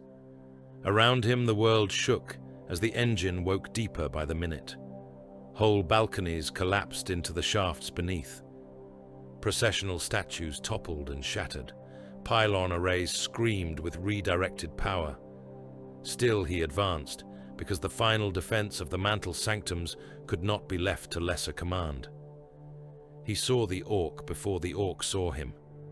Gorzag came up a broken ascension way through a flood of his own followers, massive even by greenskin measure, armor torn open in a dozen places, blood and Tyranid slime sheeting down from his plates, one tusk split and sharpened anew by recent violence. He wore the war upon him like adornment. The great claw on his arm crackled with stolen power. Behind him surged meganobs, burner boys, squig hounds gone mad from the buried heat, and mobs so thick with war-charged fury that some still burned from Daxmog's latest accidents and barely seemed to notice. When Gorzag's eye found the silent regal figure waiting across the mantle bridge, his grin widened until it ceased to look sane, even by Orc standards. "You," he said, and the word came out as delight. Axphron regarded him across a canyon of death, where Gauss fire and flesh-borer streams crossed in luminous sheets below them. "You are louder than the others." Gorzag barked laughter and began walking forward through the wreckage, boots crushing a dead gaunt brood underfoot. "And you're shinier than the rest. Knew you'd be down here near the big gun. This world is not a gun, fungal thing." Axphron's voice was cold enough to frost hatred itself. "It is a kingdom. You trespass beneath its heart." Gorzag rolled his shoulders, making torn armor scream against torn muscle. "Good. Means I get to rip the heart out proper." Around them battle never paused. It only deepened. Necron warriors kept firing in ranks from the upper galleries, while Tyranid organisms hurled themselves bodily into the lines and were atomized, only for more to climb over the incandescent residue. Orcs leapt from collapsed bridgework onto feeder masses below, hacking as they fell. Every ledge and every stair of the core approaches became its own tiny apocalypse. Yet within that continuous slaughter, the regard between the king and the beast narrowed into inevitability. Axphron descended one measured step onto the bridge proper, war scythe lifting in his hand. You are a contamination that learned to shout. Gorzag slammed his claw into his chestplate once, hard enough to shake blood from the seams. And you're the best fight in creation. When I'm done, I'm wearing your faceplate on me banner. No further speech was required. Not then. Before either could close the distance, the Tyranids came harder. The devouring synapse had reached the core approaches in full. No single command cry heralded it. No war horn, no trumpet, no language at all. It came as pressure, as relentless converging instinct made flesh. Every rupture in the walls birthed more organisms. Raveners corkscrewed up through black metal floorways in geysers of broken plating and old dust. Hormagaunts bounded from cracked support beams. Warrior broods emerged from digestion tunnels opened through the sepulchral skin of the world. Behind them came larger horrors, adapted for the underrealms of Zathros, apex organisms with heat-glossed carapace, mineral-thick armor and acid sacs tuned to meltstone, metal and tomb lattice alike. The assault was voiceless, except for the sounds of impact, claws, and tearing. That made it worse. It had no anger to answer, no bravado to mock. It was simply appetite and annihilation with the patience of instinct. Setmart met the largest of them at the threshold of the first mantle sanctum. The Tyranid apex beast came through a broken machine buttress in a spray of molten, stone and severed warriors, all ridged cranial armor, mantis limbs heavy enough to scythe engines apart, and a thorax swollen with buried bioplasma. It landed among the Lich Guard in a shockwave of broken black tile and instantly tore one in half from shoulder to pelvis. Setmart entered its path without pause, shield raised, warscythe cutting for the neck seam. The beast was faster than its bulk had any right to be. One limb struck his shield and drove him back 3 paces, gouging molten lines across the metal. Another thrust for his head. Setmart turned under it and carved a bright emerald line through the creature's flank, spilling black-red ichor across the sanctum threshold. The apex beast answered by vomiting a lance of bioplasma that dissolved a nearby pillar and half a Lichguard cohort into running slag. Setmart closed through the spray and hacked again, this time taking one scythe limb at the elbow. The severed weapon span away, trailing acid and blood. Around them, the threshold collapsed into local slaughter. Lichguard died buying openings. The apex beast took their deaths and gave worse in return. Setmart fought like an executioner against a living siege engine, every stroke exact, every retreat an insult he intended to repay with full severance. Beyond him, in the deepest sanctum chamber, Menkara knelt within a crown of black pylons and tried to hold the engine to sequence. It was no longer a matter of simple activation. The whole architecture of the underworld shook under multiple violations. Daxmog's stolen shard, carried ever deeper by the mech and his cackling attendants, had begun to interfere catastrophically with the tomb command lattice. Signals that should have remained sovereign were bleeding into false pathways. Dormant defense constructs were waking in the wrong sectors. Some corridors locked and unlocked in recursive panic. Others vented atmosphere, green fire, or swarms of scarabs into battle zones already beyond reason. Menkara felt the corruption like grit in sacred gears. His staff flashed as he rerouted sequence pathways and overrode failing command stacks. Locate the foreign shard, he hissed to the canoptech arrays around him. Sever all sympathetic response. The reply came in bursts of denial and contradiction. The shard had moved again. It had been read in 3 places at once. It had become phase-entangled with the very systems Daxmog had never understood he was blaspheming into motion. Menkara's optics burned brighter. Around him, the first phase pylons screamed under rising load. Not far away, Daxmog himself was having the finest time of his life.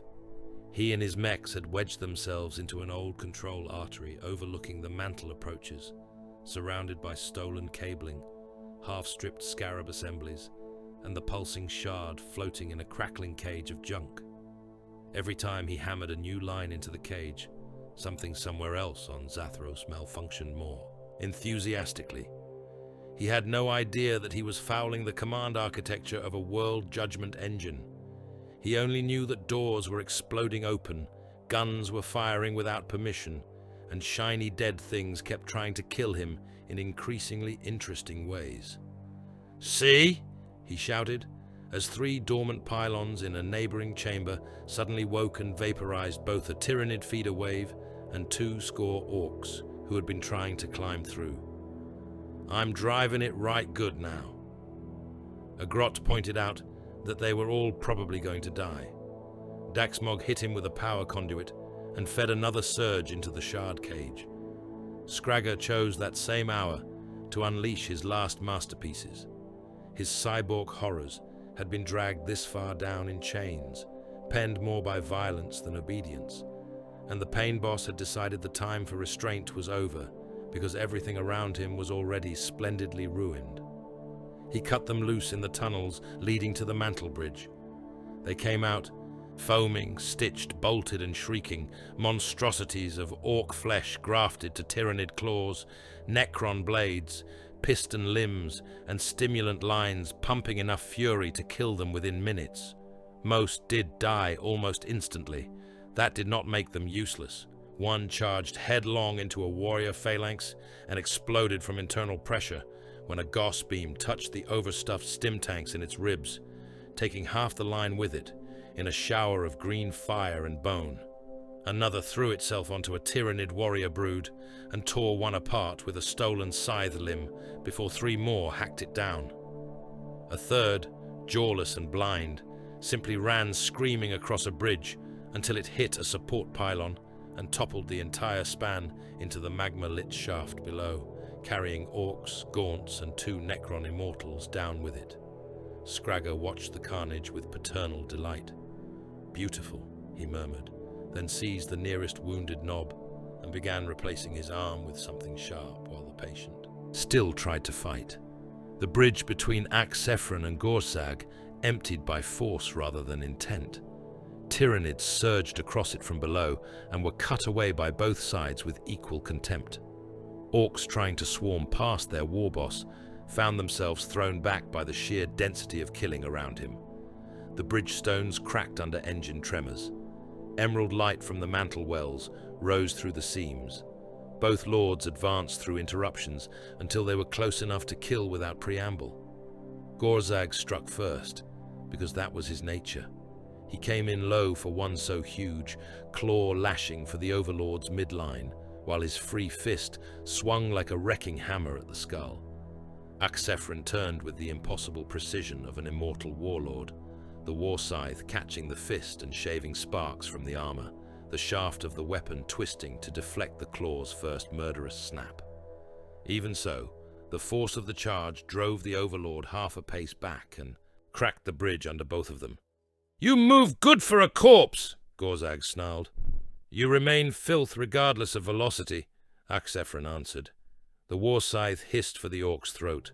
Gorzag took it on the shoulder plate, the blade shearing through armor, flesh, and a length of chain trophies before he could wrench free. He answered with a headbutt that would have pulped any mortal's skull. Axphron gave ground by a measure too small for human eyes to mark, yet not enough. The impact clipped his brow crest and sent a crack line through the royal faceplate. Gorzag laughed at the sound. There it is. He drove harder. Every blow meant less as technique than as proclamation. The claw snapped for limbs, torso, head, bridge rail, anything that might become ruin if grasped firmly enough. Axphron met him, stroke for stroke, with the regal savagery of one who had spent epochs perfecting disdain into murder. The war scythe carved long, bright wounds through the war boss's chest and side. One sweep took 3 fingers from Gorzag's free hand. Another opened his thigh to the bone. Still the orc came on, more delighted with each injury. Then he landed the one even Axphron could not dismiss. The claw caught the Overlord across the chest and shoulder in a full, crushing arc. Royal necrodermis shrieked. Black metal and emerald energy burst outward. The impact hurled Axphron into the bridge wall hard enough to crater the stone behind him. His cuirass split along one side in a jagged, luminous crack. One arm dropped a fraction lower as damaged systems screamed to compensate. Gorzag roared triumph and lunged to finish. Axphron met him with the Gauss blaster built into his damaged forearm at point-blank range. The beam struck Gorzag in the torso and took half of him away. Armor, rib, meat and old scars all peeled outward in a storm of incandescent ruin. The warboss's left side became an opened red cavity. Chunks of steaming, chunks of vapor, flesh and splintered bones slapped across the bridge stones. For the space of a heartbeat, even his momentum faltered. Any lesser creature would have ceased to exist as a coherent thing. Gorzag merely dropped to one knee, looked down at the ruin where half his torso had been, and began to laugh blood. Ha! Ha! Now that's a shot. Axphron straightened from the wall, damaged chest plates knitting sluggishly around the crack Gorzag had torn in his sovereign frame. Kneel, and remain so. Gorzag used the bridge to haul himself upright, his exposed ribs shining wet in the engine light. Not till I've had your Ed. The answer to that defiance came from neither of them. The devouring synapse had reached the chamber. Not merely its lesser broods, not only the endless press of warriors and gaunts, but the larger will-bearing mass that guided the entire splinter through Karen Reach and the Mantle Race. It came through the ruptured far wall in a collapse of black. Stone, feeder flesh and broken supports. A towering synaptic horror, all armored crown ridges, immense talons, and a thorax alive with pulsing neural lumens. Around it swarmed bodyguards and feeder organisms in a living avalanche, but it did not need them to announce its arrival. The pressure of its presence struck the chamber like a headache driven through the world. Setmat saw it over the bleeding corpse of the apex beast he had finally brought down, and turned too late to intercept. Menkara felt the command lattice scream as the thing's mass and the shard corruption and the rising engine sequence all collided in the same dreadful instant. Gorzag and Axphron were still half-turned toward one another when the synaptic horror launched. It crashed into both at once. The bridge vanished under the impact. Metal screamed, flesh burst, stone broke away into the mantle glow below. In a single instant, king, beast and hunger slammed together in a knot of claws.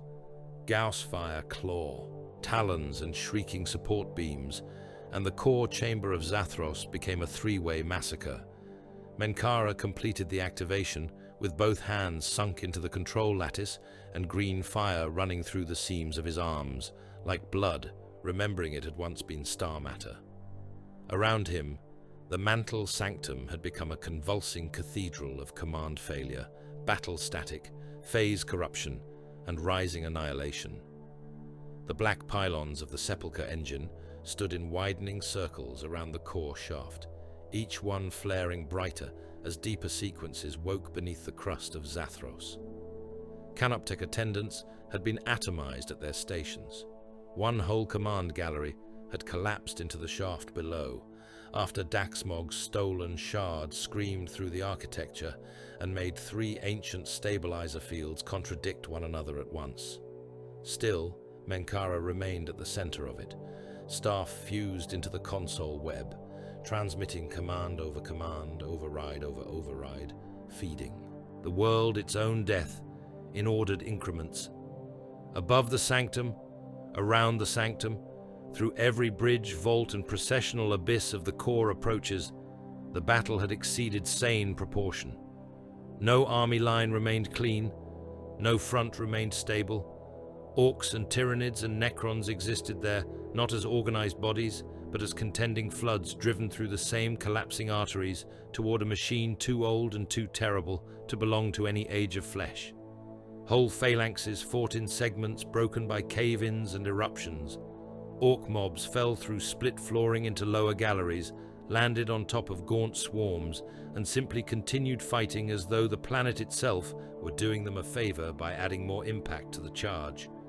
Tyranid broods came on from every digestion tunnel and and broken wall seam, driven by the devouring synapse into one final descent upon the awakened heart of Zathros. Then Menkara spoke the last command glyph of the first full chain. The sepulchre engine answered. Zathros began killing itself with the grandeur of an ancient god, making good on a threat kept in silence for 60 million years. Mantle detonations rolled beneath the planet in delayed succession. Not a single blast, but a chain of geologic executions. The first lifted an entire mountain belt on the far side of the world and tore it apart from within, black peaks and tomb-buried ridges exploding into the sky in columns of green fire and molten stone. The next traveled through the crowned sepulchre continent, widening the wounds already left by the falling bioship until whole necropolis districts simply folded inward and vanished into incandescent fault gulfs. Continent-splitting lines raced beneath the skin of Zathros like cracks in old glass lit from below by a furnace. Energy storms burst from buried pylon chains and climbed into the false night, curtains of emerald anti-life force that stripped flesh from bones, boiled feeder seas into steam, and turned the undersides of storm clouds into glowing wounds visible from horizon to horizon. The tomb pylons did not merely fire, they erupted. Through ruined corpse cities and basalt plains, through slag basins, breached sepulchres and the canyon slaughter of Karen Reach, anti-life force punched upward from hidden dynastic wells in straight annihilating pillars. Wherever those beams struck, higher life ceased its argument with death.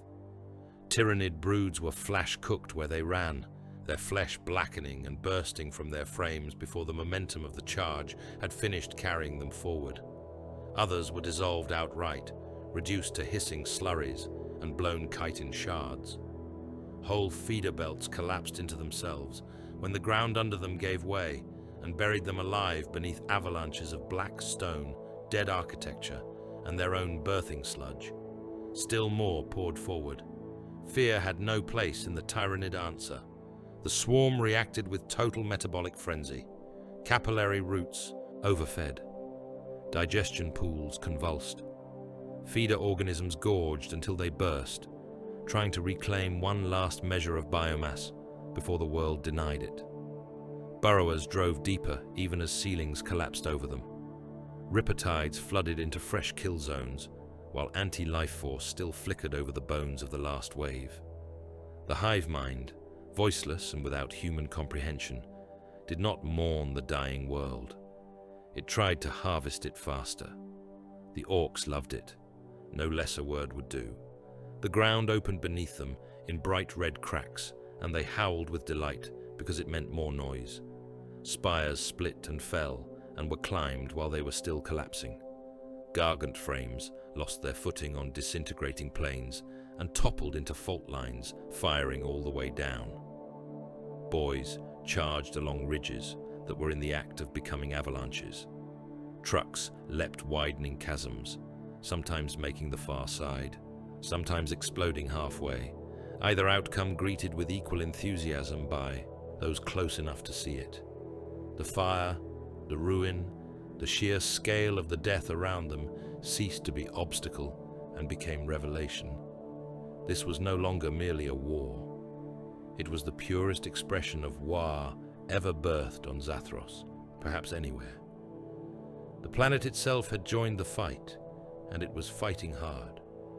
Gorzag Skullcrumper, half his torso flensed away and still bellowing defiance, refused every instinct but forward violence.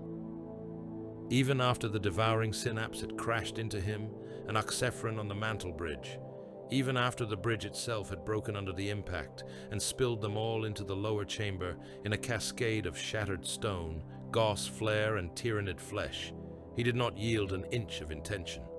He tore himself free from the knot of claws and metal, dragging ropes of his own viscera behind him for several strides before they burned away on the hot deck plating. He saw the engine chamber ahead through the smoke of vaporized flesh and falling debris. He saw the black pylons and the great shaft beneath them.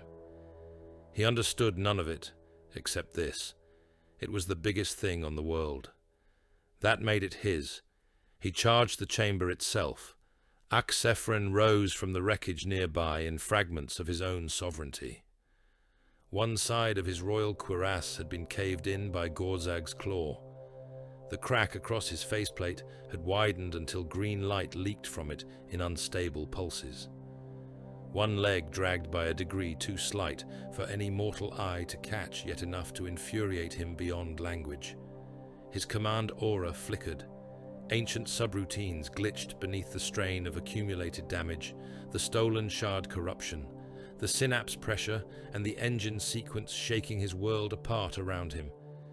Yet he remained king enough to issue the order that mattered most. All surviving legions, he transmitted across every functioning relay that remained his, voice breaking once in static before reasserting itself with sepulchral force. Preserve the dynasty. Withdraw to secure depths. Abandon the surface to annihilation if required. Zathos endures below. All else is expendable. It was the most terrible command he had yet given. Across the world, Necron phalanxes obeyed. On collapsing plains, in breached sepulchres, on the walls of Kharan Reach, and in the corpse cities now breaking open under pylon fire, warriors began withdrawing in disciplined patterns through ruin no mortal army could have navigated. They marched backward while firing, gas beams still cutting down Orks and Tyranids in ruler straight lanes, even as vault ceilings came down on them. Lichguard locked shields around nobles and relay nodes, stepping into falling stone to buy one more second of ordered retreat. Destroyers scythed withdrawal corridors opened through impossible swarms before disappearing into deeper shafts. Entire phalanxes were swallowed by collapsing architecture and kept firing until the last visible part of them vanished under black stone and boiling debris. There was no panic, only sacrifice measured in perfect cadence. Setmart received the same command, while standing atop the corpse of the apex Tyranid beast he had finally butchered at the threshold. One of his arms hung half-severed. His shield was gone. The war scythe remained. He looked once toward the collapsing chamber where his liege still fought, and once toward the retreat routes where the surviving dynastic core might yet be preserved. Then he chose, as all true servants of a throne must choose when both paths reek of dishonor. He obeyed, not by fleeing cleanly, for there was no clean route left, but by cutting a corridor through the retreating and the advancing alike, preserving whatever of the dynasty could still be forced toward the depths. Menkara never looked up from the lattice. He knew what the order meant. He accepted it as he accepted all worthy brutalities. Around the core chamber, Tyranid frenzy reached its ugliest pitch. Carnifexes charged through anti-life discharge and came out with their skin burning from the bone, still moving. Warrior broods climbed over molten wreckage and hurled themselves into pylon fields to buy seconds for feeder masses to reach the dead. Burrowing horrors punched up through newly softened strata beneath the chamber and were crushed by the next seismic convulsion before they could fully emerge. Wherever living or once living matter pooled, rippers came to strip it, even now, even here, trying to feed the impossible hunger, one final time from a world already passing beyond viable harvest. Scragger's last creations met them in the tunnels feeding the sanctum and died as they had lived, offensively. Cyborg horrors pumped full of shock stims and wired with Tyranid claws and Necron blades burst in showers of boiling blood when anti-life force struck their altered systems, but not before some managed to carve bloody paths through gaunt waves or tumble into pylon housings and foul them with conductive meat. Daxmog's stolen shard kept screaming from its cage somewhere above the chamber, making doors lock, walls phase, guns wake and overload. Entire sections of the Undercity flashing in and out of ordinary geometry like a dying machine spirit having a fit. In another war, such disorder would have broken every side. Here, it merely enriched the slaughter. Gorzag reached the edge of the engine pit and found no enemy large enough at hand. That insult enraged him beyond pain. So he attacked the chamber. He jammed his claw into the nearest pylon seam and tore until black metal screamed. He ripped chunks of dynastic plating free and hurled them into the shaft. He seized a hanging conduit as thick as a tank and used it like a flail against a control tower until the whole structure burst in green fire. Menkara's Canoptek attendants came at him in silver tides and were reduced to sparking scrap under his boots and fist. A fresh gas barrage from surviving warriors flayed still more flesh from his opened side and only made him laugh harder. "Come on then," he roared at the whole world. "If this is your big gun, I'm pulling it out." Axphron came at him through falling stone and Tyranid dead, half shattered and terrible, a king reduced to raw verdict. The Overlord's war scythe hummed with unstable ruin. He struck at Gorzag not as one duelist finishing a rival, but as a sovereign trying to erase contamination before his kingdom tore itself fully apart. Gorzag answered with claw and fist and blood-slicked ferocity. The devouring synapse, already wounded but not yet ended, crashed back into both in the same instant that a mantle vent burst beneath the chamber floor. The core drowned. Molten metal sprayed from ruptured channels in incandescent fans. Acidic Tyranid blood ran in rivers from the torn bodies piling around the pit. Disintegrating stone sloughed from walls and galleries above, smashing combatants flat or driving them, screaming into the molten wash. Gauss beams punched through the haze in straight green lances. Tyranid bioplasma answered in boiling arcs. Ork gunfire, burner wash, and the thunder of cracking pylons merged into one continuous deafening roar. Flesh burned, metal ran, bone atomized. The chamber floor became slick with so many incompatible fluids that each new step by any survivor sent up sprays of steam, sparks, and organ fragments. Axphron carved deep into the synapse beast and lost a whole shoulder plate to one of its talons. Gorzag seized a neural spur thicker than his waist and tore it out of the Tyranid horror with a sound like roots ripped from wet earth. The synapse answered by driving both of them into a collapsing pylon base as another mantle shock slammed upward through the sanctum. Above them, below them, across all of Zathros, the end reached critical mass. Fault lines connected, continental fractures met, the mantle detonations chained into one another faster than the wounded world could absorb them. Crowned sepulchral districts folded into abyssal trenches. Corpse cities broke apart in kilometer-wide slabs. Karen Reach widened until its walls vanished in a rolling collapse of dead architecture, bioship flesh and black stone. Capillary towers burst from root to crown. Monoliths fell from the skies as their anchor fields failed and smashed into the broken world below. Tyranid feeder seas boiled dry. Ork scrap fortresses toppled into red chasms. Necron vault roofs sheared away in layers and rained into depths that already glowed with the exposed hatred of the mantle. Then Zathros broke, not metaphorically, not as a nation breaks or an army breaks or a people lose the power to continue. The world itself broke, its crust split on a planetary scale. Its continents came apart along incandescent wounds.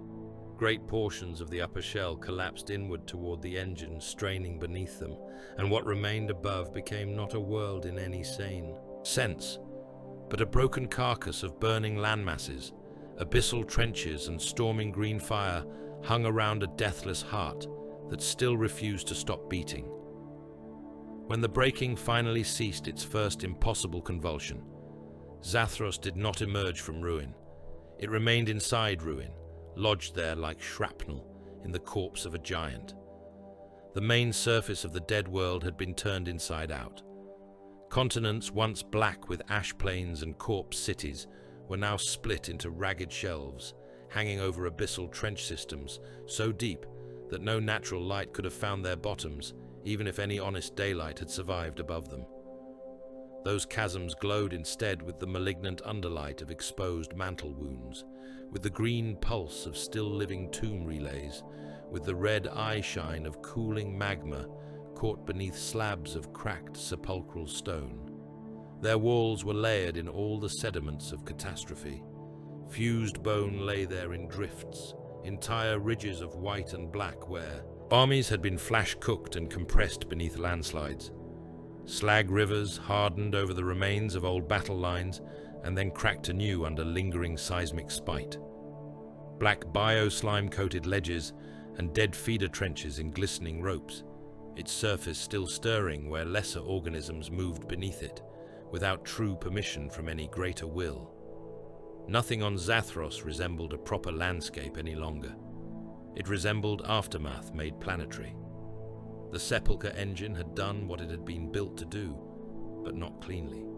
It had scourged. It had denied. It had reduced the upper flesh of the world to a broken shell of burning wounds and collapsing necropolises. Yet it had not achieved purity. There was no final immaculate extermination, no neat victory. The three armies had been devastated beyond counting, but not erased. Too much of war had already sunk into the layers of the planet. Too much blood had already entered the dust. Too much biomass the feeder pits. Too much fungal spore the mud. Too much command architecture the deeper sanctums. Zathros had slain its own face and still failed to rid itself of those that had scarred it. In the deepest sealed vaults below the mantle sanctums, Axphron endured as injury given consciousness. The Overlord did not return to a throne, no triumph awaited him. No great processional line of untouched retainers stood ready to hail the salvation of the sable crown. What survived of him after the core chamber massacre had been recovery rather than rescue. Fragments of royal engram drawn out through emergency dynastic conduits while his body broke apart amid molten stone, Tyranid gore, and the screaming discharge of a world killer eating its own foundations. He awoke not in sovereign posture, but in layers of damaged memory and sealed reconstruction darkness, his awareness housed in shattered continuity, his identity preserved through cracked recursive backups and command redundancies older than human. Civilization. He remembered enough. He remembered insult. He remembered the greenskin laughter. He remembered the synaptic pressure of the great devourer forcing itself into the hidden heart of his world. He remembered issuing the order that consigned surface and legion alike to annihilation, so that the dynasty might keep one buried fragment of itself intact. He remembered failure, though he would never name it so, even in the privacy of broken thought. Around the chamber that held his reduced existence, the deepest vault systems remained active. Not many, not enough, but enough. Tomb relays still answered his engram in diminished sequence. Surviving scarab cohorts moved through nearby galleries to seal breaches and recover what fragments of sovereign architecture they could still reach. One by one, the outer gates of those lowest sanctums closed and fused, black stone folding over black stone until the routes leading inward ceased to exist, except in dynastic map memory. Axphron had not saved his kingdom. He had saved its last inviolate organs. He would endure within them as king of a reduced empire, ruling ruins so deep no living foot would trespass there without first crossing the grave of a world. That was enough for immortality to continue its spite. Of Gorzag's skullcrumper, no whole body was ever found. There were parts, of course. There were always parts on Zathros. Torn armor plates bearing his glyphs were recovered from the edges of collapsed mantle galleries. A fragment of tusk turned up jammed in the optic cavity of a dead Tyranid synapse beast.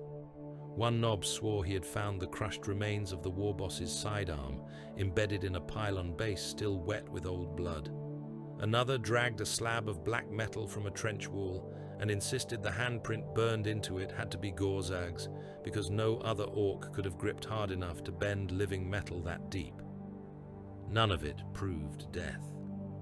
Among the surviving orcs, and there were far more of them than any sane species would have considered possible after such devastation, stories began almost at once.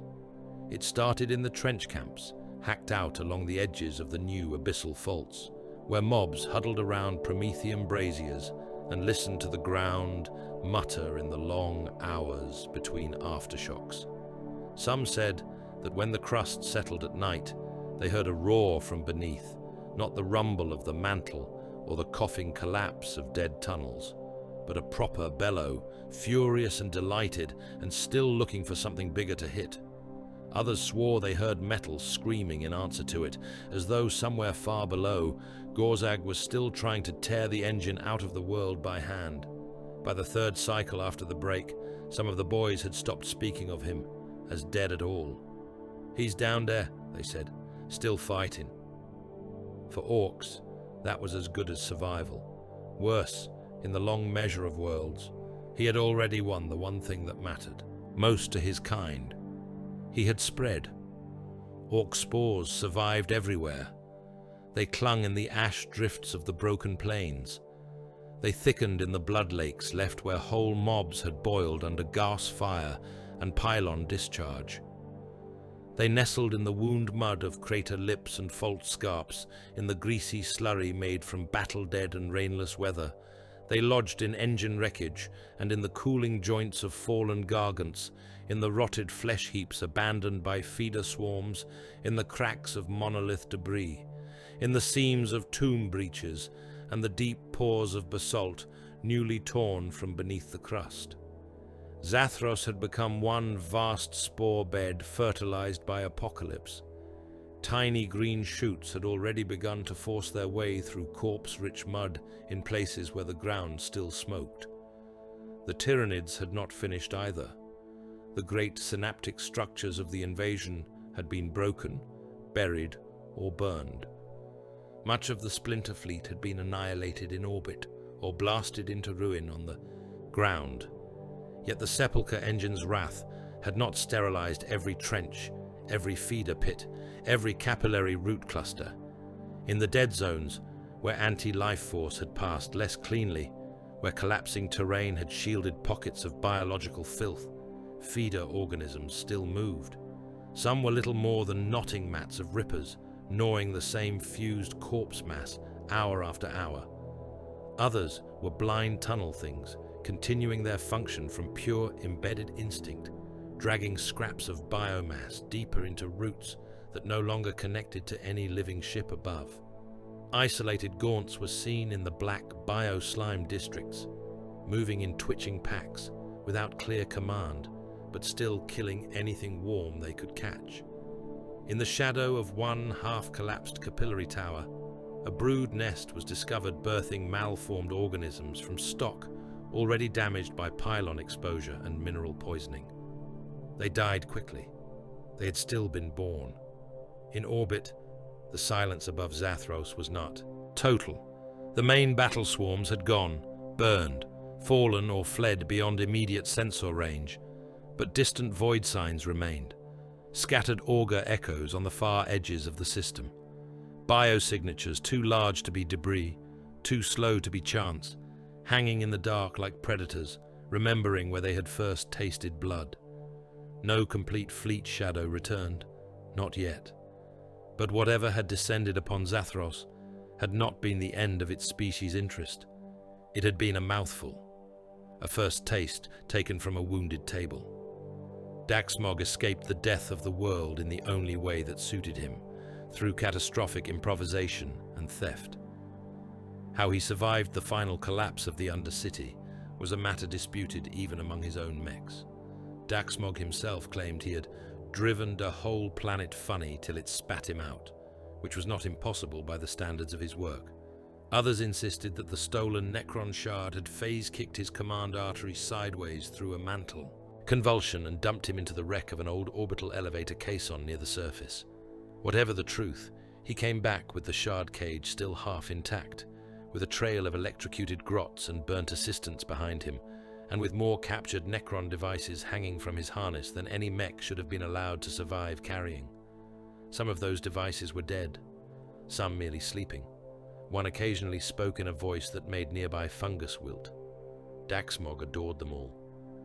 He set up among the drifting wreck clans gathering along the lip of one of the great trenches, and immediately began wiring stolen pylonic relays into artillery pieces, force field towers, and something he referred to as a moon jumper, despite the protests of those who had seen what his last inertial experiment had done to an actual moonlet. Whatever had left Zathros in his possession should never have left the planet. That alone guaranteed he would find splendid uses for it.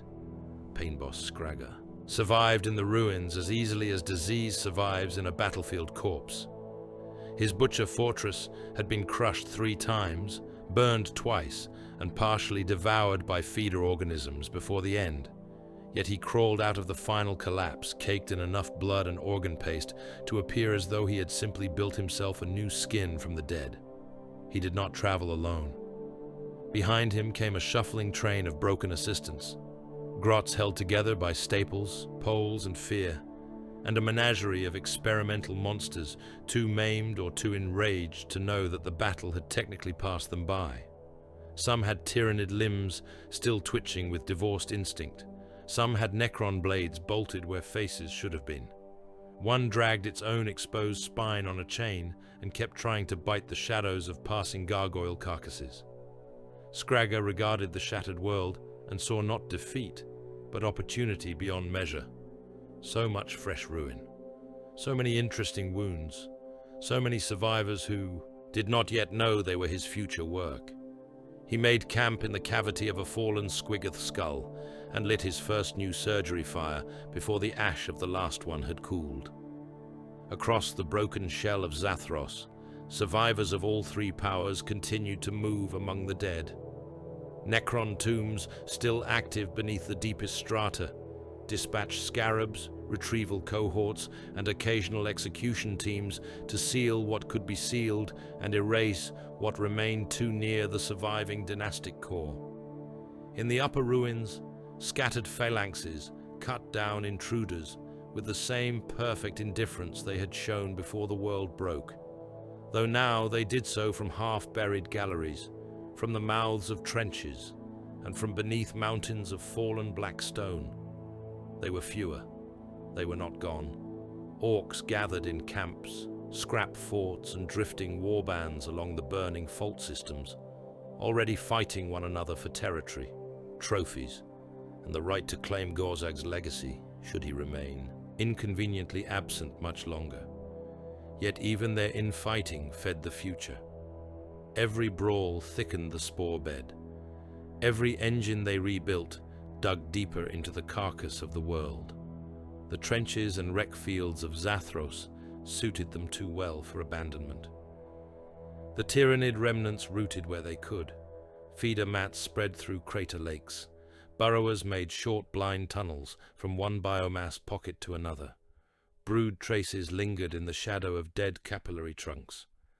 And above, in the outer dark, the quiet hunger of returning void signs refused the comfort of believing the splinter had spent itself here. Thus the dead world kept everything that should have been final. It kept its tombs, dimly lit and murderous in their depths. It kept orc life, crude and unkillable, already sprouting from blood-rich ground. It kept Tyranid biomass, clinging and rooting and waiting for command or opportunity. It kept old hatred in royal memory, fungal belligerence in the mud and hunger in the void. It kept the scars of the sepulchre engine as a permanent geography of anger. There was no peace to be found upon Zathros, not even the empty peace of absolute extinction. The world had been mutilated beyond recognition, but mutilation was not conclusion in the age of endless war. It remained what the galaxy had made of it, and what it had made of the galaxy in return. Not a finished grave, an engine of future slaughter.